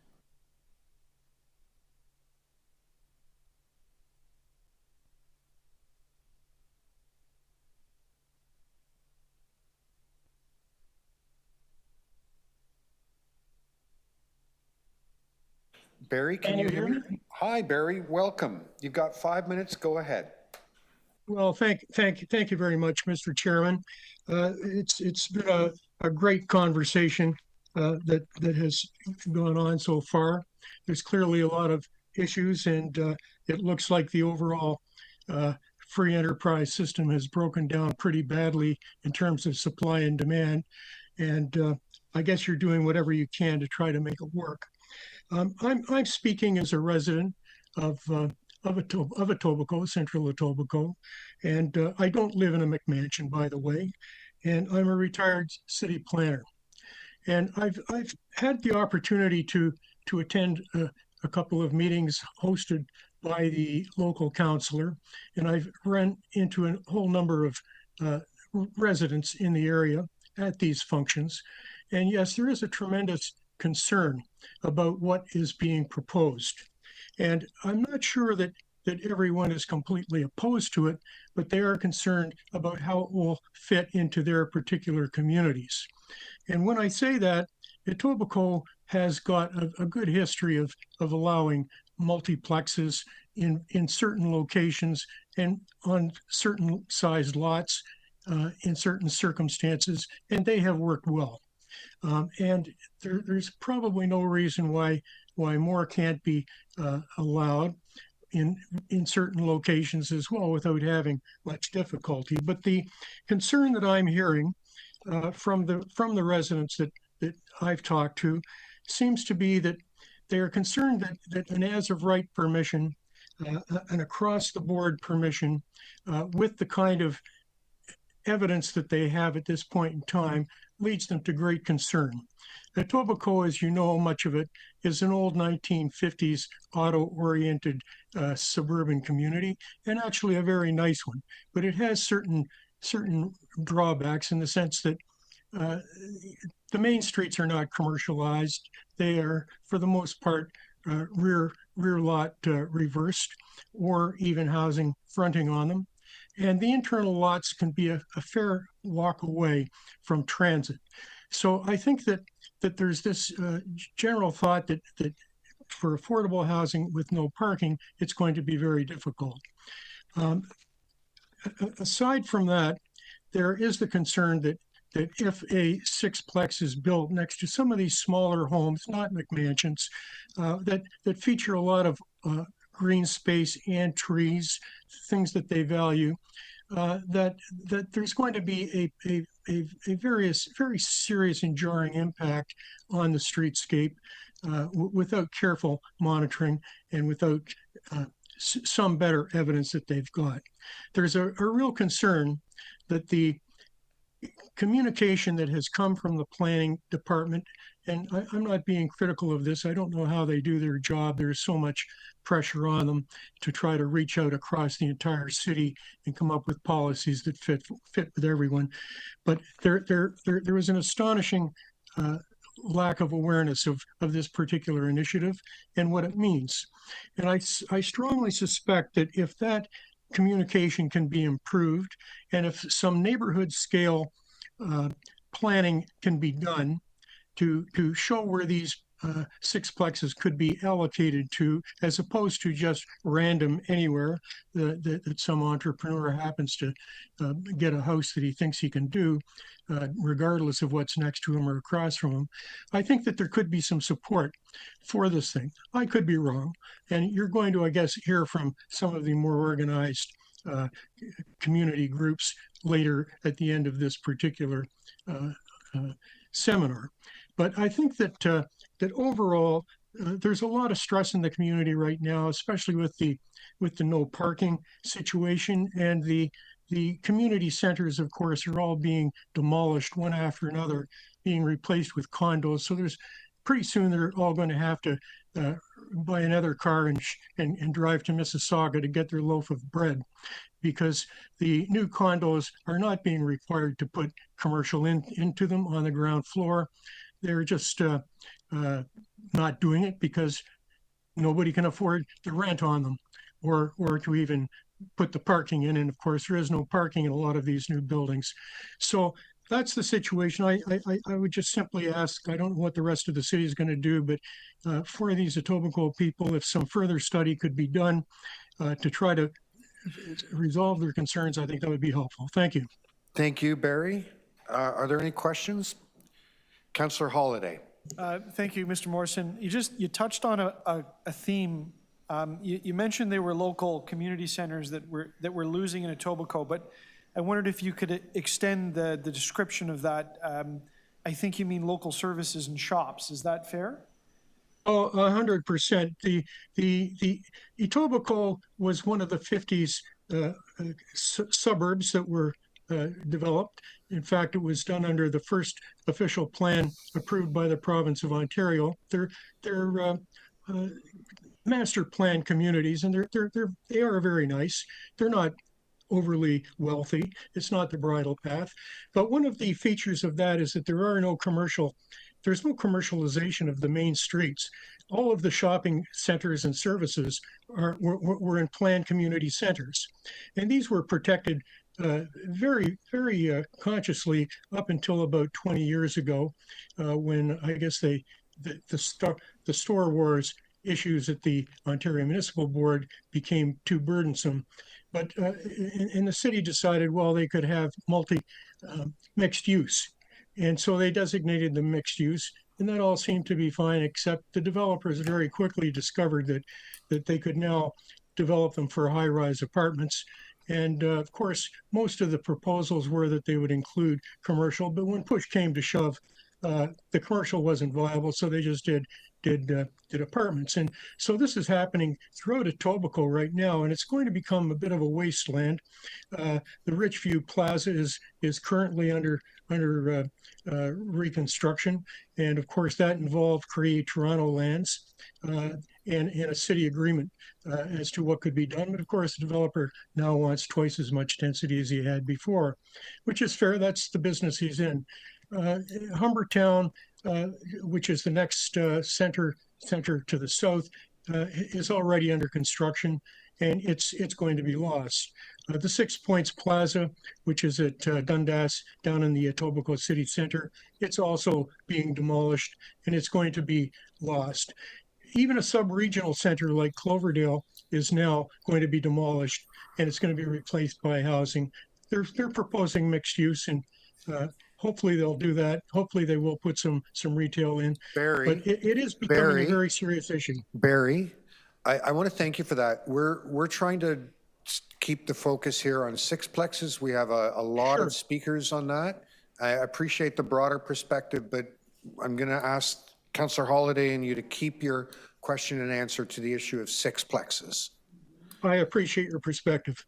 Okay, so I'll wrap it up with a final question then. Mr. Morrison, is your message to the committee then that the committee should be conscious of the basket of services that are available to neighborhoods when making decisions about intensification such as sixplexes, or they just can't be successful?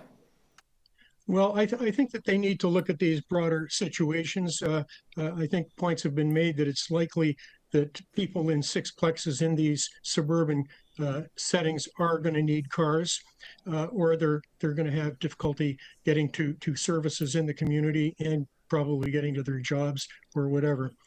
So that's the only comment I make. Thank you, Barry. Any other questions? Seeing none. Members, Robert McQuillan, who was listed next, has withdrawn his request to make a deputation. So we're going to Sasha Guberman. Hi, Sasha.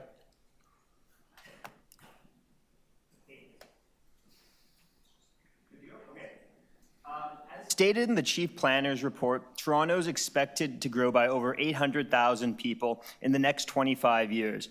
We will become a city of over 4 million people.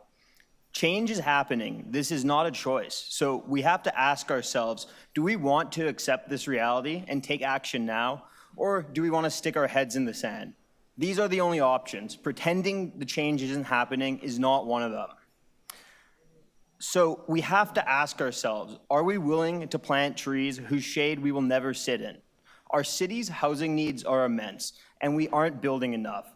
The More Homes Built Better or Built Faster Act gave Toronto a mandated 10-year goal to build and unlock 285,000 new units by 2031. But according to the 2024 development pipeline, we are not even close. At our current rate, we will only hit 70% of that target. To reach that 2031 goal, we need to increase our rate of building by 60% starting now. So you have to ask, who benefits from this situation? The cynic would point to housing prices. 30 years ago, when I was only 2 months old, the average price of a home in Toronto was about $200,000. Today, nearly $1 million more, a 6-fold increase, while salaries have less than tripled. It would be easy to say that incumbent homeowners just want their home values to go up, but I don't believe that.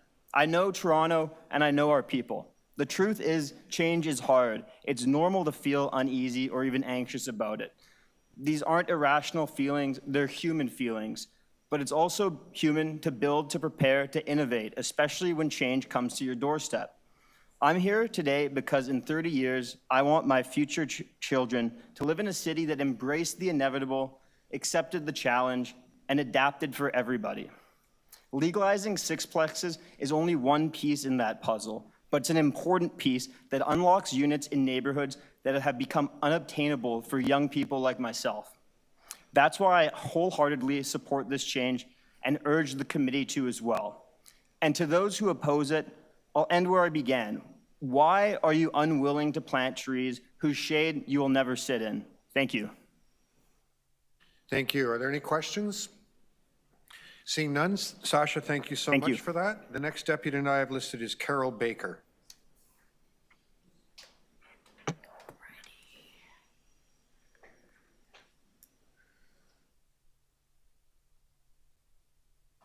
Thank you, Chair Perks and committee members. My name is Carol Baker, and I've been a resident of Scarborough for over 30 years. I am opposed to expanding permissions in neighborhoods for low-rise sixplexes. I totally accept that change is part of life. I support a well-planned housing growth strategy. The speed and the depth of the City of Toronto's neighborhood intensification initiatives and the dismantling of zoning policy does not take into account the fact that one size does not fit all in Toronto. Neighborhoods in suburbs like Scarborough and Etobicoke are being disproportionately negatively impacted by the city's aggressive approach to increasing density. While I appreciate the work done by city staff in preparing reports, studies, and the abundance of documentation, and the transparency of the city in making such documentation available, I'm sure you can appreciate that most community members lack the time and the expertise required to analyze these documents. I would dare to suggest that even full-time counselors struggle with that. So I echo the previous requests for more time for community consultation. In addition, opportunities to provide input are also appreciated, but beg the question, how does this input impact decisions? I'm sure we're all aware of the growing sense among residents that consultations such as this are a waste of everyone's time. And if I can just add, since committee members have acknowledged how difficult it is for working people to attend meetings like this, I'm probably not the only one here today, but I took the day off work, so I really hope this isn't a waste of our time. But the reality is, there's a growing sense among community members that decisions are made before consultations like this even take place. It rings a bit true because we're discussing a final report on a housing accelerator fund that I didn't even know existed until a few days ago. But I will move on in the interest of time.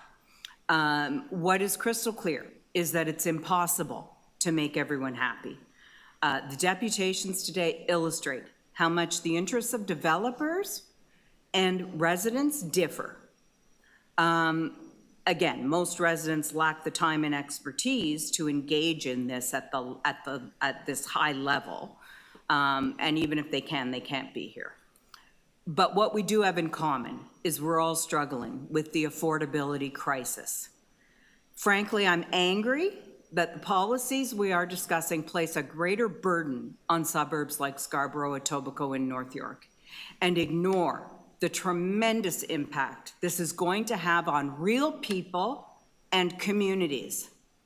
In the case of Scarborough, the eagerness to demolish homes and build sixplexes in our neighborhoods exists despite Scarborough being saddled with the worst transit and lack of resources. The fact is there are areas and neighborhoods in Toronto that are much better suited to increased density, that have an abundance of good transit, vibrant commercial retail, city programming, and so many amenities. I can name a few: the beaches, High Park, Roncesvalles, Leslieville, Riverdale, Davenport. That's just a few. City of Toronto demographics indicate that Scarborough has almost 30% of Toronto's population. We have a long history of welcoming change, but further changes being considered are a bona fide threat, given our neighborhoods are already facing challenges from increased density through the Golden Mile, Town Centre, Scarborough Junction, loss of a number of community miles to high-rise development. I'm not going to repeat issues like sewers, flooding, parking, tree canopy, traffic noise, loss of amenities, increased property tax, no room for recycling bins, enforcement challenges, but I will say healthcare and the aging population. As much as seniors would love to cycle and walk everywhere, mobility issues mean that we need cars, we need wide driveways. I'm going to wrap up, my time's up, but I would like to reiterate the desire to know how this and any further consultation with community is going to impact decision-making from here. Thank you very much. Are there any questions for Carol? Okay, Councillor Holliday, I want to remind you that all members have the right to an efficient meeting and that we have a quorum problem later on today. I've asked you privately several times. Please keep your questions focused and recognize that the committee members have work to do today. Well, Mr. Chair, then my recommendation to you is to defer the item. If there isn't enough time to talk to people. In your question period, you can go ahead. Thank you. There are two themes that came out in deputations today, and both of them have to do with money. The first is industry insiders that would be concerned about the cost of developing units.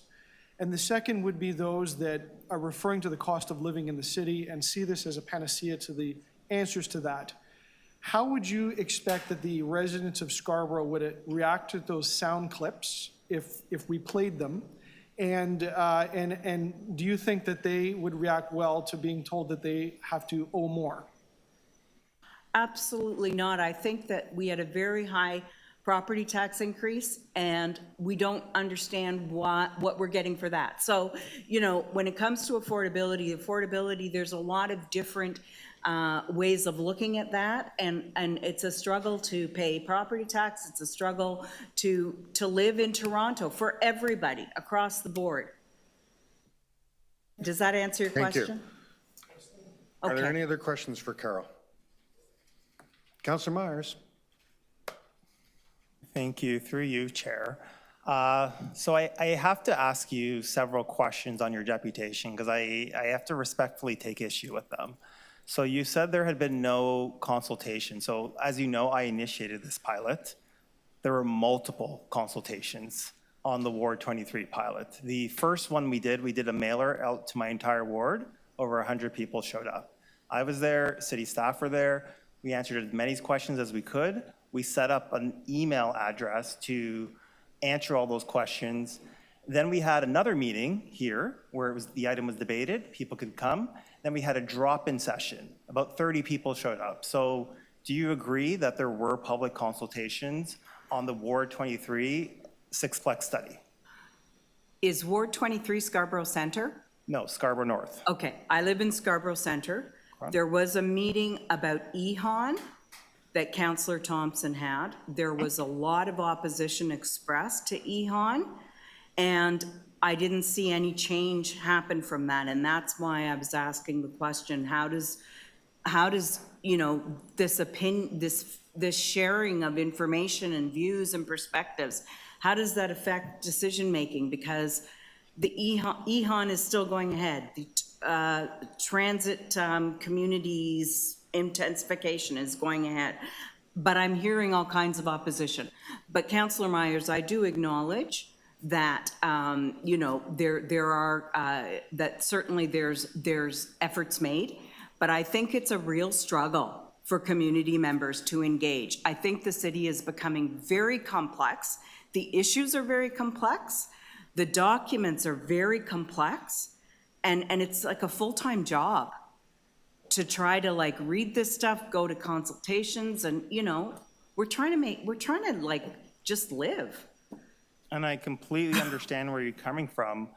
However, I will also acknowledge, do you know that, you know, two wards that are two areas of the city that are actually seeing population growth, population decline, sorry. One's in Etobicoke, one's my ward. So there are wards where the population is actually going down.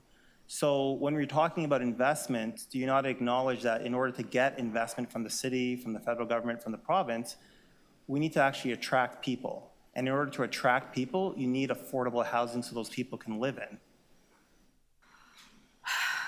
I think it goes back to people are leaving the city because they don't want to live here anymore. And that's why population is decreasing, because people are leaving the city because, you know what, it really kind of sucks. Well, I take issue with that. I think this is a great city, and I think Scarborough is a great community. And I think a big reason people are leaving, and I'm sure you would agree, is the cost of housing is very high, and people don't see a future for themselves. And maybe if they did have a affordable place to live, an affordable place to grow their own families, they would consider staying. And if they were staying, our population would be going in the right way in Scarborough, particularly Scarborough North. I think the other ward that's losing population is Scarborough, Etobicoke North. And you would see some of those investments in things like transit, parks, because you'd actually be attracting the population to justify those types of investments. Does that? Councillor Myers, I totally respect what you're saying. And I will say that, you know, I think it's great that the city cares so much about people who can't afford to live here, people who are new to the country, people who, you know, and many groups of people, but you don't seem to care about residents and community. And I feel demonized for having a house. Like, you know, I want the city to care about me too. and people like me. There's lots of us. And we just want you to care about us too. I can assure you the city cares about homeowners as it does renters, as it does Councillor Myers, we're not engaging in debate. If you have a question that would help you make up your mind on how to vote on this item, please do ask it.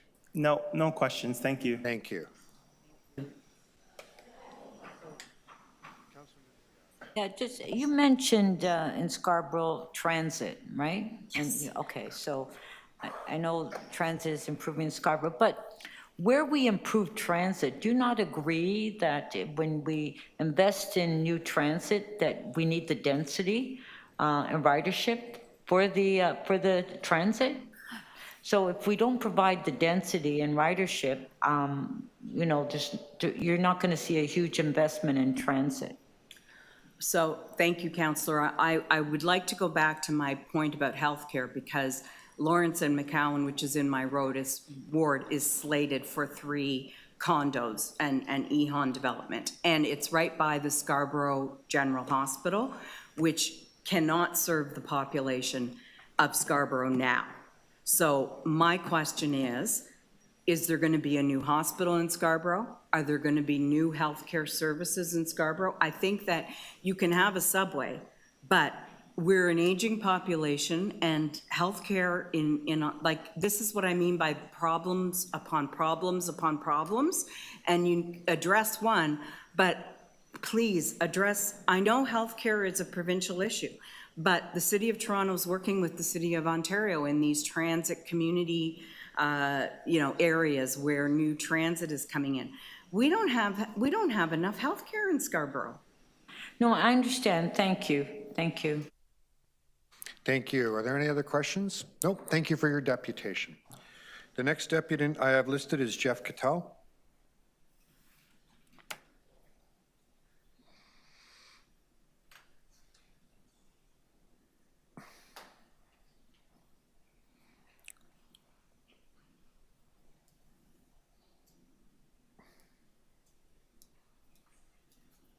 Thank you, Chair and members of the committee. This report recommends that 5 and 6 unit low-rise multiplex be permitted across all residential neighbourhoods, both new construction and conversions of existing houses, increasing flexibility and increasing new opportunities for homeowners and home builders. We note that the multiplex permission recommendations are required in order to fulfill commitments made by the city under the agreement with the Government of Canada through the Housing Accelerator Fund. Our comments could go through what's being proposed here, but the report suggests that the Sixplex study builds on the results of the pilot Sixplex developments that were approved with the Ward 23 multiplex study. But there's no report here included on the Ward 23 project, and we're uncertain about its status. For example, whether construction has begun. It seems like we're moving before we've actually understood the results of the pilot project, in effect. Essentially, the proposed expansion is being driven by a funding opportunity from the feds, not on the basis of analysis of data or place-based consideration as to suitability or practicability in the neighborhoods. This policy takes no account of neighborhood character, prevailing heights, and in the limited analysis we've been able to do using a planning consultant, Terry Mills, he's determined that the majority of residential properties in the former City of Toronto area, that's the old City of Toronto, are not wide enough to accommodate sixplexes. Mr. Mills proposes that multiplier solutions should be demonstrated on minimum lot widths of 6.1 meters, 20 feet, 25 feet, 30 feet. Now, we'll show it at different widths. And that where newly extended avenues are created, the intensified foot traffic will require reconfiguring the boulevards. In addition, the implications of 5- and 6-story multiplexes have not been assessed on such things as garbage collection, storage and collection, and parking and so on. really, without more study, more testing, and mitigation, how are you going to mitigate the impacts? The implications are simply not acceptable at this point. I'm quite swept by some of the other deputations, including the most recent one. We have to realize that Toronto is an amalgamation of 6 municipalities, and as pointed out, particularly the suburban municipalities are very different. Maybe we need to deal with issues like no parking on main streets, rear-facing lots. Deal with some of those issues that then you can, deal with some of these multiplex issues in a more organized way. We've got streets that are non-commercial and therefore don't fit this kind of, and we'll come to that with the avenues, I guess. Anyway, we recommend that this study, the 5- and 6-story model, be referred back to staff for further study and further consultation with the neighborhoods. Thank you. Thank you very much, Jeff. Are there any questions for Jeff? Seeing none. Jeff, thank you as always. The next deputy I have listed is Claudia Einschanslen. Hi there, can you hear me? Yes, Claudia. Let me teach you how to say my name, Ennis Hens Lynn. And I'm wondering if I could screen share. We'll give you permission. Okay. Don't start my time yet. You have permission now. All right, thank you so much. So, hello, Councillor Chair and members of the Planning and Housing Committee meeting. I appreciate your hard work, and I'm not a naysayer. I want to address the issue of trees and the discussion around expanding housing options for Torontonians and building sixplexes. Personally, I have never seen a tree show up at a Planning and Housing Committee meeting and say, hey, I'm one of the few remaining ash trees in Toronto, or hey, I'm a 56-year-old cedar tree and don't want to die yet. Now, why is that? Trees don't talk. They don't get in their cars, come down to City Hall and speak up. Planners, lawyers, builders, architects do, and sometimes regular citizens like me. Questions like, why can't we move the tree? Stun me. How do you transplant a 50 to 100-year-old mature tree? Not acknowledging that 88% of Toronto's trees are under 30 centimeters in diameter continues to erase the future of our green city because it can be cut down with no consequences whatsoever. The CBC recently reported that CO2 levels have topped 414 parts per million. In 1969, these levels were 325. So who cares about CO2 levels? CO2 and methane trap heat from the sun, and you know the rest. It was extremely interesting to hear one of our councillors' perspectives on trees with regards to ensuring EHON plows forward at any cost. Creating a false narrative is easy when trees themselves cannot speak. The councillors' questions require deeper thought and analysis from scientific minds who can connect the dots between tree removal, longevity cycles, life cycles. And I would like to hear more from the urban forestry people to speak to these questions in a frank manner. On May 8th, the questions by this councillor were, do we have a sense of what removes more carbon, a fully mature tree that is near end of life or a newly planted tree that has 70 years of growth in front of it? When trees die or they're removed, that carbon is released, and so planting additional trees, new trees with a long life in front of them is an important part of striking that balance. What are the climate impacts of allowing more dense housing like multiplex within our neighborhoods? Is this a way for the city to help reduce greenhouse gas emissions? Efforts to encourage infill housing have not threatened our tree canopy. Those were the questions. We were told by urban forestry that at that time, 7% of EHON applications have resulted in tree impact. We were also told by Kamal Ganya, the acting chief building official and executive director that although a customer might be told about the tree bylaw, through the building permit process, it's not applicable law. He stated that a building permit is something that must be issued if it complies with the building code. So we collect the declaration form, it's forwarded onto forestry, but that's the extent that we're able to enforce it. It appears to me there's a legislative gap that makes it simple for builders to skirt the need to protect trees. Trees are not protected in the building code. It's that simple. We heard it in May, and I'd like us to hear it again. Given that EHON building targets of 163,000 units by 2051, it's about time somebody somewhere started driving trees to this meeting, giving them a seat at the table, and that we quit turning a blind eye to what we continue to do to trees. The climate impact statement that is part of the Sixplex report does not make sense. During the Regent Park revitalization, I did not see any of the existing material salvaged and reused. It was all loaded into dump trucks. And I don't believe you when you downplay Torontonians' use for cars. Many have cottages up in Muskoka where they take off for long weekends or drive for an hour across the city for their jobs.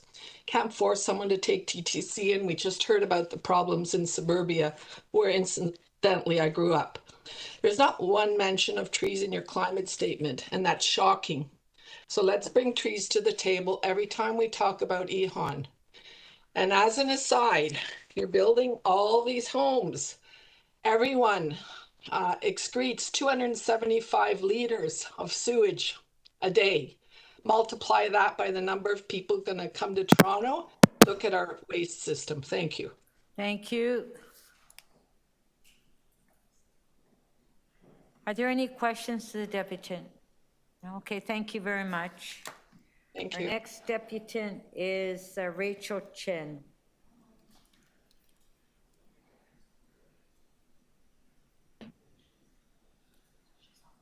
Okay, Rachel, can you hear us? I'm sorry, can you hear me?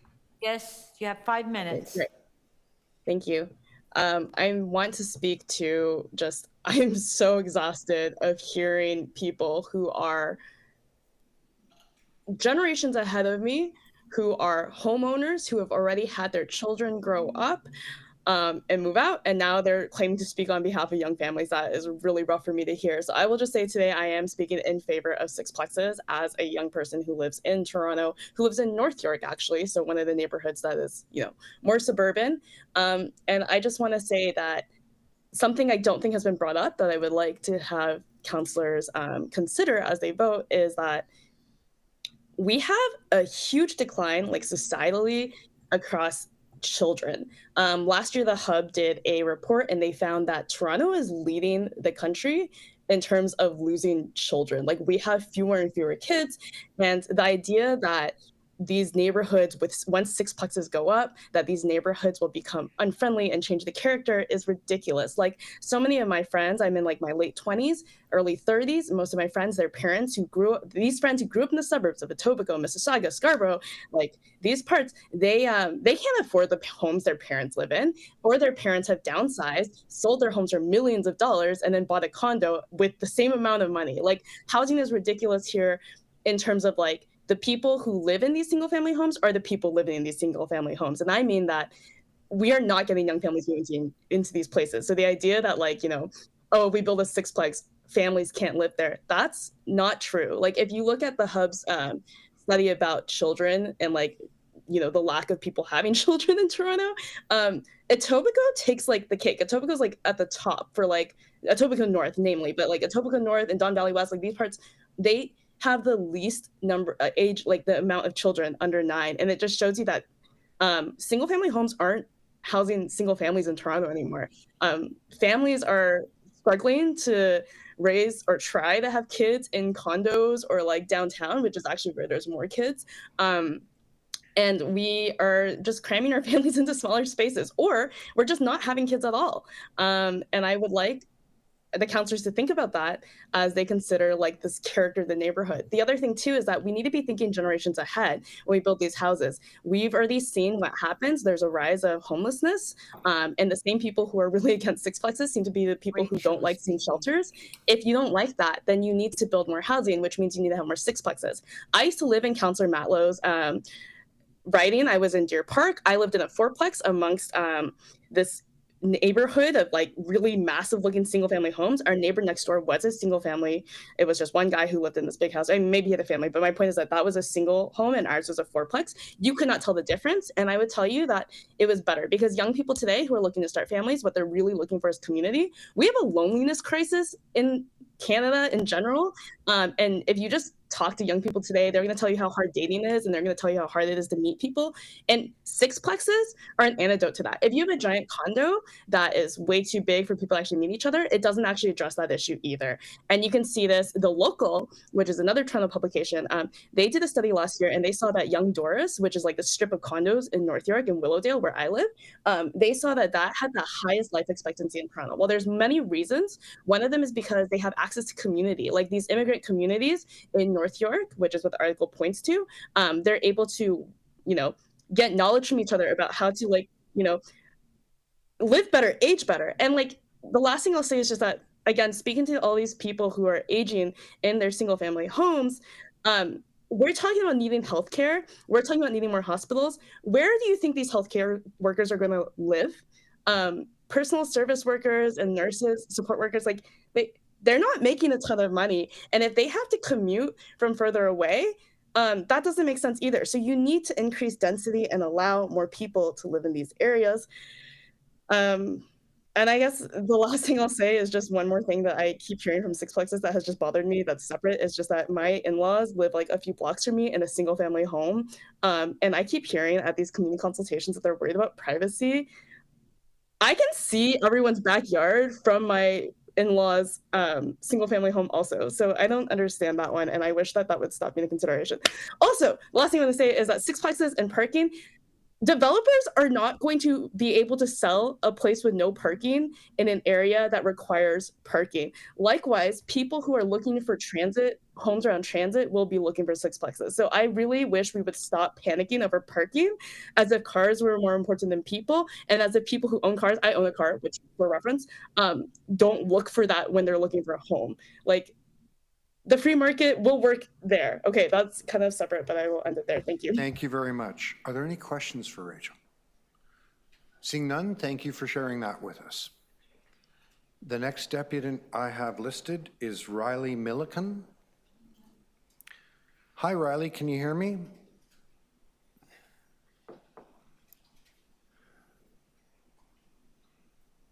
Hello there. Hi, welcome. Thank you, Mr. Chairman. I was there earlier today. It's gone long, and I think a lot of the things that I have to say have been said. I definitely speak for a younger demographic. I think the deputant before me, Rachel, shared a lot of my views in the frustrations that are often unheard when it comes to young people in the city today. I live in the Annex. I live in a fourplex that I'm currently in right now, and I absolutely love it. I think that it is a place that I will try to age in and try to, work with roommates and work with the space as best I can to stay in my neighborhood where I work and where I socialize for as long as I can. I think that it's a great space, and I think that there need to be more of them. I know that it can be scary that there's this boogeyman of the neighborhood changing. Our neighborhoods are constantly changing. They have been. When you walk through the Annex, you see these large apartment buildings that were once an issue at the time. And I would just like to say that, sorry, my apologies. Parking is not that big a sorry. I would just like to air my support. Thank you very much for hearing my options. Thank you. Thank you so much, Riley. Are there any questions for Riley? No? Okay. Thank you.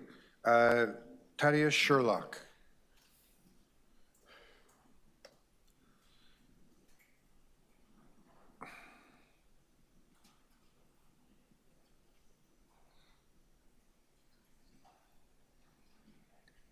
Go ahead. In the interest of time, I'm not going to reintroduce myself, but that said, EHON is the rising tide that lifts all boats, including nonprofit organizations, land trusts, and strangely enough, the City of Toronto. We at the SECLT represent the Etobians that support Sixplex and our gentle density. There is clear organic demand for it in our community, and they have been a success story. From 41st and Garden Place to Finch and Steeles, Sixplexes are beloved longtime fixtures across the city. Arguably, the neighborhood character has been fine.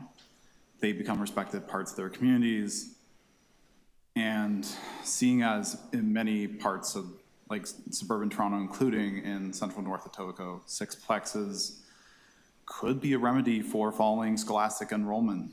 Honestly, I'd prioritize Sixplexes within 800 meters of a school, if I were you. Etobicoke and South Etobicoke especially have been growing in any case. Like I've walked by many homes that have turned in like from single detached into just larger single detached without having more housing added. We'd like to offer the alternative vision where we are adding new affordable housing to these homes instead, because the status quo was threatening to kick people out of our communities, renter and owner alike. People, being social animals, want to stay where they have community and want to build it, no matter the nature of their tenancy. The time is now to create affordable multi-unit housing and help people maintain community. Land trusts such as Circle name gentle density in their retrofit and renewed 2024 report as part of their 100-year homes plan to maintain the scattered homes they got from Toronto Community Housing in 2022.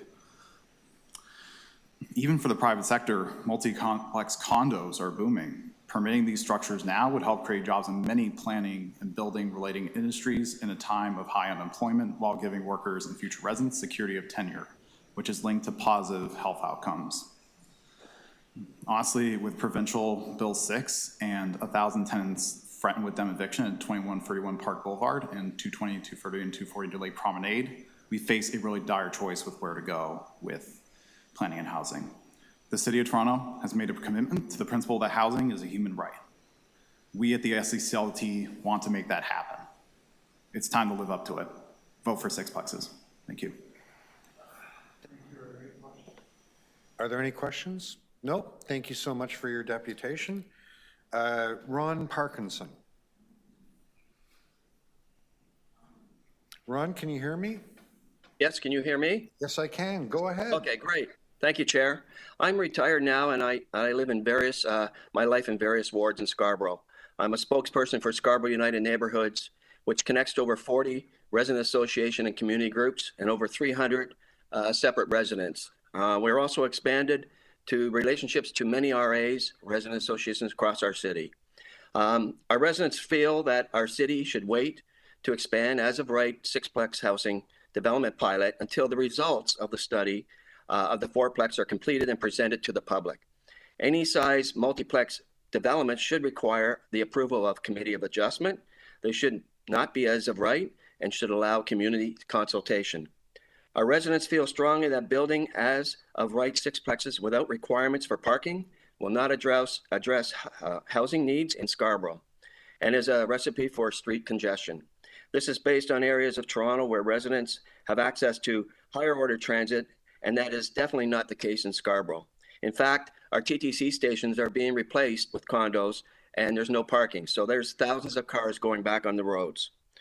We support a well-planned growth along Toronto avenues to make Toronto's neighborhoods affordable, which we are still waiting to see, livable and free of many illegal rooming houses and unscrupulous investors. Unfortunately for residents, the consultation process has been rushed and decisions still need to be based on data from the fourplex and Ward 23 Sixplex pilot, which is still not published, even though it's been requested in online meetings. Residents feel consultations are just a check in the box requirement and they're not taken seriously. The criteria for rezoning and redesignation must also go beyond lot size and row frontage. It must fully consider cumulative infrastructure capacity, transit, parking, environment, and other important factors. We respectfully ask the committee to invest the time to consider your residents' and taxpayers' feedback today and review the letters sent to the Planning and Housing Committee team. On that note, we request the committee to motion to refer this back to city planning and defer the avenues and sixplexes to the fall with a robust timely engagement process that includes public review of the planning data, a citywide parking strategy, direct notification, and multilingual outreach to ensure all voices are heard. In summary, we appreciate everyone's understanding and respect that one size does not fit all in this diverse city. Thank you for your anticipated support, and I appreciate and welcome questions. Thank you. Are there any questions? No, seeing none, thank you so much for your deputation. Thank you. The next person I have listed is Paul Nerozhitsko. Paul? Paul? No? We'll go along to Jim Rutham. Hi, Jim.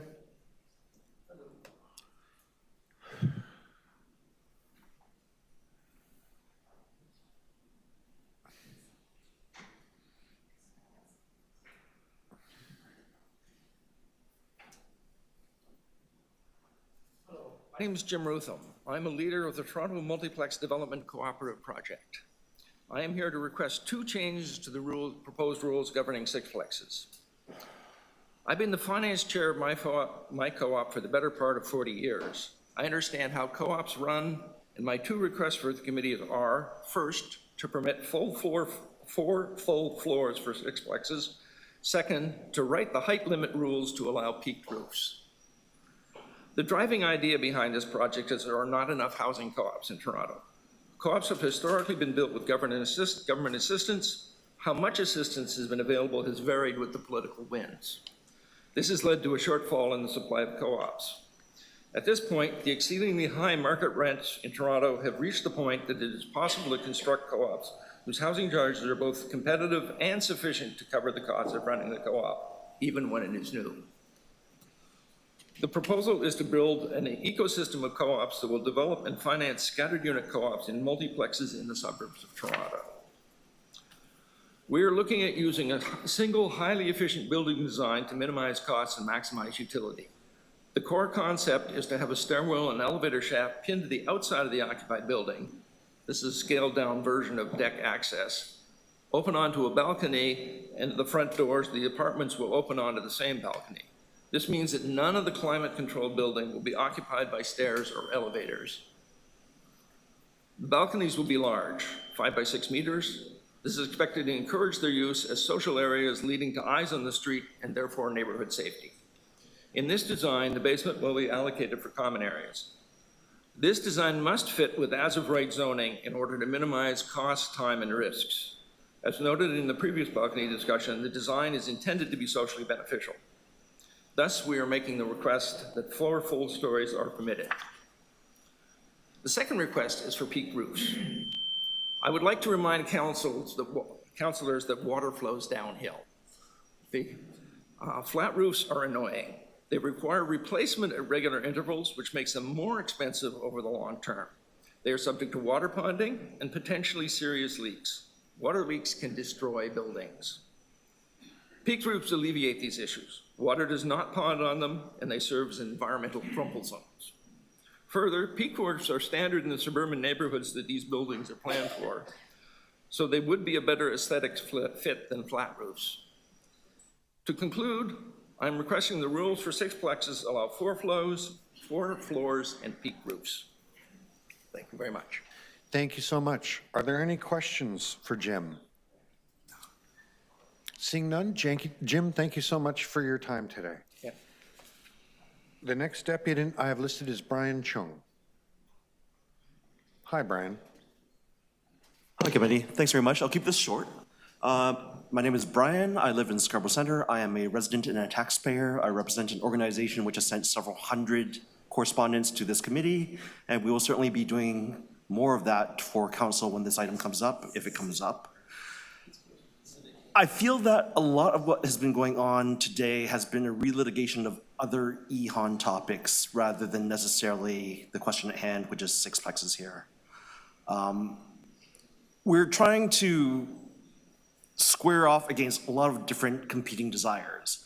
Not having massive towers on major streets, not doing urban sprawl, not not having too much of a tax burden on a limited number of people, not having degrowth.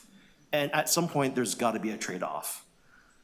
Sixplexes are not going to come in as a tsunami. We've had the multiplex program go on for 2 years at this point, and there was 450, I think, was what was stated. We've had the laneway houses and the garden suites that added up to 300 total after, what, like 4 years? So again, like sixplexes and fourplexes, it's going to be a gradual accumulation. So the concern about this becoming a massive sudden change, I think, is somewhat overstated. It is missing middle, it is gentle density, it is going to be sprinkled throughout. And I think that's something that hopefully everyone can come to see is a more generally acceptable approach, as much as it can be. All right, thank you very much. Thank you. Are any questions? Seeing none, thank you for that. The next deputant I have listed is Tristan Ridley. Tristan, can you hear me? I couldn't hear you for a second there, but you're back. All right. Go ahead. So my name is Tristan Ridley. I'm a founding member of, oh, I've lost my video. There we go. Founding member of Strong Towns Toronto. We're a group that's dedicated to making our city more prosperous and human scaled. Sixplexes are a great example of very gentle density. As previous speaker mentioned, they won't happen overnight. They're going to only strengthen our communities while leaving the urban fabric untouched. We applaud the council and especially Councillor Myers for their work on this, and we hope that it's implemented without any more watering down or delays. But I want to speak to this personally because I've wanted to build my own home since I realized that's a thing a man could do. And unfortunately, I also love this city. I really didn't appreciate the person's remarks earlier about not being a great place to live. But since I'm not a millionaire, it's just not a financially viable option to build your own home here until multiplexes. I just need to find the right group of friends.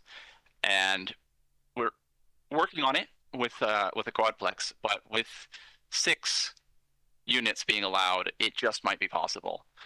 I mean, people who don't think this is going to make it more affordable don't realize how bad it is. To qualify for the average mortgage on an average Toronto house, you need 2 incomes in the 90th percentile for Toronto, whereas multiplexes, normal people, middle-class people could actually afford. I urge you not to add any more restrictions to what's already being put in place for multiplexes. Even that restriction on bedrooms is only going to be a negative thing. Like, my friends have kids, so if we run out of bedrooms, they're just going to end up doubling up instead of having their own small bedrooms. It's not going to do anything positive. It's only going to have a negative impact on the quality of life when you add these restrictions, especially with multiplexes so often being kind of designed by their future residents. Let us do what we want to, build the home we want to live in. And honestly, the most devastating restriction right now is that of parking. None of my friends or I want to drive. A lot of them don't even have their licenses. They're from here. And we specifically want to live in an area with good transit for that reason. But the lots are smaller and we can't fit enough space for us all and a bunch of parking spaces on most of the lots where we would want to live. So I ask, why would not you make all the parking requirements conditional on transit proximity, like how close it is to high frequency transit? And I really want you to have some faith in us, the citizens of Toronto. When they build a multiplex with no parking, it's going to attract people like me. And the first thing we're going to do, if we don't already know, is we're going to check how good the transit is. We're not stupid, and even the developers are usually not stupid. They're going to target areas that we're willing to rent and buy. So please pass this as quick as possible. It's a really small but useful upgrade that might make a lot more multiplexes viable in the city. I spoke too fast. That's all I have. You spoke perfectly. Are there any questions for Tristan? Thank you so much. The next deputant I have listed is Ilya Kenyon. Hi, Ilya. Hello. I'll endeavor to keep this brief and engaging. Thank you for paying attention for going on 7 hours. Genuinely, we appreciate having our voices heard. Most of the thoughts around this making things affordable for people my age and how the laws of supply and demand apply to housing as they do to everything else have already been said. I want to tell a story, and I want to speak to the qualitative impact of Sixplexes. I recently helped yet another friend move out of Toronto because they can't afford it. My friend, I helped him move a bunch of his stuff into an Atlas storage locker, and as we went up, I looked at it, and it's kind of like a big-ish room, and we pay $100 to $150 a month for it. And we joked, hey, aren't people going to try to live in this? And then we looked at the policy of Atlas Storage, and what we found out was that they have explicit policies about this not happening, and when we looked into it, it's because lots of people have tried it. So this is where we're at. People are trying to live in storage lockers. I understand that a lot of technical things have been said to both sides here, but that is the ultimate reality that a lot of people face. The people in this room, whether they be regular citizens or whether they be housing advocates, they are already in the 99th percentile of wonkiness. Most people already just feel squeezed. So I'm not going to speak to the affordability piece. More of good thing means thing costs less, means more people get to have it. If you do it, people happy. That's kind of the extent to which I'll speak there. On the qualitative level, as Tristan said, very few people my age dream of the detached single-family home. I would literally rather live in a sixplex if it costs the same amount because I get to live with community, because I get to live with my friends. If I am to have kids, I am not thinking about tons of floor space. I'm thinking about having people in the building who can watch them so I can go for a walk. That is how we think about it. We do not think about it in terms of having the largest yard. We think about the kids who my kids will get to play with. This is not just theoretical. Every single one of my friends who has had kids are people who we like and who are living in a multiplex or living in that kind of density. They are people who we consider lucky and we want to have setups like theirs. Yeah, the last thing I'll speak to is I know that it was said before that this is about planting trees whose shade we will not get to sit in, but a sixplex going up, while it might not happen tomorrow, is something everybody in this room should want to put their name on. If you put your name on that, if you say, we approve the accelerator that let this happen and we're having more of this happen in the city, that is the single best thing that you can do for young people, and I think most people in this city, to say thank you for taking care of us despite the fact that it was difficult. Thank you for pushing this accelerator through. Yeah, thank you for listening. Thank you. Are there any questions for Ilya? No, Ilya, appreciate this. And finally, we'll give Anne, Carol, and Fiona their chance. Come on up.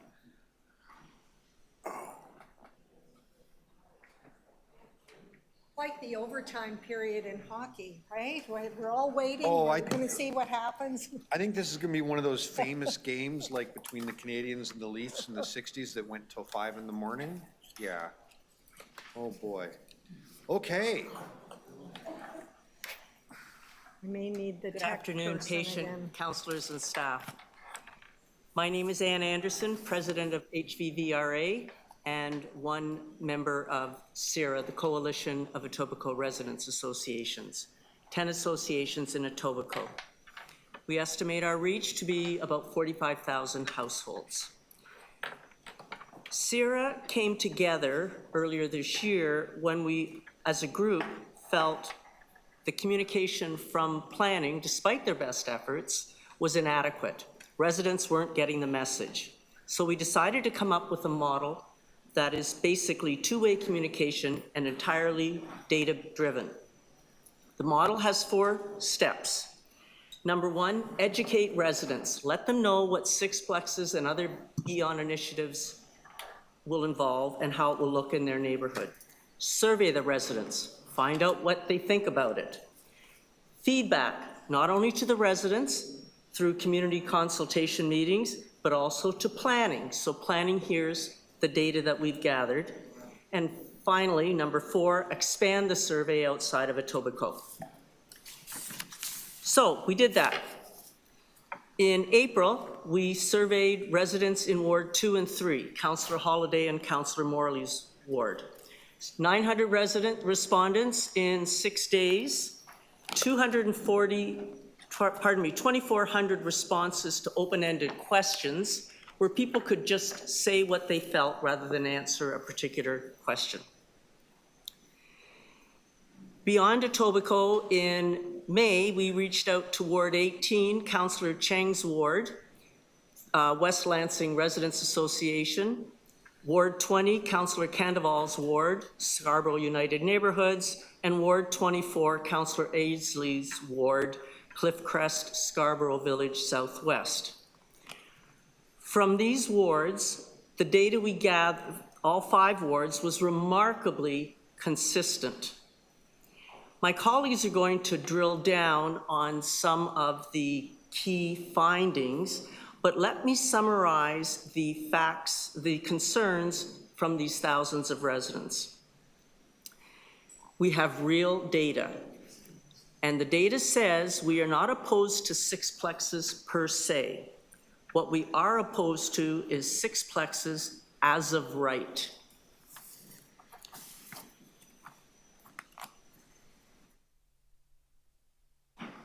The key concerns of the proposal as it is in place right now is that the EHON approach has been rushed and has provided little data to justify moving forward at this time. There's been minimal follow-up on the fourplexes and insufficient evidence to shape the sixplex data. On the subject of data, the sixplex policy is scheduled to be adapted here before the pilot is completed and assessed. And monitoring of sixplexes is scheduled to happen only after the official plan has been amended and zoning bylaws have been enacted. While we hear lots about affordability, we've seen no evidence to suggest that sixplexes are going to be affordable. And we wouldn't expect EHON to provide it because it's a market housing initiative, not an affordable housing initiative. We see no protection in the current proposal for mature trees, and there's no mandate to replace trees that are lost to redevelopment. And finally, one size does not fit all. As of right zoning is wrong. The proposal does not consider established character or context of the neighborhoods where sixplexes will be permitted. Our residents have felt they haven't been heard. We hope that you will hear us today. I'm going to turn the floor over to my colleague for the actual data. Thanks very much, and good late afternoon. My name is Carol Rollheiser. I'm a 25-year homeowner on Martin Grove, south of Burnhamthorpe. I'm one of 2 reps for our Lorraine Gardens Glen Park community group. We came together with 9 other Etobicoke residents associations, forming a coalition, as Anne described. I'll share the summary of key findings from the 2 surveys, again distributed across 5 wards, 13 residents associations. The goal was to survey support for sixplexes as a right and to determine what parameters might guide any city approval. And there were 4 themes that came across the 1,000+ survey respondents. Whoops. Theme number 1, there's strong interest in multiplexes in sixplexes, and we learned this from a variety of consultation approaches. We've mentioned the 2 surveys, but in addition, for example, we hosted 3 well-attended town halls to get feedback on fourplexes, on sixplexes. And we invited representatives from our government. Our councillor, Stephen Holliday, our MP, Yvonne Baker, attended. And there have been other community halls that residents associations have conducted to hear from the residents. So number 2, while residents are interested in the issue and want to be engaged, they also told us that there's been a lack of communication from the city and limited opportunities for appropriate and timely engagement regarding multiplexes. One survey respondent commented about the city communication. It's like death by 1,000 cuts. I am constantly surprised with little lead time. And that was a sentiment that was echoed throughout the 91 pages of comments that we received in the survey. Number 3, it's premature to expand 4plexes to 6plexes as a right citywide when we do not know how they are impacting homeowners in our community. Again, many respondents said things like, get a full assessment of the impact of 4plexes before we even considered the 6plexes. Number 4, the 4th theme was that affordable housing is one of the goals and or the problem, and 6plexes are not a solution to affordable housing in all locations. My colleague Fiona will speak to this more in her remarks. The residents provided some recommendations, and as a committee, you have received a full deck of survey responses, the summary, and also a one-page summary, and we hope that you will look at that carefully. So I want to just capture 3 of the recommendations that came out of this resident survey. 91% of respondents do not support as of right 6plexes on all residential lots citywide. And to that end, we hope that this will be deferred until the right parameters are in place.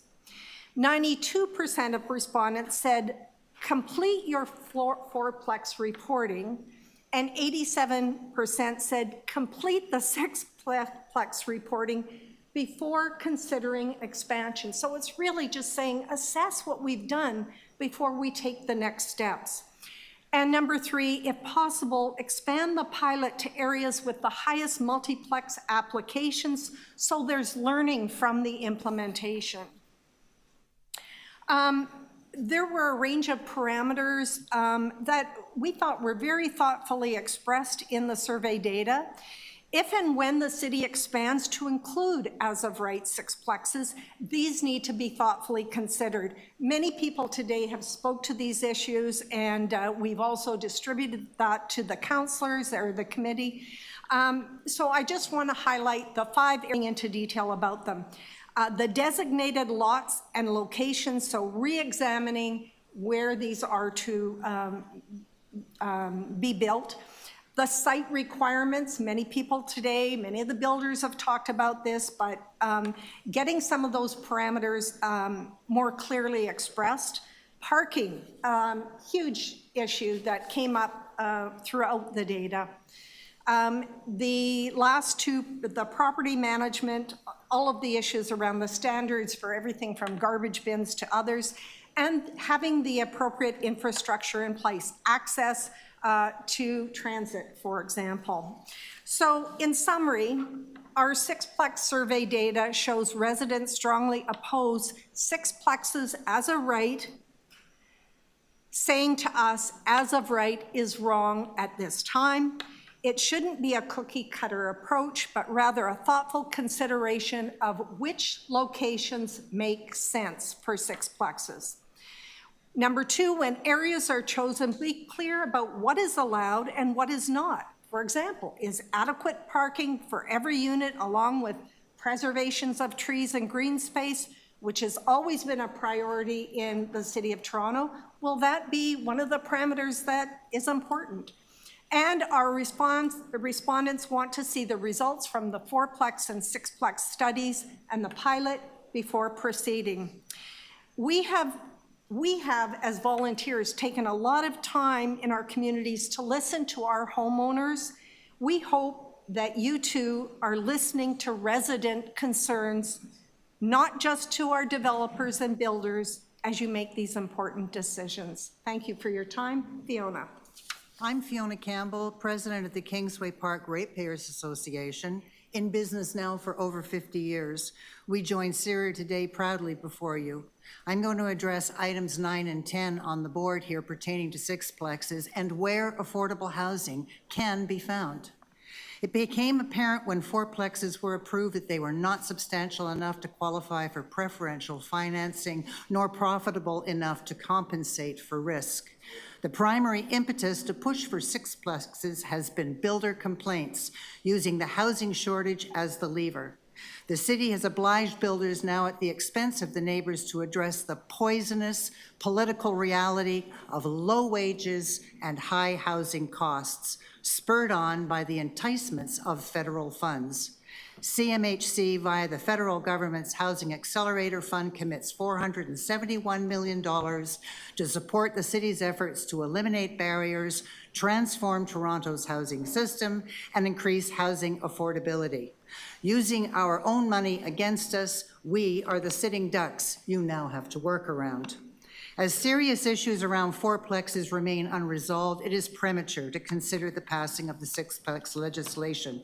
There is no data, only a hard push to jam them in and see what happens and sort it all out later. What we do have is a lot of complaints from builders that current restrictions preclude their fiscal viability. I explored with an architect, a prefab builder, and the bank to assess the costs of converting my large house into multiple units. Mayor Chow touts these conversions as a great way to age in place. I'm here to tell you that's a fallacy. Retirees do not get favorable mortgage rates or cheap insurance. Emptying our savings account to pay for remodeling is but the start of years of securing permits, finding tradespeople, tenants, dealing with evictions, damages, court costs, and maintenance issues. This is not a mom and pop option. The prefab costs of the addition we then considered was $800,000 for 3 rooms without any finishes whatsoever. Our 150-year-old house would lose its designation due to rigorous building codes. Leveling it to start fresh would be the only option to create compliant units. This is how your historic structures are lost. The Landlord-Tenant Act can be changed at any time. Rental increases can be reduced to zero overnight by the province, as was done to us during COVID. Property taxes can leap 10% in 1 year, while rental increases are contained at 2%. Therefore, these units can only be built by subsidized professionals and then sold as condos, or to investors prepared to wait decades while utilizing the write-offs. With incentives being provided to professional builders only, these rebuilds are effectively the conversion of private property into corporate commercial lands, citywide. It smacks of furthering the interests of the 1% to me. Is this really what you want to do? It looks like we're almost out of time here. May I have an extra minute or so to complete? All right. Well, how do you create affordable housing? 2 ways. Protect what's here already, as BC does with their rental protection fund, turning older buildings into nonprofits and co-ops. The second way is for the province and federal government to recreate the housing department that competes on the open market to buy suitable property. Affordable units have rents pegged to tenant income, as the city of Paris does brilliantly, creating a protected, growing source of rental housing. Eliminating the profit transactional layer means units are created citywide, with the income stream perpetuating cash flows into the future. New York Times, March 19, 2024. If housing is to be an enshrined right, a housing department cannot be created and then dissolved on the whim of an election platform. It must be funded, supported, and protected by all levels of government. Sixplexes will never address affordability as effectively. We waited all day, and you're very welcome. Great. Councillor Holiday has a question for you. Chair Perks, 5 minutes, correct? One presentation. Could you just let the committee know the roots of the organization? I think you explained this as the coming together of 9 associations galvanized by an issue?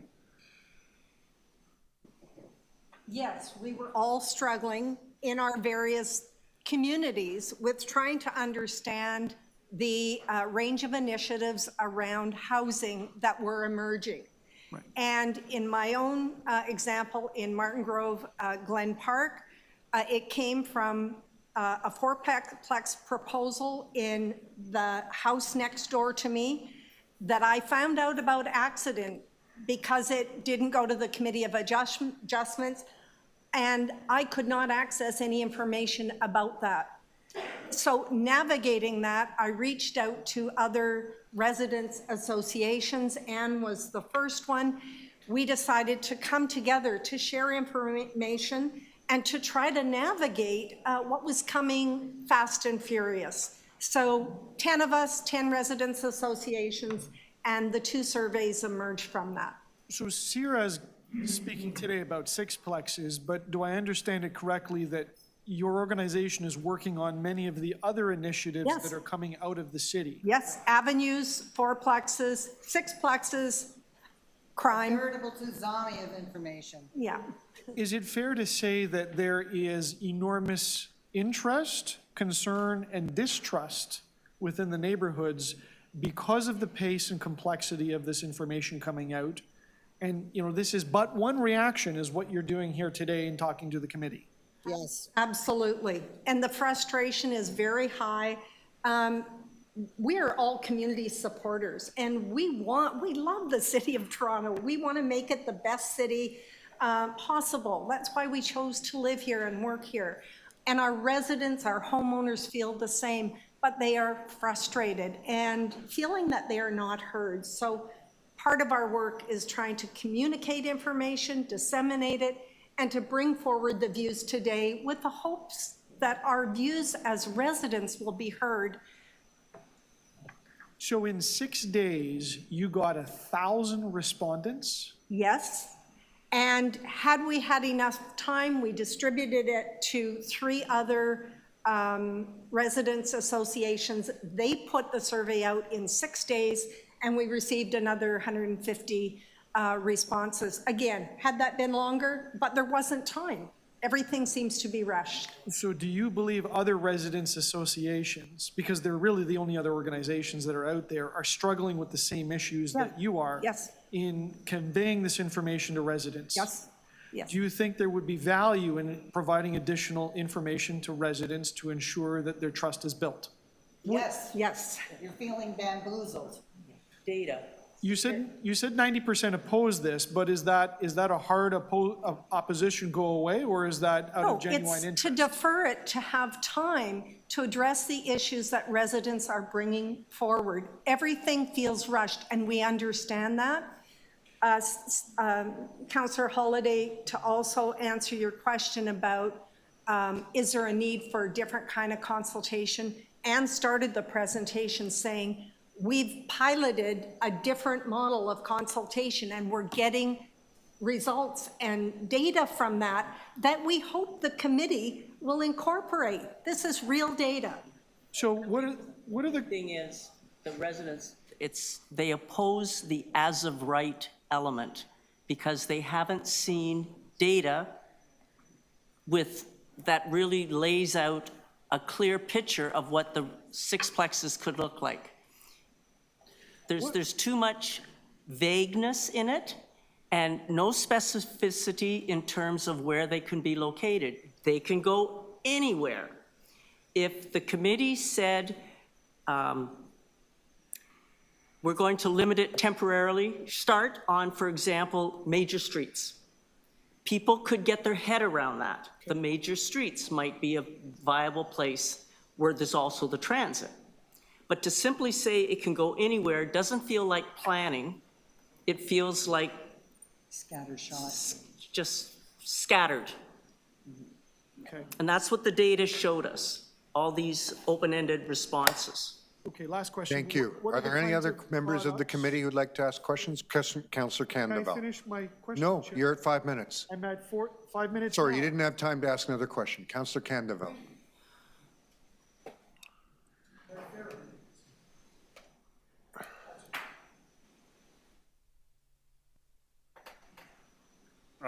Thank you, Chair, to the deputants. On your comments of the nature of consultation, do you think there's more value in this report now going to a extensive community council consultation like staff have shared they did in the lead up? Or do you think what transpired, the community consultations leading up to this report, which has far greater value from a community perspective? This report now going out to the community to inform them, or what transpired already? Good question. That's a good question. The consultations that planning has conducted in a variety of locations in the city essentially is a presentation of this is where the report is now, which takes up more than half of the meeting, and then a series of Q&A, which are largely a series of questions without answers, or the answers are, well, that's the forestry department, or that's the transport department, or that's a different department. We don't get answers to the legitimate concerns and questions that are being asked. And frankly, I don't see them in the reports, but there's so many appendices on each report. It may be there, but it's not readily visible. And we are attempting to communicate as best we can as residents associations. For example, we get information from Stephen. We immediately distribute that to all of our residents, and we get responses saying, I didn't even know about this. When did this come up? Oh, the meeting is a week from now. So it's it feels like too much, too fast, without time for consultation. We didn't respond to your question about which is better. Yeah. But we I'd like to respond to your question. It's clear there is inadequate consultation going on. Your report needs to stop now. You need to go back to your communities, and you've got to find a better way to talk to them, because we're doing a better job than you're doing. And we also have families and businesses and grandchildren and all the other rubbish of life to deal with. And we're sort of, while we're trying to be patient and we'd like to be polite, we're also getting annoyed with this. This has been going on for a long time. And the bamboozling, we are not stupid. It's important. I gather. These are good people. All of you are working hard. We also work hard. We pay our taxes. And I've made 2 suggestions here that won't even be referred to. You could protect affordable housing, and you could go out and acquire affordable housing. And that is a huge subject that it would be wonderful to have some discussion on. I gather from your responses that it would be of more value for this report to go through, you know, the same amount of 3-4 months of, at least, perhaps at the most, consultation on what exactly is being approved. Yeah. We agree. Till the autumn would be my wonderful. final question is, given what you had shared within 6 days, up to 1,000 people responding, is your sense that the vast majority of the public is unaware of what is before us for vote today? Yes. Yes. Thank you. Yeah. Are there any other questions for the deputants? Councillor Crisanti.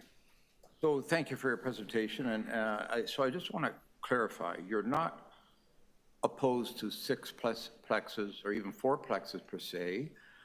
You're just opposed to the as of right, the idea of an as of right policy across the city that one size fits all makes sense. And you're saying one size fits all doesn't make sense.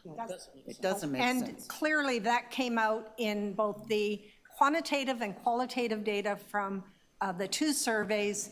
That's what we heard from the respondents. And you heard it from other deputants today.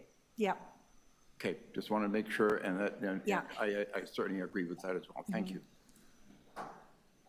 Any other questions? Nope. Thank you very much. Thank you for your time. Are there any other members of the public who wish to make a deputation on this item? Seeing none, are there questions of staff? Councillor Holiday. Thank you, Chair. Could staff tell me how many sixplexes have been built thus far?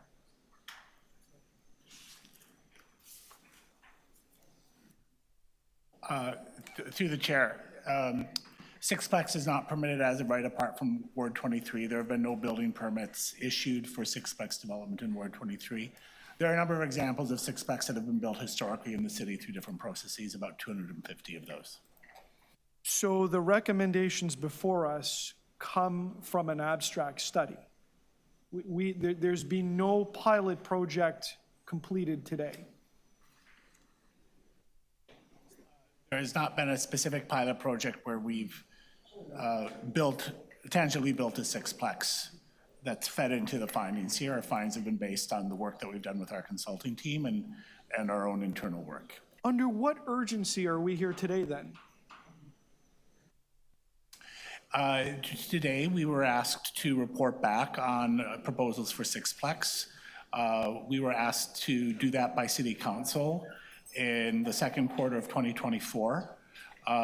We've had to take more time to do that work due to a number of priorities, and we are here before you today. It is one of the commitments in City Council's Housing Application Fund, or Housing Accelerator Fund application. So I want to be crystal clear on this.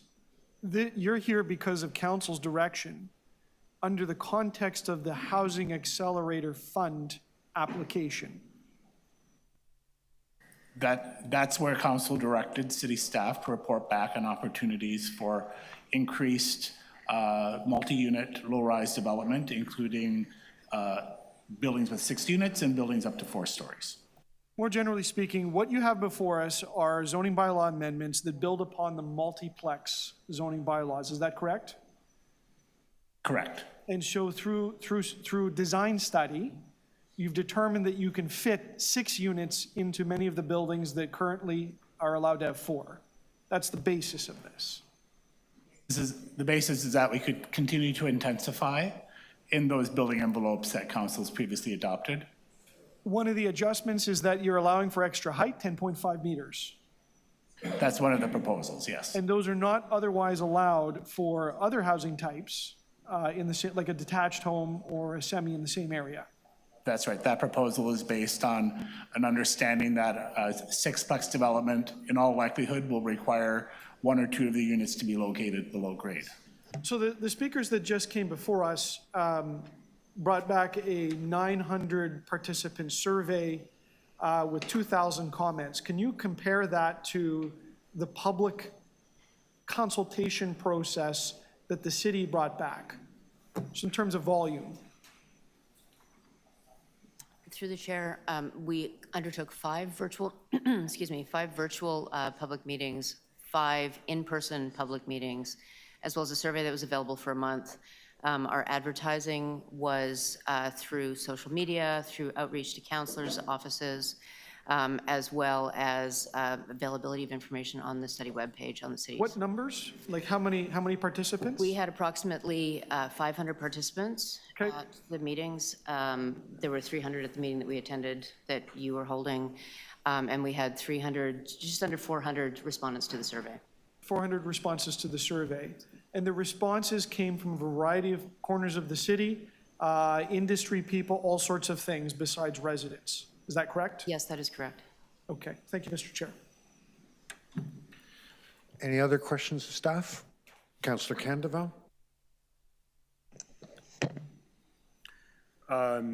Wanted to clarify, I think, an important piece. This is coming out of the application for the Housing Accelerator Fund. Was the commitment to sixplex approval driven by council or by the federal government? Good question. So through the chair, council submitted a suite of actions to the federal government as part of its application for the Housing Accelerator Fund. I can't remember the precise number. It was 20 or 30 different milestones that were within that action plan. This was one of them. On the basis of that plan that council had approved and submitted to the federal government, the Housing Accelerator funds were approved. Was the commitment to the sixplex coming from us or the federal government? Through the chair, it was in the city's plan that council adopted and submitted to the federal government. Was that staff recommendation or was it amended at council? Through the chair, this specific action item, my understanding is was an amendment at council. What was the amendment? Who was it done by?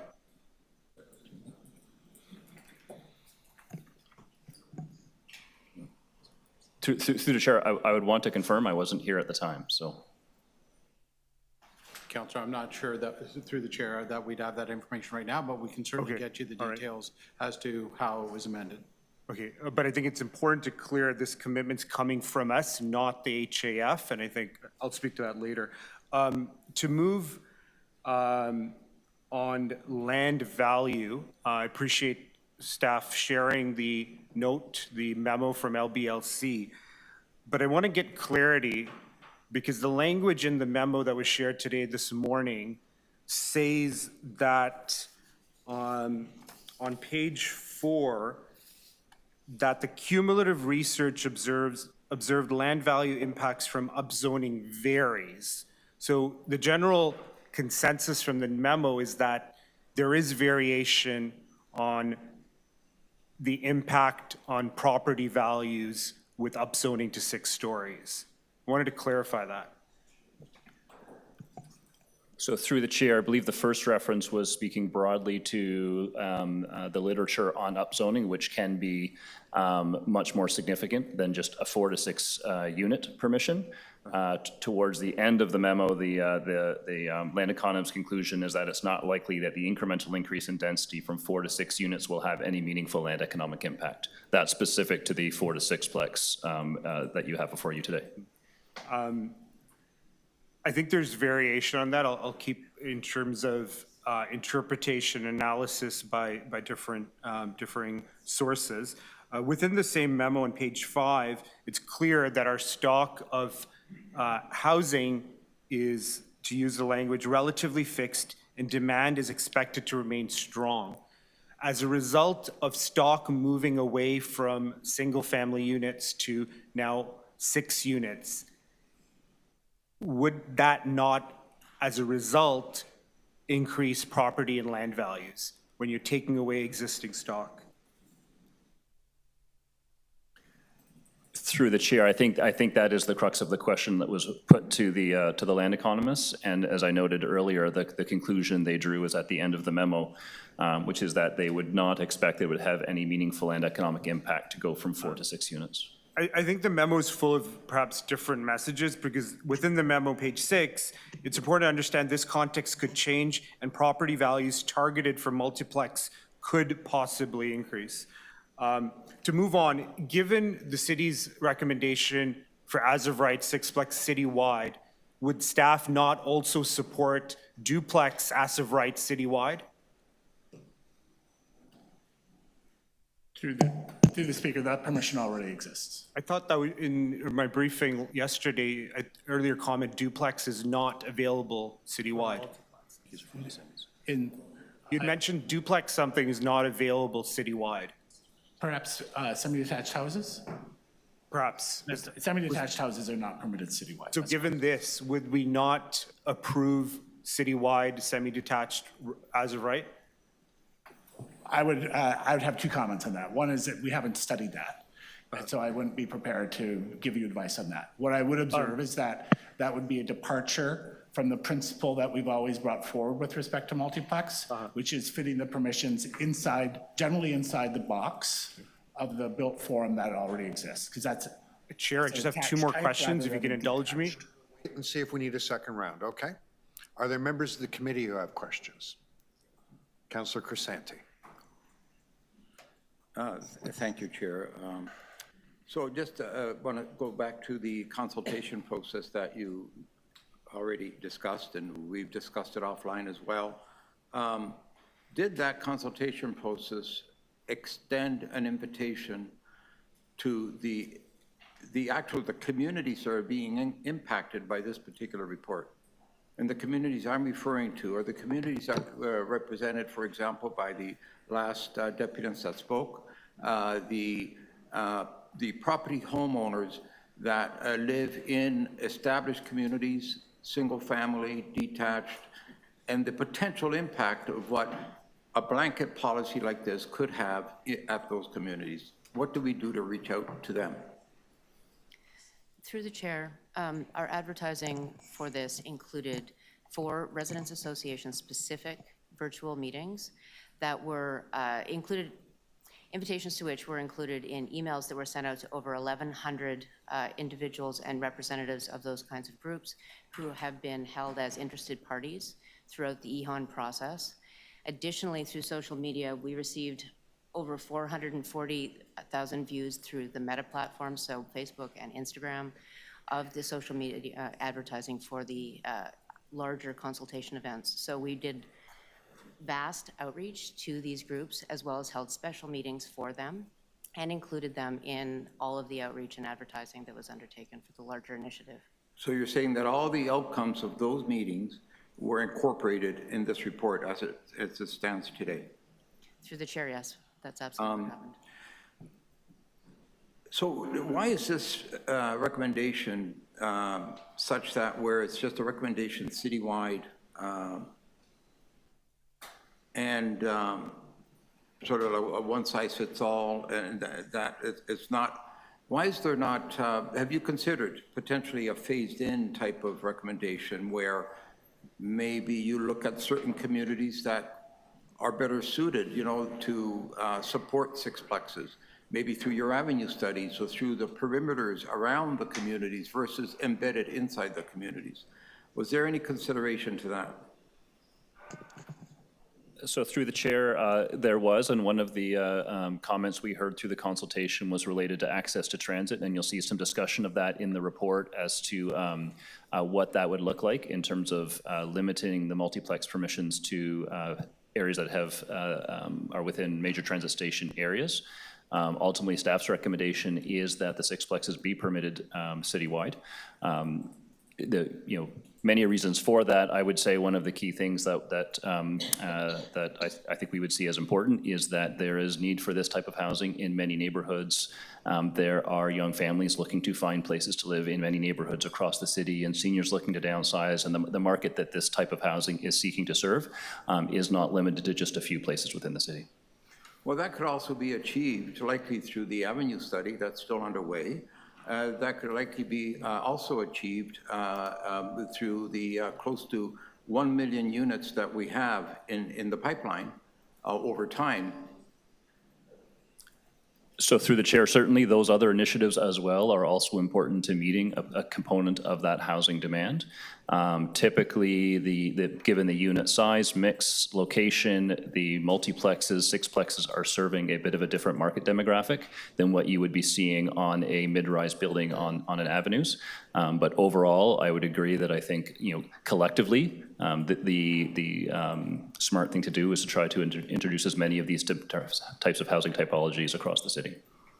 So you would introduce different types of housing across the city. However, it doesn't necessarily mean that the housing that's being introduced is going to be an affordable type housing, because many of these areas, depend on the value of that particular housing or those units will obviously be dictated by the value of those properties. And so the affordability part isn't there. It's going to be quite expensive to live in those communities. Would you not agree to that? So through the chair, certainly there's going to be different types of development, forms of development, quality of development that's going to deliver certain price points. We did look at that in the report, and what we've identified is that sixplexes do tend to create a unit that is certainly more affordable than the predominant single-family home that exist in the neighborhood. So it does create a much more affordable housing typology in those areas. It isn't housing that necessarily meets the definition of affordable housing. I think that is a separate issue, but it does create a more affordable product. All right, I'm out of time, so thank you. Thank you. Are there other members of the committee with questions of staff? Councillor Myers. Thank you, through you, Chair. So I just want to clarify some things. Regarding the Ward 23 multiplex pilot, when was it actually approved? In January of this year. In January this year, so there's only been 5 months. That's correct. So it's not uncommon that nothing has been built yet, because it's only been 5 months and we're only talking about one particular part of the city. That's right, and as we've talked about earlier today, there's been a variation in the uptake of multiplex generally across the city. Some areas have seen more uptake than others. And when we did the study at Ward 23, did we identify what was the percentage of existing residential lots that we identified that a multiplex could be appropriate? I believe it was the number, it was 60-something%. 60-something%. We thought those permissions could be feasibly taken advantage of. And is that consistent with what we would be seeing across the rest of the city? It'd be 60% roughly? I would say areas that have a similar lot fabric as Ward 23, we would see a similar percentage. More historic parts of the city with tighter lot fabric might face some challenges that those more generous lots would not face. So while it's as a right, it would be fair to say that not every single family home would be appropriate to upzone to a sixplex for a variety of factors. That's right, and those areas will find, those types of lots will find that they may not be able to meet every zoning standard, and they'll have to decide to have a smaller form of development or to seek permissions through committee of adjustment. And I just want to talk about the process that we went through. So when we did the initial consultation, we did the mail out to the residents. About 100 people showed up. We set up a special email address so people could email questions. Asif, one of the planners, met with people one-on-one to address specific questions. Can you just let us know some of the feedback that was received and how that feedback was actually incorporated into the final product? Through the chair, we reviewed all of the feedback. The feedback was reasonably split, with about 58% of the folks responding to the survey specifically being in favor of the sixplexes. But because of the wide range of folks that responded to it, we are not surprised by the split. There's, as we've heard today, there's quite a range of opinion on this particular model. The feedback that we did receive, we took back. This included comments on balcony space, outdoor amenity, parking, all of those kinds of things that we have heard today were also reflected in the responses we received. And we took the time to review what had been proposed in relation to those responses and the direction that we heard from all of the people across the range of opinions, and incorporated that into some of the zoning proposal that you see for sixplexes, as well as added it to the information that was brought forward as part of the multiplex monitoring as well, because some of it was very specific to all multiplexes, not just the sixplex product. So the input we received was balanced across the zoning standards that were brought forward on both projects. Thank you. And just to touch a bit on the financials, I understand there's a review currently of the development charges that would potentially be charged to sixplexes. Is that correct? There's a review underway of DCs for sixplexes? That is correct, through the chair. And currently, as of a matter of provincial law, there are no development charges on sixplexes that are developed by not-for-profits.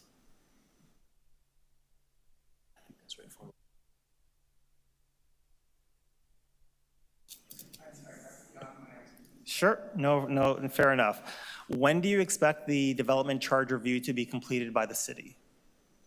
I believe my colleagues in finance are anticipating to bring that back early next year. Thank you. And one of the reasons that I brought this forward was for the ability for developers to qualify for CMHC financing. Could you just briefly explain the importance of CMHC financing in helping to create affordable homes and what role it plays? So through the chair, many of the builders have suggested that being able to participate in the CMHC's loan program is critical to actually making these projects viable. One of the delegates referred to it earlier, I think, one of the builders. It is the minimum requirement there is 5 units. And so the current permission to be able to do a 4-plex plus a garden suite would qualify as the 5, but it does force a typology where you only have 4 in your principal residence, and the 5th is built through the garden suite. So much of what we heard in terms of being able to qualify for that program, the benefit of being able to permit a 5-plex or a 6-plex is you can achieve those 5 units, minimum 5 units you need for CMHC, but achieve them in the principal residence. So for those properties that can't, for whatever reason, support a laneway suite, then you could put all 5 units in the principal residence and still qualify for that program. Okay, you're at time. Any other members of the committee with questions? Councillor Nunziata. So I believe that we have forestry here?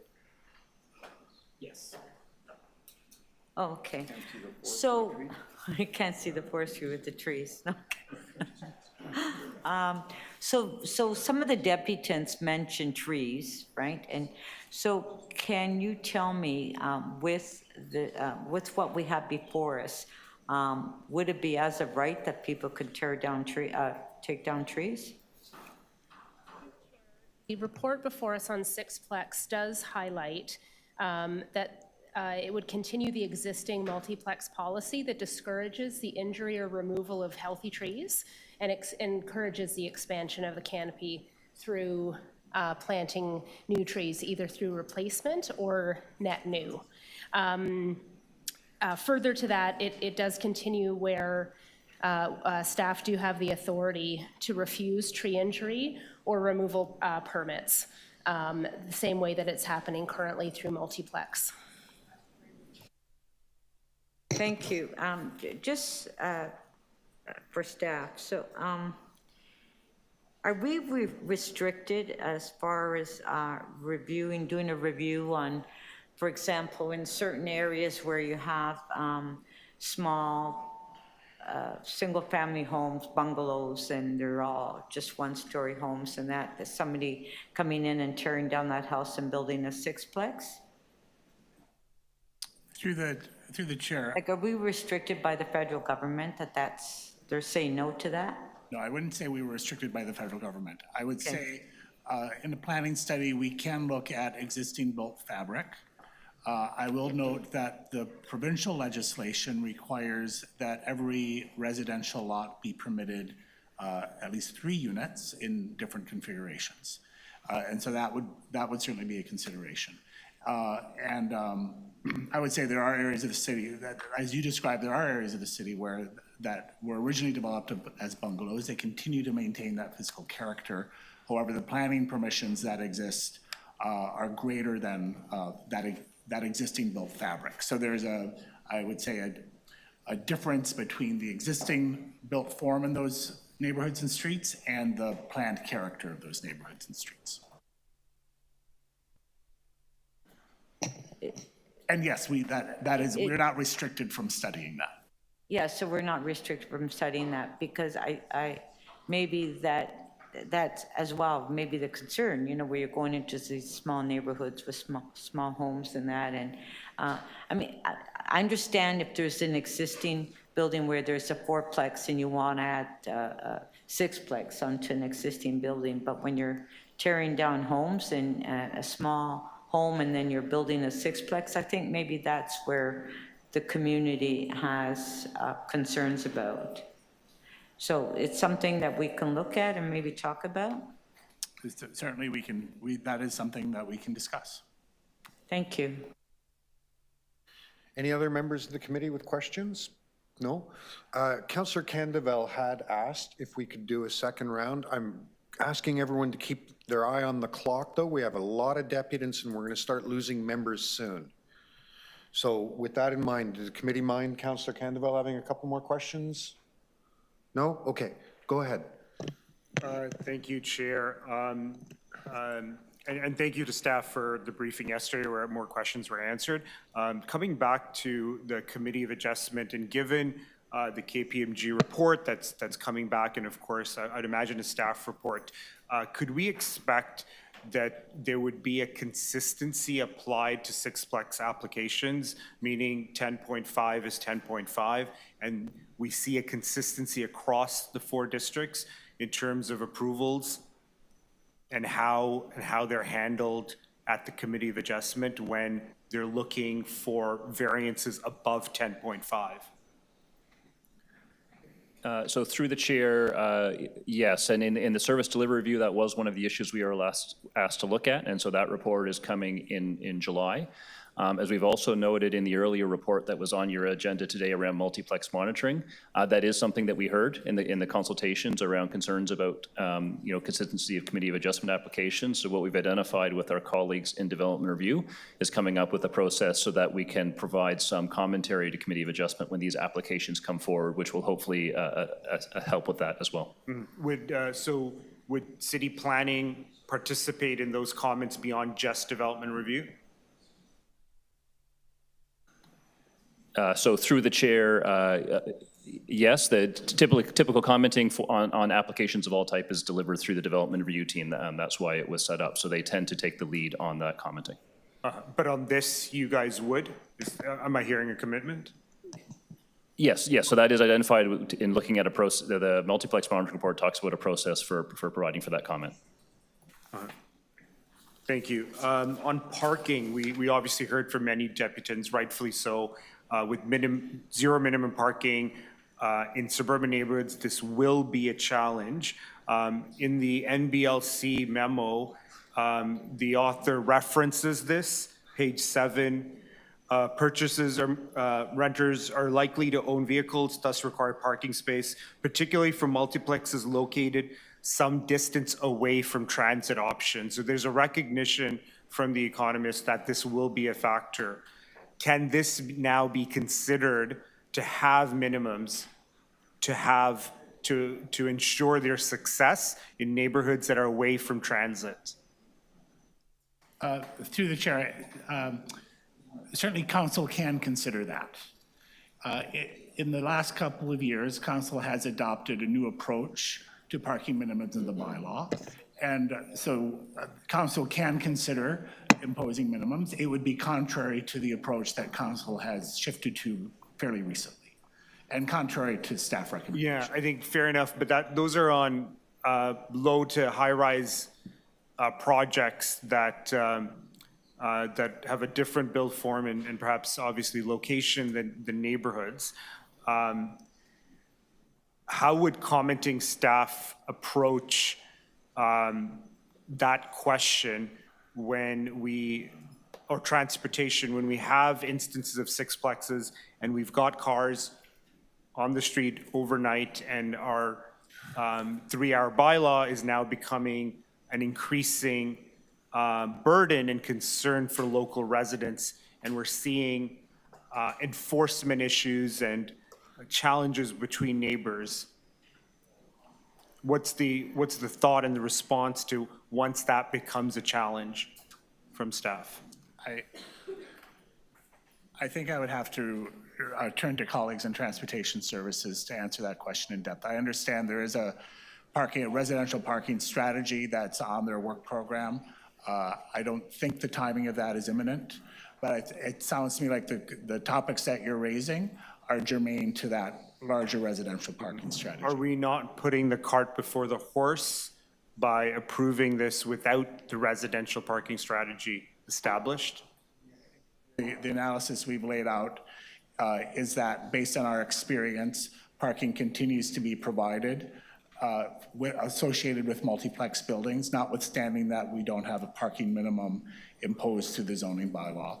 And our staff's recommendation is continue with that approach to parking minimums, that we don't need to impose it to the zoning bylaw, and that generally the market responds fairly well to provide an appropriate amount of parking. And for the benefit of the public, when did council remove parking minimums enabling zero parking for development applications? My answer is 2022, although if I looked it up, I might see that it's 2021. Okay, that's all. Thank you. I'm sorry, Councillor Canavale, I will note I've been able to look up the council record of that December 23 council meeting, and that motion was put forward by Councillor Bradford and adopted by City Council. Thank you, Chair. Okay. All right. Any further questions from members? No, to speak. Visiting councillors first. Councillor Holiday. Thank you, Chair Perks. Throughout today, I was, I think, cut off twice during questions. And I couldn't have scripted it better because the dominant theme, I think I heard it, was bamboozled. Rammed through. These are the type of comments that come from citizens when they see this. So we have a group that came in, and forgive me, I'm pointing, I don't mean to be rude. They came in, they out-consulted the city in 6 days.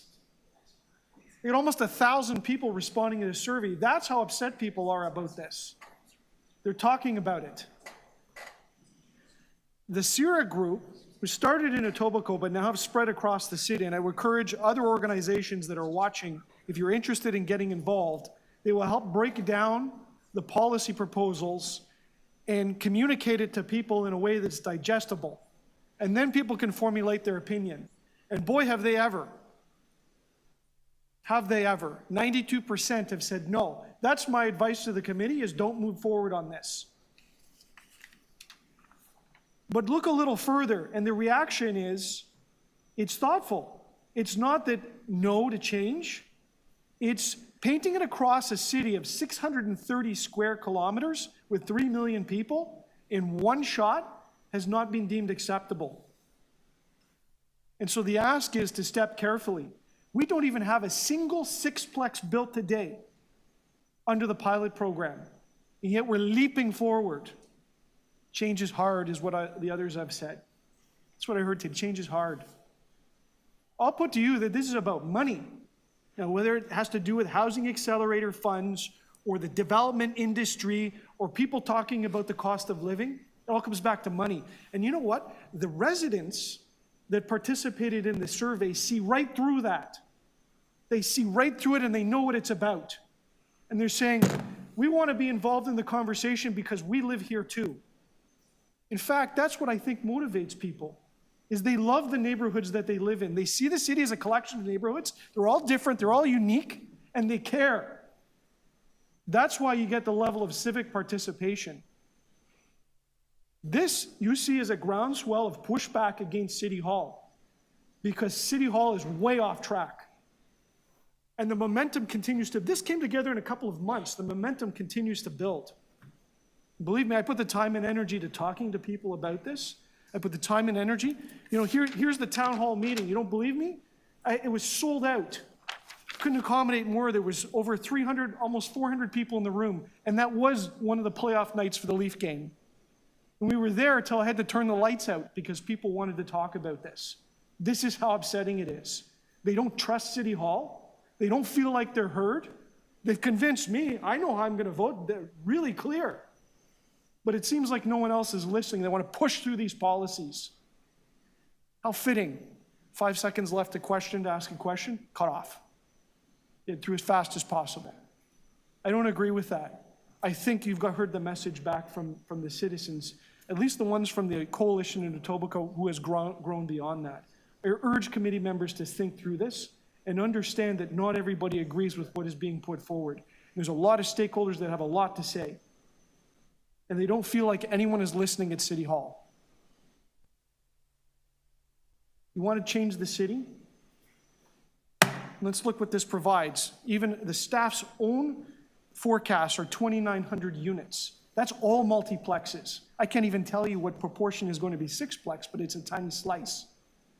But for those handful of houses that would be produced, you're going to alienate and anger the city. Huge swaths of neighborhoods that don't trust the City Hall anymore. Please think through and be proportionate in what you're doing. Think through this, give people an opportunity to participate.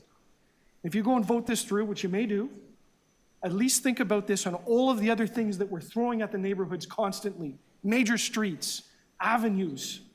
I'm trying to think what else is coming. Even in this meeting is apartment infills. Those all matter, especially if you live next to one of these sites. Doesn't matter if you own the property or you rent there. It's a change that affects you personally in the neighborhood that you love. Please listen to what people are telling you. Thank you. Councillor Candeville, did you want to speak? Thank you, Chair. And through you, I want to recognize that this is a very complex, sensitive issue that requires important nuance and open mind to hear everyone's experience and perspective. This is not a binary question as proposed from Some deputants, you're either good or bad based on how you vote. I think that's very silly, and we should not approach city building in such a way. I think it's very important to note that this was not staff recommendation going back, as we heard from staff by vis-a-vis Councillor Bradford's motion. We're here to accept sixplexes. It's not from the federal government. This is council directed. I think that's very important for the public to be aware of. And we also have to recognize there is a clear housing need in the city. I don't think we're immune to the arguments and comments shared by groups today that there is a need. It also has to recognize the need for affordable housing and where density should be created. We heard from a deputant. We've got low-density neighborhoods that are transit-rich, amenity-abundant, vibrant commercial retail space where we don't see density. So this is part of a larger conversation of the inequities that we as a city have created throughout decades, recognizing we never came to terms with amalgamation. I also want to speak on the need for consultation. The context to my question, I think, begets to the earlier delegate is an opportunity to reflect is how do we consult?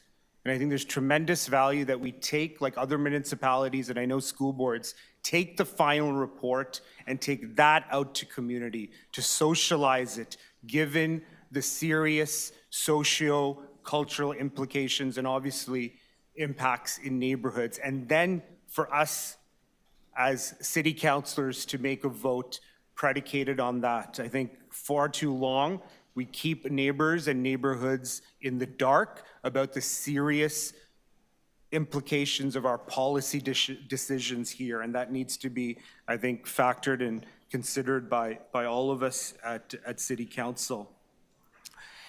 On the policy itself, my biggest concern is the impact this will have on land property values, particularly how this will negatively impact working class and middle class families. The success of Toronto for so long, Toronto the Good, was predicated on a multi-class diversity, that working and middle class families could afford a place to raise their families. In Scarborough, for so long, the most affordable place to raise a family is now completely priced out for all working class families and certainly many, many middle class families.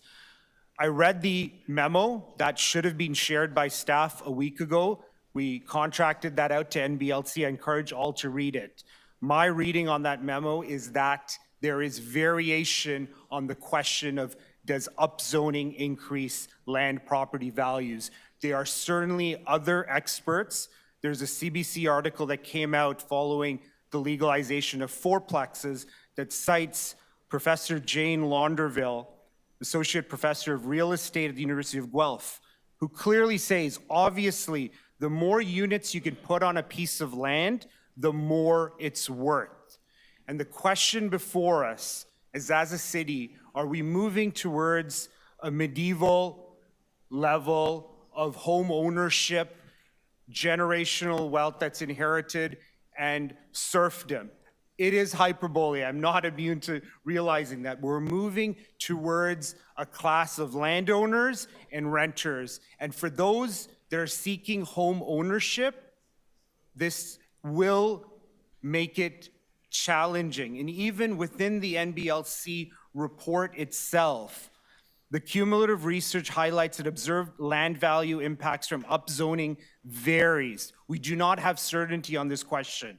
While property values are not always observed to increase, clearly the language is clear that it does increase as well.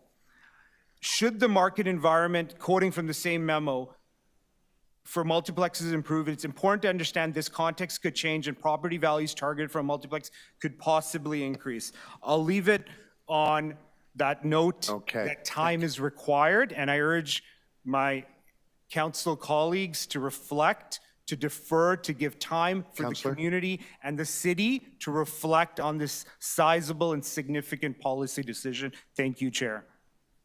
Thank you. Members of the committee, anyone wish to speak to the item? Councillor Matlow first. I have a motion. Do I need to read it, or should I just? For the benefit of people online.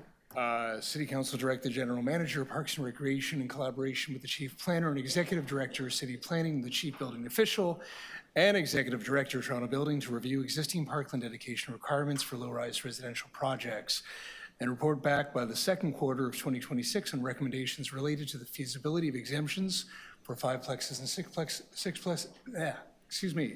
sixplexes. It's been, what, 8 hours now? In support of council adopted housing and parkland priorities. Thank you. You want to speak to it at all, or? Okay, great. Any questions of the mover? Seeing none. Next, I think, was Councillor Crisanti. Thank you, Chair. I too have a motion, and the motion, in essence, is to defer this item to for further consultation and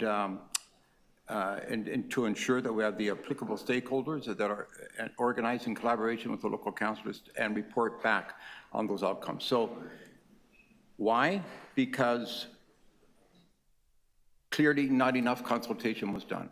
I'm quite concerned, as we heard, very passionate discussions and very passionate speeches today about people saying they were not consulted. I can tell you that in the area up in Etobicoke North Ward 1, people that I've consulted with, and I consulted with many, they're very, very opposed to the whole concept of potentially disrupting the communities they currently live in. Excuse me, Chair, but we... I'm sorry, I'm providing advice on procedural matters. Okay. So this policy really does speak to a one-size-fits-all policy. That doesn't work. This isn't a one-size-fits-all.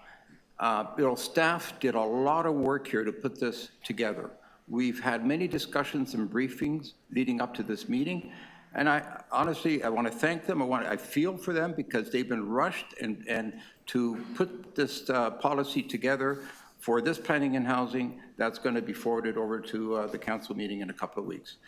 And that's a lot of work, but we are definitely not ready. The dust has not yet settled in terms of the 4-plexes that got approved just under 2 years ago.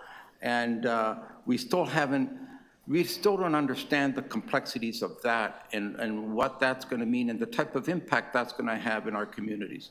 I could tell you this, that a handful of applications that have already been submitted for Etobicoke North, each and every one of them have been very problematic. And what we need to do is learn from those applications. We need to learn and we need to take the time. So we need more time to go out and consult with the actual communities that are impacted, because we haven't done that. So I've done it up in Etobicoke North, but staff has not been able to do it in every single community that is and will be impacted by a policy that is this important in terms of housing. Of course we need housing, but we have so many opportunities for housing right now, right in front of us. We have 850,000 units sitting in a pipeline. We got the Avenue study that's currently still underway that's going to provide many opportunities along transit lines, et cetera. So we have opportunities to house people and create more density and more options of housing for people in the City of Toronto. This is a complex issue, and I think what we're doing is we're simplifying a very complex issue. We need to discuss this and consult more, and we need to take the time to do that. Now, I don't have a good feeling that this will be supported, but colleagues, we cannot rush this through. I think we need the time to make sure that every community across the city has been consulted, particularly those communities that are going to be very heavily impacted in the way that they're currently used to living at the moment. So I ask for your support on this, and those are my comments, Chair. Okay, thank you. Before we go to questions of the mover, I have to give a ruling and a little bit of an explanation of where we are procedurally. Okay, so members, this is not quite the same thing as just deferring a regular business item. Because this is a statutory hearing, the motion defers the completion of the statutory meeting till the date specified, which is 2027. I want to make it clear that it would be a continuation of the same statutory meeting, meaning people who had deputed on it today would not be able to depute again on the same facts at that time. Okay? Typically, when we get a motion to adjourn a statutory public meeting, it's done at the beginning of business so that deputants understand that they can depute today or at that day in the future. Unfortunately, Councillor Crescenti didn't do it. I think, nevertheless, I'm going to allow his motion, but I wanted you to be aware of those facts. Also, in accordance roughly with our procedures, on what is effectively a deferral, you vote on it immediately. So I'm going to take any questions or speeches on the deferral now. Does anyone have any? No, you cannot. You're not a member of the committee. Yes.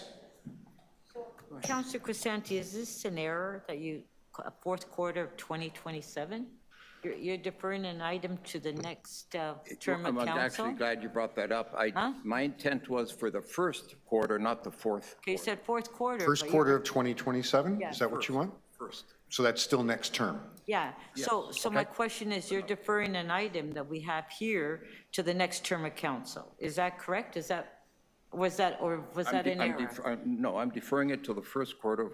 We need time. You can't rush this. No, but my question is to the next term of council. That's what you're doing.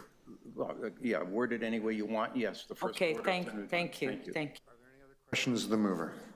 No? Does anyone wish to speak on the adjournment motion?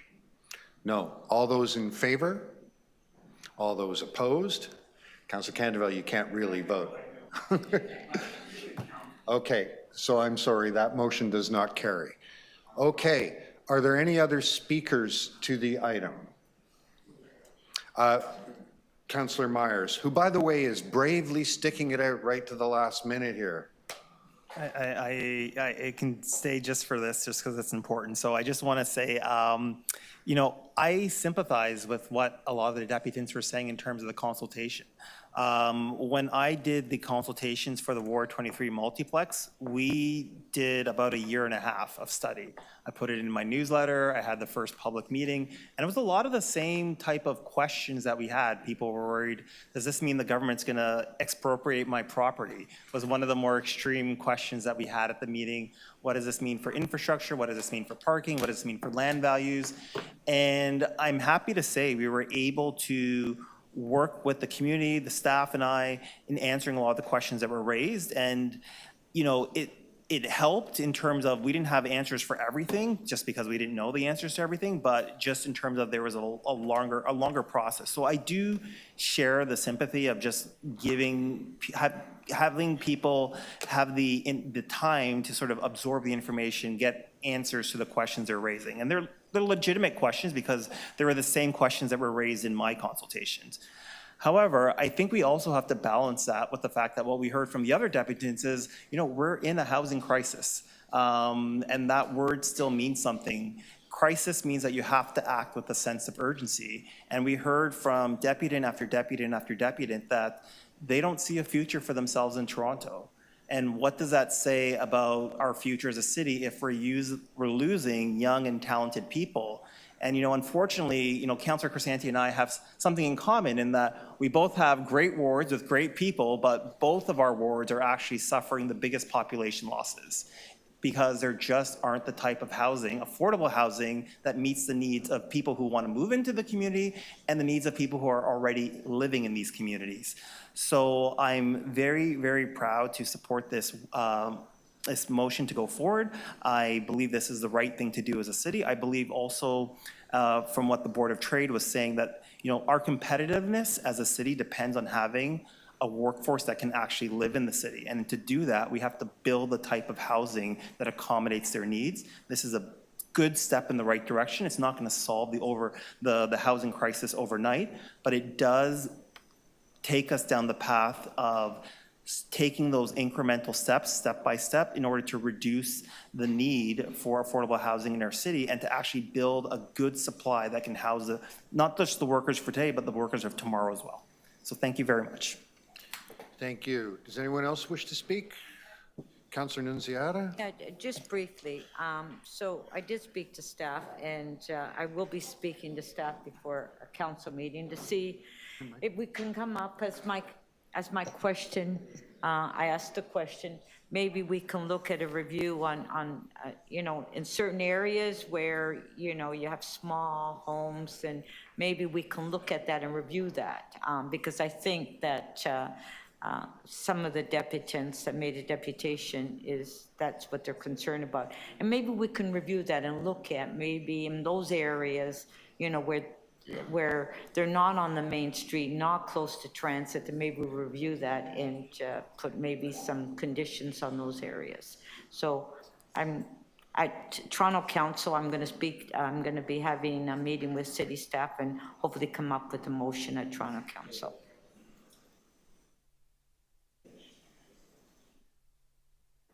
Okay. No one else? Councillor Bradford? No? Okay. I am going to just make a couple of comments on this. First, on the issue of whether this has been a conversation that City Council and City staff have been having with the public, I think, yes, there's some specifics here which are fairly new. That's true. But it is, Councillor Nunziata, please. Councillor Nunziata, please. But it is not accurate to say that city staff and members of council have not been having this conversation about expanding housing permissions inside neighborhoods, particularly suburban neighborhoods, for years. City council began the process of examining in what circumstances and in what forms we would expand permissions in neighborhoods over 5 years ago. We have had multiple very detailed debates about this. I remember the debate on the number of doors you're allowed to have on the front of a property. I remember the debate about garden suites. I remember the debate about laneway suites on multiplexes. And it has always been part of the conversation to look at things like looking at triplexes, fourplexes, and sixplexes.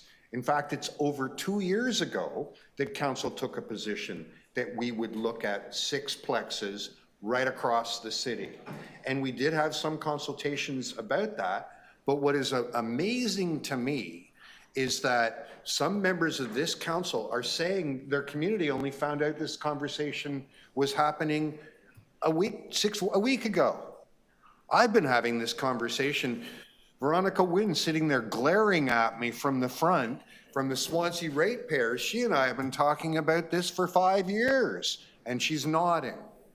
Those of us who understand the range of different issues in our housing system have been actively engaging our communities for a long time on these questions.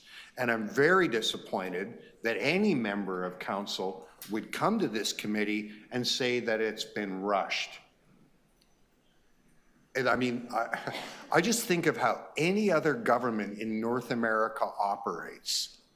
I can't think of another government in North America that would have taken 5 years, two of which intensely on this specific question, and then having people in, you know, with their research and facts, providing, you know, we have a whole book basically that staff gave us on what's happening with allowing expanded permissions inside neighborhoods. This is what literally the definition of a robust and inclusive conversation. And I really resent members of council coming here and and saying that's not the case. And I know I see Jeff saying some words, but Jeff, you know you've been part of a conversation about expanding housing permissions in neighborhoods for years. I've been listening to you talk about it. So that's the first thing I wanted to say. The second thing I wanted to say is this piece around affordable housing and the Housing Accelerator Fund and all of those bits that are there. And I want to remind members of council that not that long ago, some members of council, including you, Councillor Crisanti, voted that we should stop building affordable housing with federal money and instead use it to provide incentives to private developers. That was a motion Councillor Bradford made that you voted for. So, like, let's try to have a little bit of an actually honest conversation about these issues. I'm sorry, there's a soccer celebration going on downstairs. I agree with some of the things Councillor Candavel was saying, that we need to really invest in social housing. I absolutely agree with some of the comments deputants made that half the population of Toronto will never be served by the private market. And I would love it if I was situated, say, in Vienna in 1919, when they had a federal government that just gave them the money to do that. But that's not the circumstance we find ourselves in. The City of Toronto is a leader in social housing right now, but that means that we have a big whopping 7% of the housing market is social. We're going to keep working for that, but for today, we have to approve what's in front of us. Okay, so on Councillor Matlow's motion.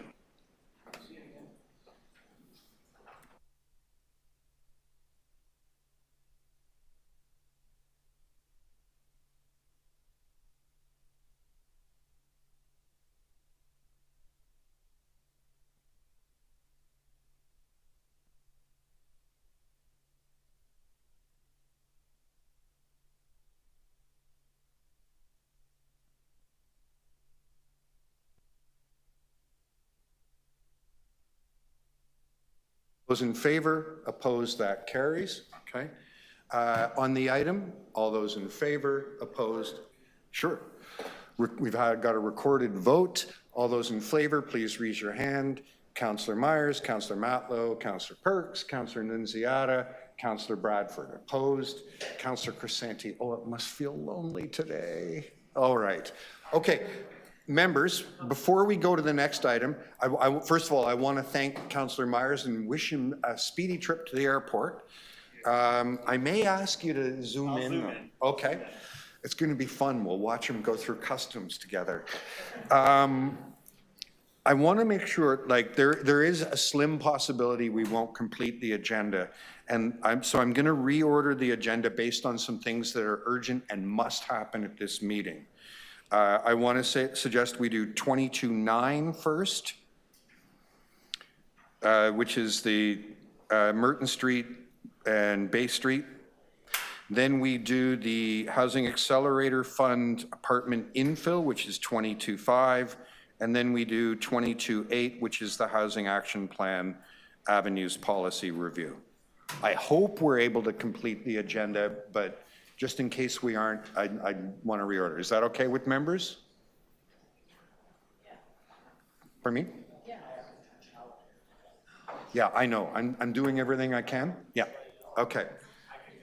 So, like, make sure that Jamal gets his phone zoomed into the cab. Okay. So on PH 22.9, we do have one deputant, Natasha Mystery. Natasha, are you with us? Is Natasha online? I'm sorry.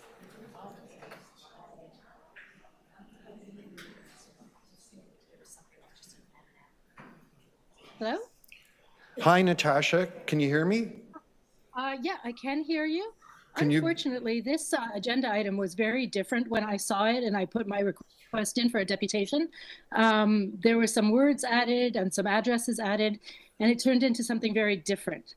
So I am going to withdraw, but I do want to say with a caveat, I took the day off work to be here. And so now I am leaving to take my kids to their activities, and I look forward to having an opportunity to actually speak on the agenda item that I wanted to speak on, but it is not about Merton, Elizabeth, or Bay Street. Okay, I'm very sorry that happened to you, Natasha. Thank you for hanging in. I am too. Thank you. Yeah, shoot me an email and we can talk about whatever was on your mind. Well, that's very nice of you. Thank you. I will do Okay. that. No, we have actual motions.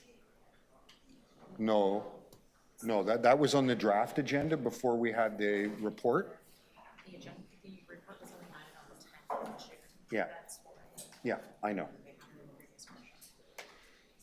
So I'm going to move the staff recommendations unless anyone else wants to speak to it. No? All those in favor, opposed, carried.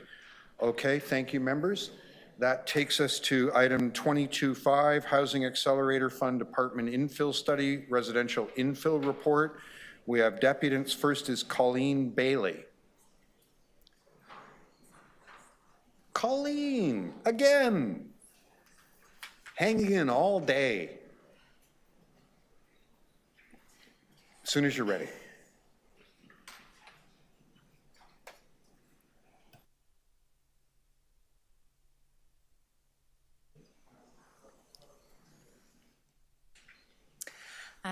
Thanks. Yeah, thanks for hanging in all day. So as I mentioned, I am a resident of an apartment neighborhood.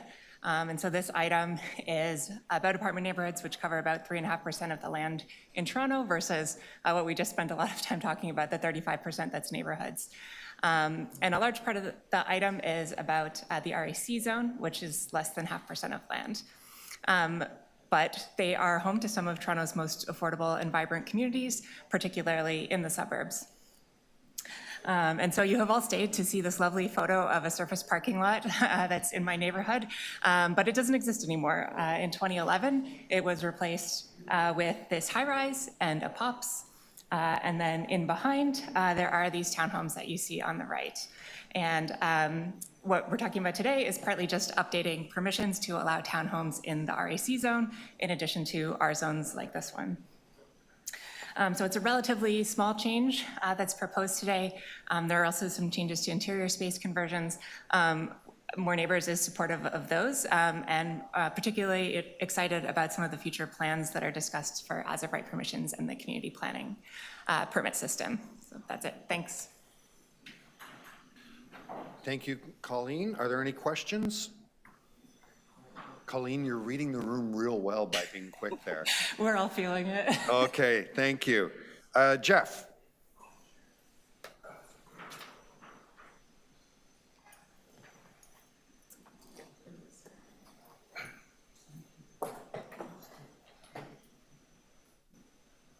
We're losing our audience, but I guess that's okay.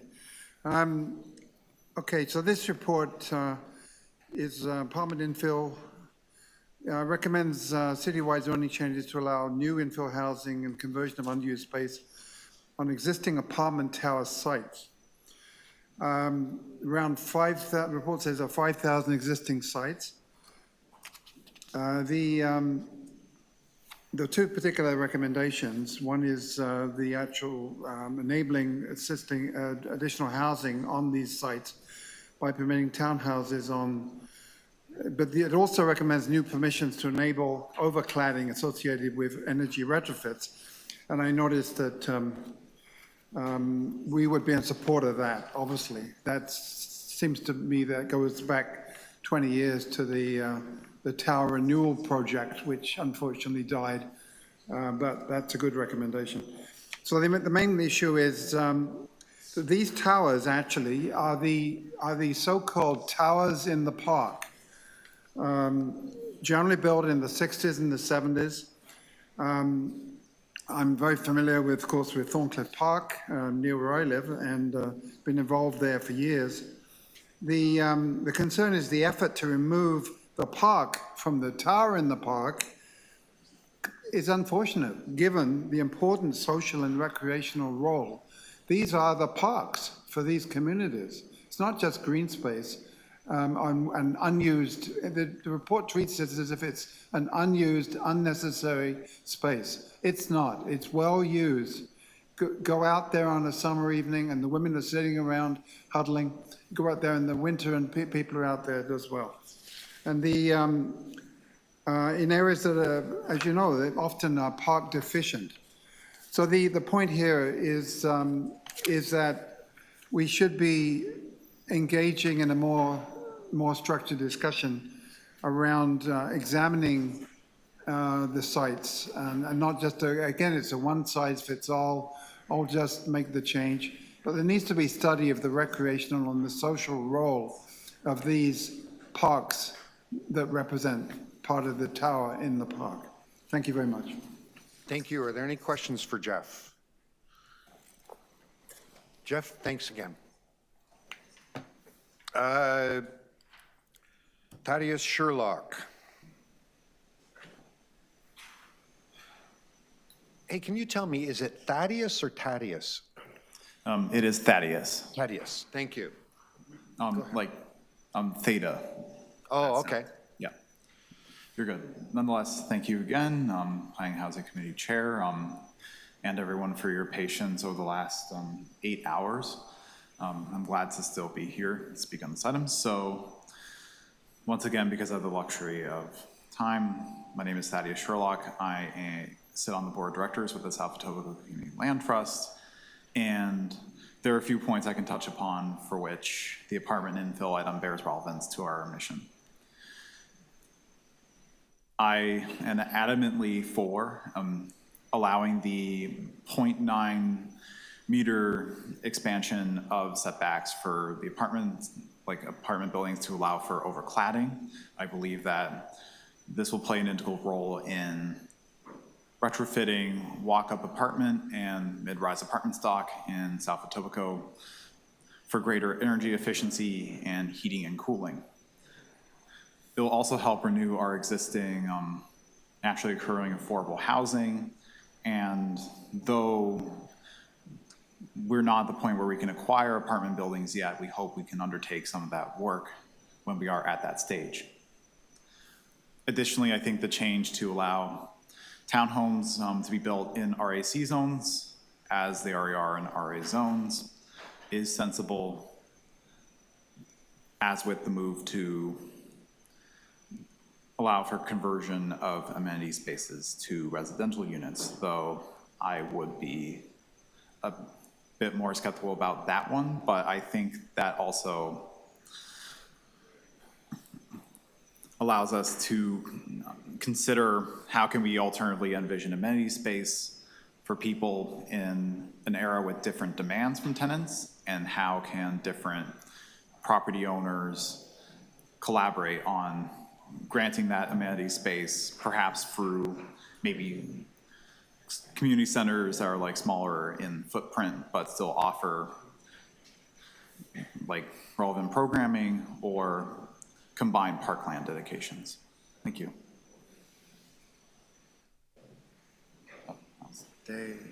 Thank you very much. Are there any questions? Seeing none, thanks again. Paul? You still with us, Paul? No? Paul's not with us. Okay, that completes the listed deputants on this item. Are there any questions of staff? No. Does anyone wish to speak to it? Okay. Questions, yes. Okay, go ahead.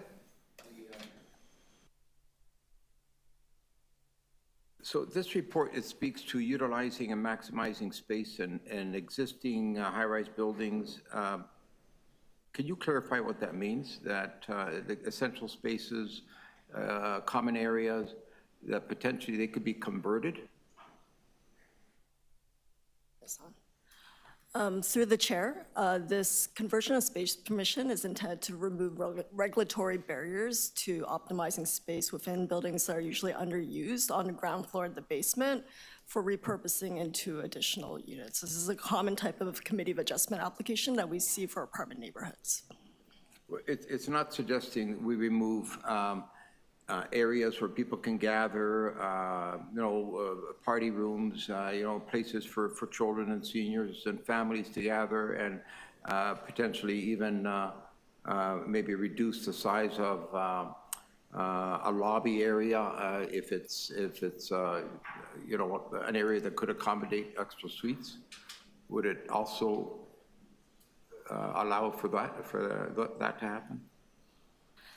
Through the chair, based on consultation, we heard that access to parking and retaining amenity space was an important priority for tenants in apartment neighborhoods.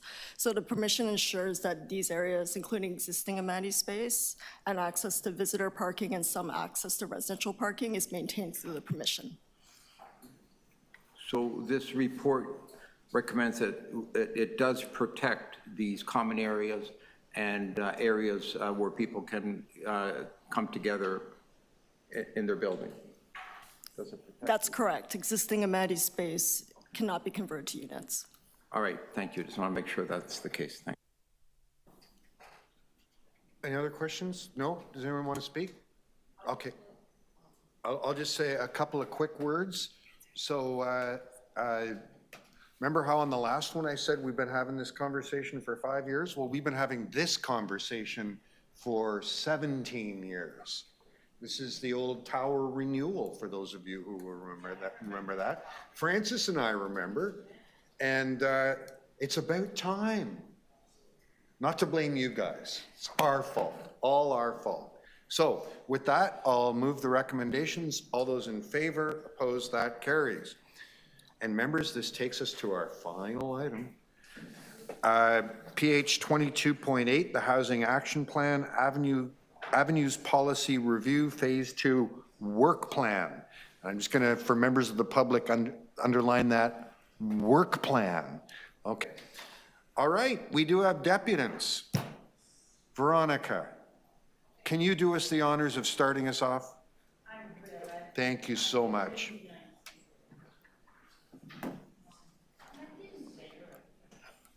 Pardon me? I didn't glare at you. I was. You were glaring. I know you're glaring. Do I ever glare? Okay, so how do I put this in? It didn't. Get some AV assistance, please. Yeah. For the deputant. I have it. That's okay. Someone's coming. Oh, good stuff. Didn't find anything that would work. Oh, is it right? There's nothing. No, this one doesn't have it. That's fine.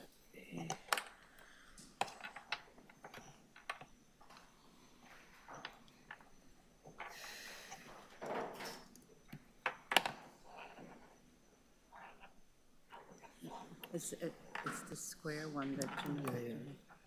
That one down there. That one works in here, I think.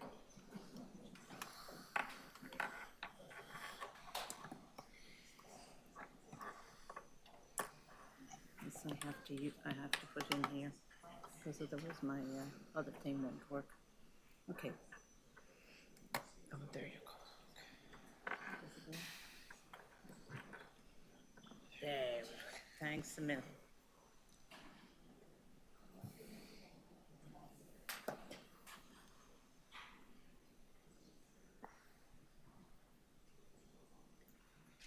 Oh, let's all figure out Veronica's password. It is. I know, I'm going as fast as I can. Don't click. Okay. I'm a mature treasure, so don't be nice. Okay. I just want to have a thing hanging up here. Oh, come on.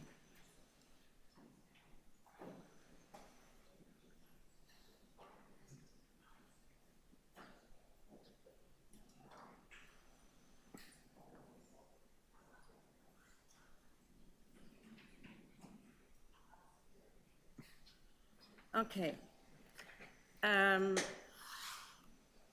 Veronica Wynn from the Swansea Area Ratepayers Association, greatest residents associations in Toronto. And we have had an interest in OPA and the appeal of OPA 778, and so, but I will not be referring to that there, so I will keep that to myself. Anyway, so, but I will be using, this is the what do you call that thing? The notice of, you know, if you want to go and appeal the motion. Anyway, so in this item, PH 22.8, they're presuming, and they're moving on phase 2 of the plan of action. They've gone through phase 1, which really didn't tell us too much, because we want to know about you know, the avenue study. You know, when you, because the zoning has changed. You know, like we got rid of the, what do you call that thing? The angular plane and things like that. But in the presentation of changes, they talked about transitions and special features that were going to be brought to assessing the avenue structure. And so I would like to, and I'd like that, and then they put they are now putting the consultation and moving on to phase 2, but they're going and talking and consulting with all different wards in 3 different situations, instead of doing another consultation, which is needed to highlight the changes that have been made in the avenue structures and zoning.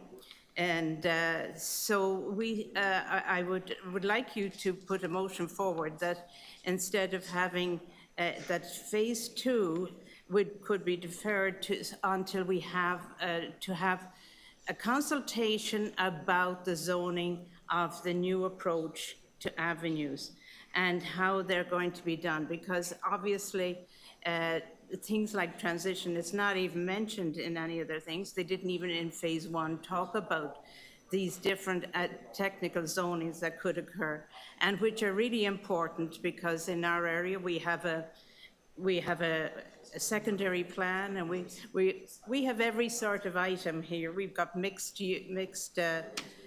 multiplex, 4plexes and 3plexes and 2plexes, and we really want to get this one right, because it's it could be detrimental to the secondary plan, but also to the fact that if we get it wrong, then the structure and the infrastructure we could have a disastrous effect on the construction of what is going to be a new social housing at the end of at a spot where, in fact, the ground might not take it. So I would like to suggest that the phase 2 be deferred, and so that it would be, or the plan of phase 2 would be deferred to and changed to having consultation with the same consultation, because everybody has to have the same zoning across Toronto. And actually, the person in the notice of appeal says no map is included in this notice on the basis that the OPA amendments to Chapter 2.5 map and schedule applies citywide.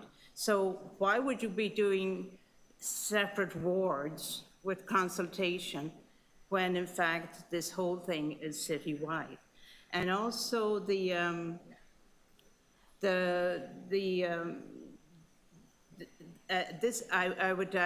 I don't know how you would make a decision now on this. Is this the spot to put a motion in? I would really appreciate it. Thank you. Are there any questions of Veronica?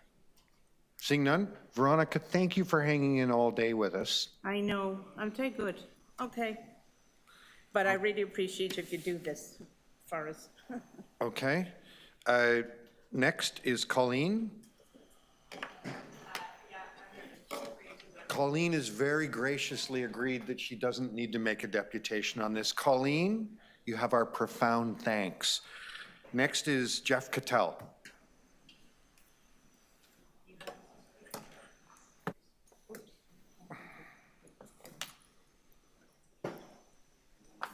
Appreciate the time constraints, but we did want to speak to this one because we have 4 points to make, basically. Earlier this year, as we all know, MAP 2 in the official plan was revised to expand the length of avenues and remove the previous process of avenue reviews that were required for designation. So the phase 2 consists of 3 stages, each approximately 9 months in length. Stage 1, 2 studies for Toronto and East York, Ward 9, Ward 11, followed by a separate study for all the remaining TEY wards with avenues. And stage 2, you go out to the major transit station areas. Stage 3, the remaining wards with fewer MTSAs. 4 comments on this. A concern over the 4 issues. The first one is the implementation strategy. This idea of proceeding from the center to the periphery, as it were, starting with Ward 9 and 11, and then Midtown, North Toronto, and Etobicoke, followed by North York and Scarborough.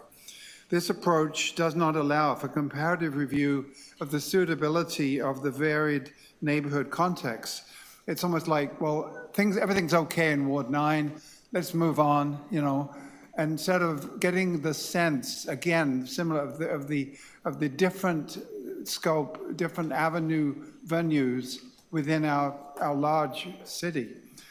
So we would see, we're recommending that the avenue segments be selected for consideration of rezoning equitably from all parts of the city, obviously over a period of time, but rather than proceeding on a ward-by-ward basis from downtown to the suburbs. And the second point is the consultation process. Council was clear in its direction. Implementation was to include comprehensive consultation. While not as detailed as a full avenue study, the intent was to ensure robust engagement. With avenue studies no longer part of the process, this is now the only public engagement step. The residents were not informed when avenue designations were made earlier this year, and in any case, they're not generally aware of the implications. So what's being proposed? 2 public meetings, a survey, and a communications plan under development. It appears too narrow and too rushed for the scale of what's being considered. We believe it needs to be clear, inclusive, and accessible, recommending that city planning report back to PHC on a public consultation plan for the avenue designation and rezoning program. Point number 3, the missing council-directed elements. The June 12th report, our report now, outlines a draft guide for redesignation and rezoning, but doesn't include several of the elements that council specifically asked city planning to consider, including infrastructure capacity, traffic impacts, and parking in areas without higher order transit. So again, recommending that these elements be included in the guide going forward. And fourthly, lastly, rezoning should not be assumed. Residents were not directly informed when avenues were expanded on Ward 2 earlier this year. And so the input now must include not just how, but whether redesignation is appropriate. For some streets, particularly where 6-story buildings are already permitted, as of right under existing zoning, no further change may be necessary. If the outcome is that all avenue lands with deep enough lots will be redesignated to either mixed use or apartment neighborhoods, it raises concerns about the purpose and integrity of the consultation process. Recommended that planning housing clearly state that redesignation and rezoning are not automatic, and that consultation outcomes will meaningfully shape whether and where such changes proceed. Thank you. Thank you. Any questions for Jeff? Nope, seeing none. Jeff, thank you so much. Next, we have Nicole Tataj. Nicole, can you hear me? Hello, can you hear me? Yes, I can. Nicole, go ahead. Okay, and I don't know if I've started my camera here or not. I don't think so. I'm sorry. So I'll just deal with the camera. Thank you very much for the opportunity to speak. I'm a member of the Beaconsfield Village Residents Association in Ward 9, and we want to start off by saying that we were not opposed to growth. We, in fact, supported allowing 6-story buildings on major streets. But the move to designate new avenues in our ward and to begin rezoning came as a complete surprise to us. Many of our residents were unaware of these changes. I'm sorry, there's something, can you hear that? I'm sorry, in the background? It's fine, Nicole, just keep going, okay? We can hear you clearly. Okay. Okay, thank you. But, sorry, I'm not even sure. Sorry, there's something buzzing in the background here. In any case, we didn't feel that there was sufficient notice regarding the public consultation, so we objected to the redesignation process. So we were thankful that Councillor gave us the opportunity, that Council directed planning to consult comprehensively before any rezoning was to take place. We are concerned that the current approach that the staff, in the staff report, won't actually allow meaningful consultation, and that residents won't be allowed to shape the outcome. So, and we specifically asked planning whether or not newly designated avenues that are considered in scope in the report would be rezoned, and in particular avenues that are on major streets where there are 6 stories already permitted. And the response that we got was that avenues were selected and designated because we do need increased density. And so the question we have is if it's already predetermined, what is the point of the consultations? So is the question whether a neighborhood designated avenue should be zoned for apartment, neighborhood, or mixed use? And if those are the only 2 questions, then really what is the purpose of these consultations? And we would really like to know the answer to that. Because I think it's important to know that residents are participating in a way that's meaningful and that can actually shape the outcome. And it's not just predetermined that the avenues are going to be rezoned. And as Jeff mentioned, we're concerned about those elements that you mandated, that council mandated, were not included in the staff report. The staff report did include specific guidance on rezoning based on right-of-way and lot depth, but the criteria that you mandated were not included in the report. And that also there's no plan in the report to directly notify residents of these changes. Residents get notices for deck variances and bus route changes like the Dufferin and Bathurst buses, but why would they not be getting notices that would allow 6 to 14-story building next door? A mailed multilingual notice is essentially, especially given that many people are not online or fluent in English, and since there will be no longer any further avenue studies or further notices, this is the last time that there can be meaningful consultation. So I think residents have the right to know and be informed of these changes. And we also agree with FONTRA that the pilot is too narrow, being focused on just wards 9 and 11. If the intent is to come up with criteria that can be applied citywide, then we believe that there should be streets selected from across the city with different lot characteristics so that you can come up with criteria that can then be implemented citywide. Also, the pilot was scheduled to begin in July, which, as you know, most residents are not, summer is the worst time to do any type of engagement. So we're requesting that that be pushed to the fall. And the last point being is that the report indicated that the avenues in the pilot would be rezoned by Q4, which means that zoning changes would be locked in by the end of the year. Before other parts of the city have had a chance to weigh in. And so we're asking that any zoning changes in pilots not move forward until there's been broader input and engagement from across the city.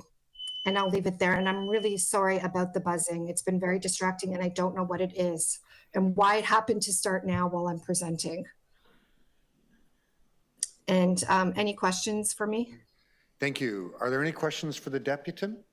Seeing none, thank you very much for sharing that with us today, although I have mixed feelings about the buzzing. Okay, Paul. Is Paul with us? No? Okay. Garrett Sun Chung. Garrett? Can you hear me, Garrett? Yes, I can hear you. Hi, Garrett. You've got 5 minutes. Go ahead. Okay, sounds good. So I'll try to be brief because we've been here for hours, so I appreciate everyone's patience. My name's Garrett. I'm an urban planning professional with House Canada, stands for Housing Our University Students Equitably. We're a nonprofit dedicated to affordable student housing.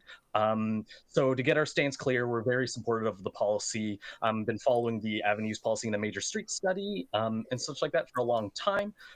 Personally, I believe we're living in times burdened by Toronto's former planning policies that's so restrictive that it either allows only single detached homes or the tallest condos you can have built.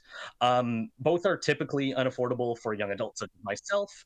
And I think allowing the missing middle to be built all along where our infrastructure can support it. So for example, in the report talking about focusing around MTSAs, major transit station areas, it hopefully will make a variety of housing options affordable for many individuals, such as students and recent grads who are currently facing a lot of employment difficulties as well. I guess our ambition would be hoping to see that better use of this infrastructure, for example, where it might be most suited. As the core planner of my organization, then I've seen and created many financial analyses to assess the viability of developing affordable housing specifically.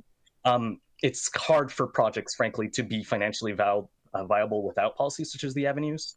While researching, I found that the policy is currently under appeal at the Ontario Land Tribunal, the OLT, and there'll be a motion on June 27th. So that's stopping the zoning bylaw from going ahead and the OPA from going ahead. So I was just wondering about two things for clarification. Just one, what was the city's stance regarding the appeal? From reading it, it seemed the appellant was supportive of of the policy, but I wanted to hear what the city felt about the notion of an appeal, for example. My second thing that I'll bring up, I wasn't going to bring it up before, but there was a lot of things regarding it with other topics more so, but not for the Avenue specifically, but it is more concerns about losing affordable housing stock, and that's something we don't want, being an affordable housing nonprofit and such like that. And I do know there's already avenues that have a lot of apartments on them, like the south of St. Clair and Avenue, south of the Humber Bay Shores area, even like the Victoria Park and O'Connor area. So I just basically personally want to bring up, I guess, the Toronto residential and rental property demolition bylaw and making sure, I guess, that's enforced properly and we don't lose affordable housing stock because of policies that are forward thinking. And I just wanted to be aware of unintended consequences and such like that, just to prevent us from losing affordable housing stock that's currently rent controlled. That would be the end of my second point. So yeah, thank you for your time. Okay, thank you. Any questions? Seeing none, we thank you for your time today. Brian. He said he's not going to speak. Brian, if it were in my power, I would give you the keys to the city. He told me he wasn't going to speak. Well,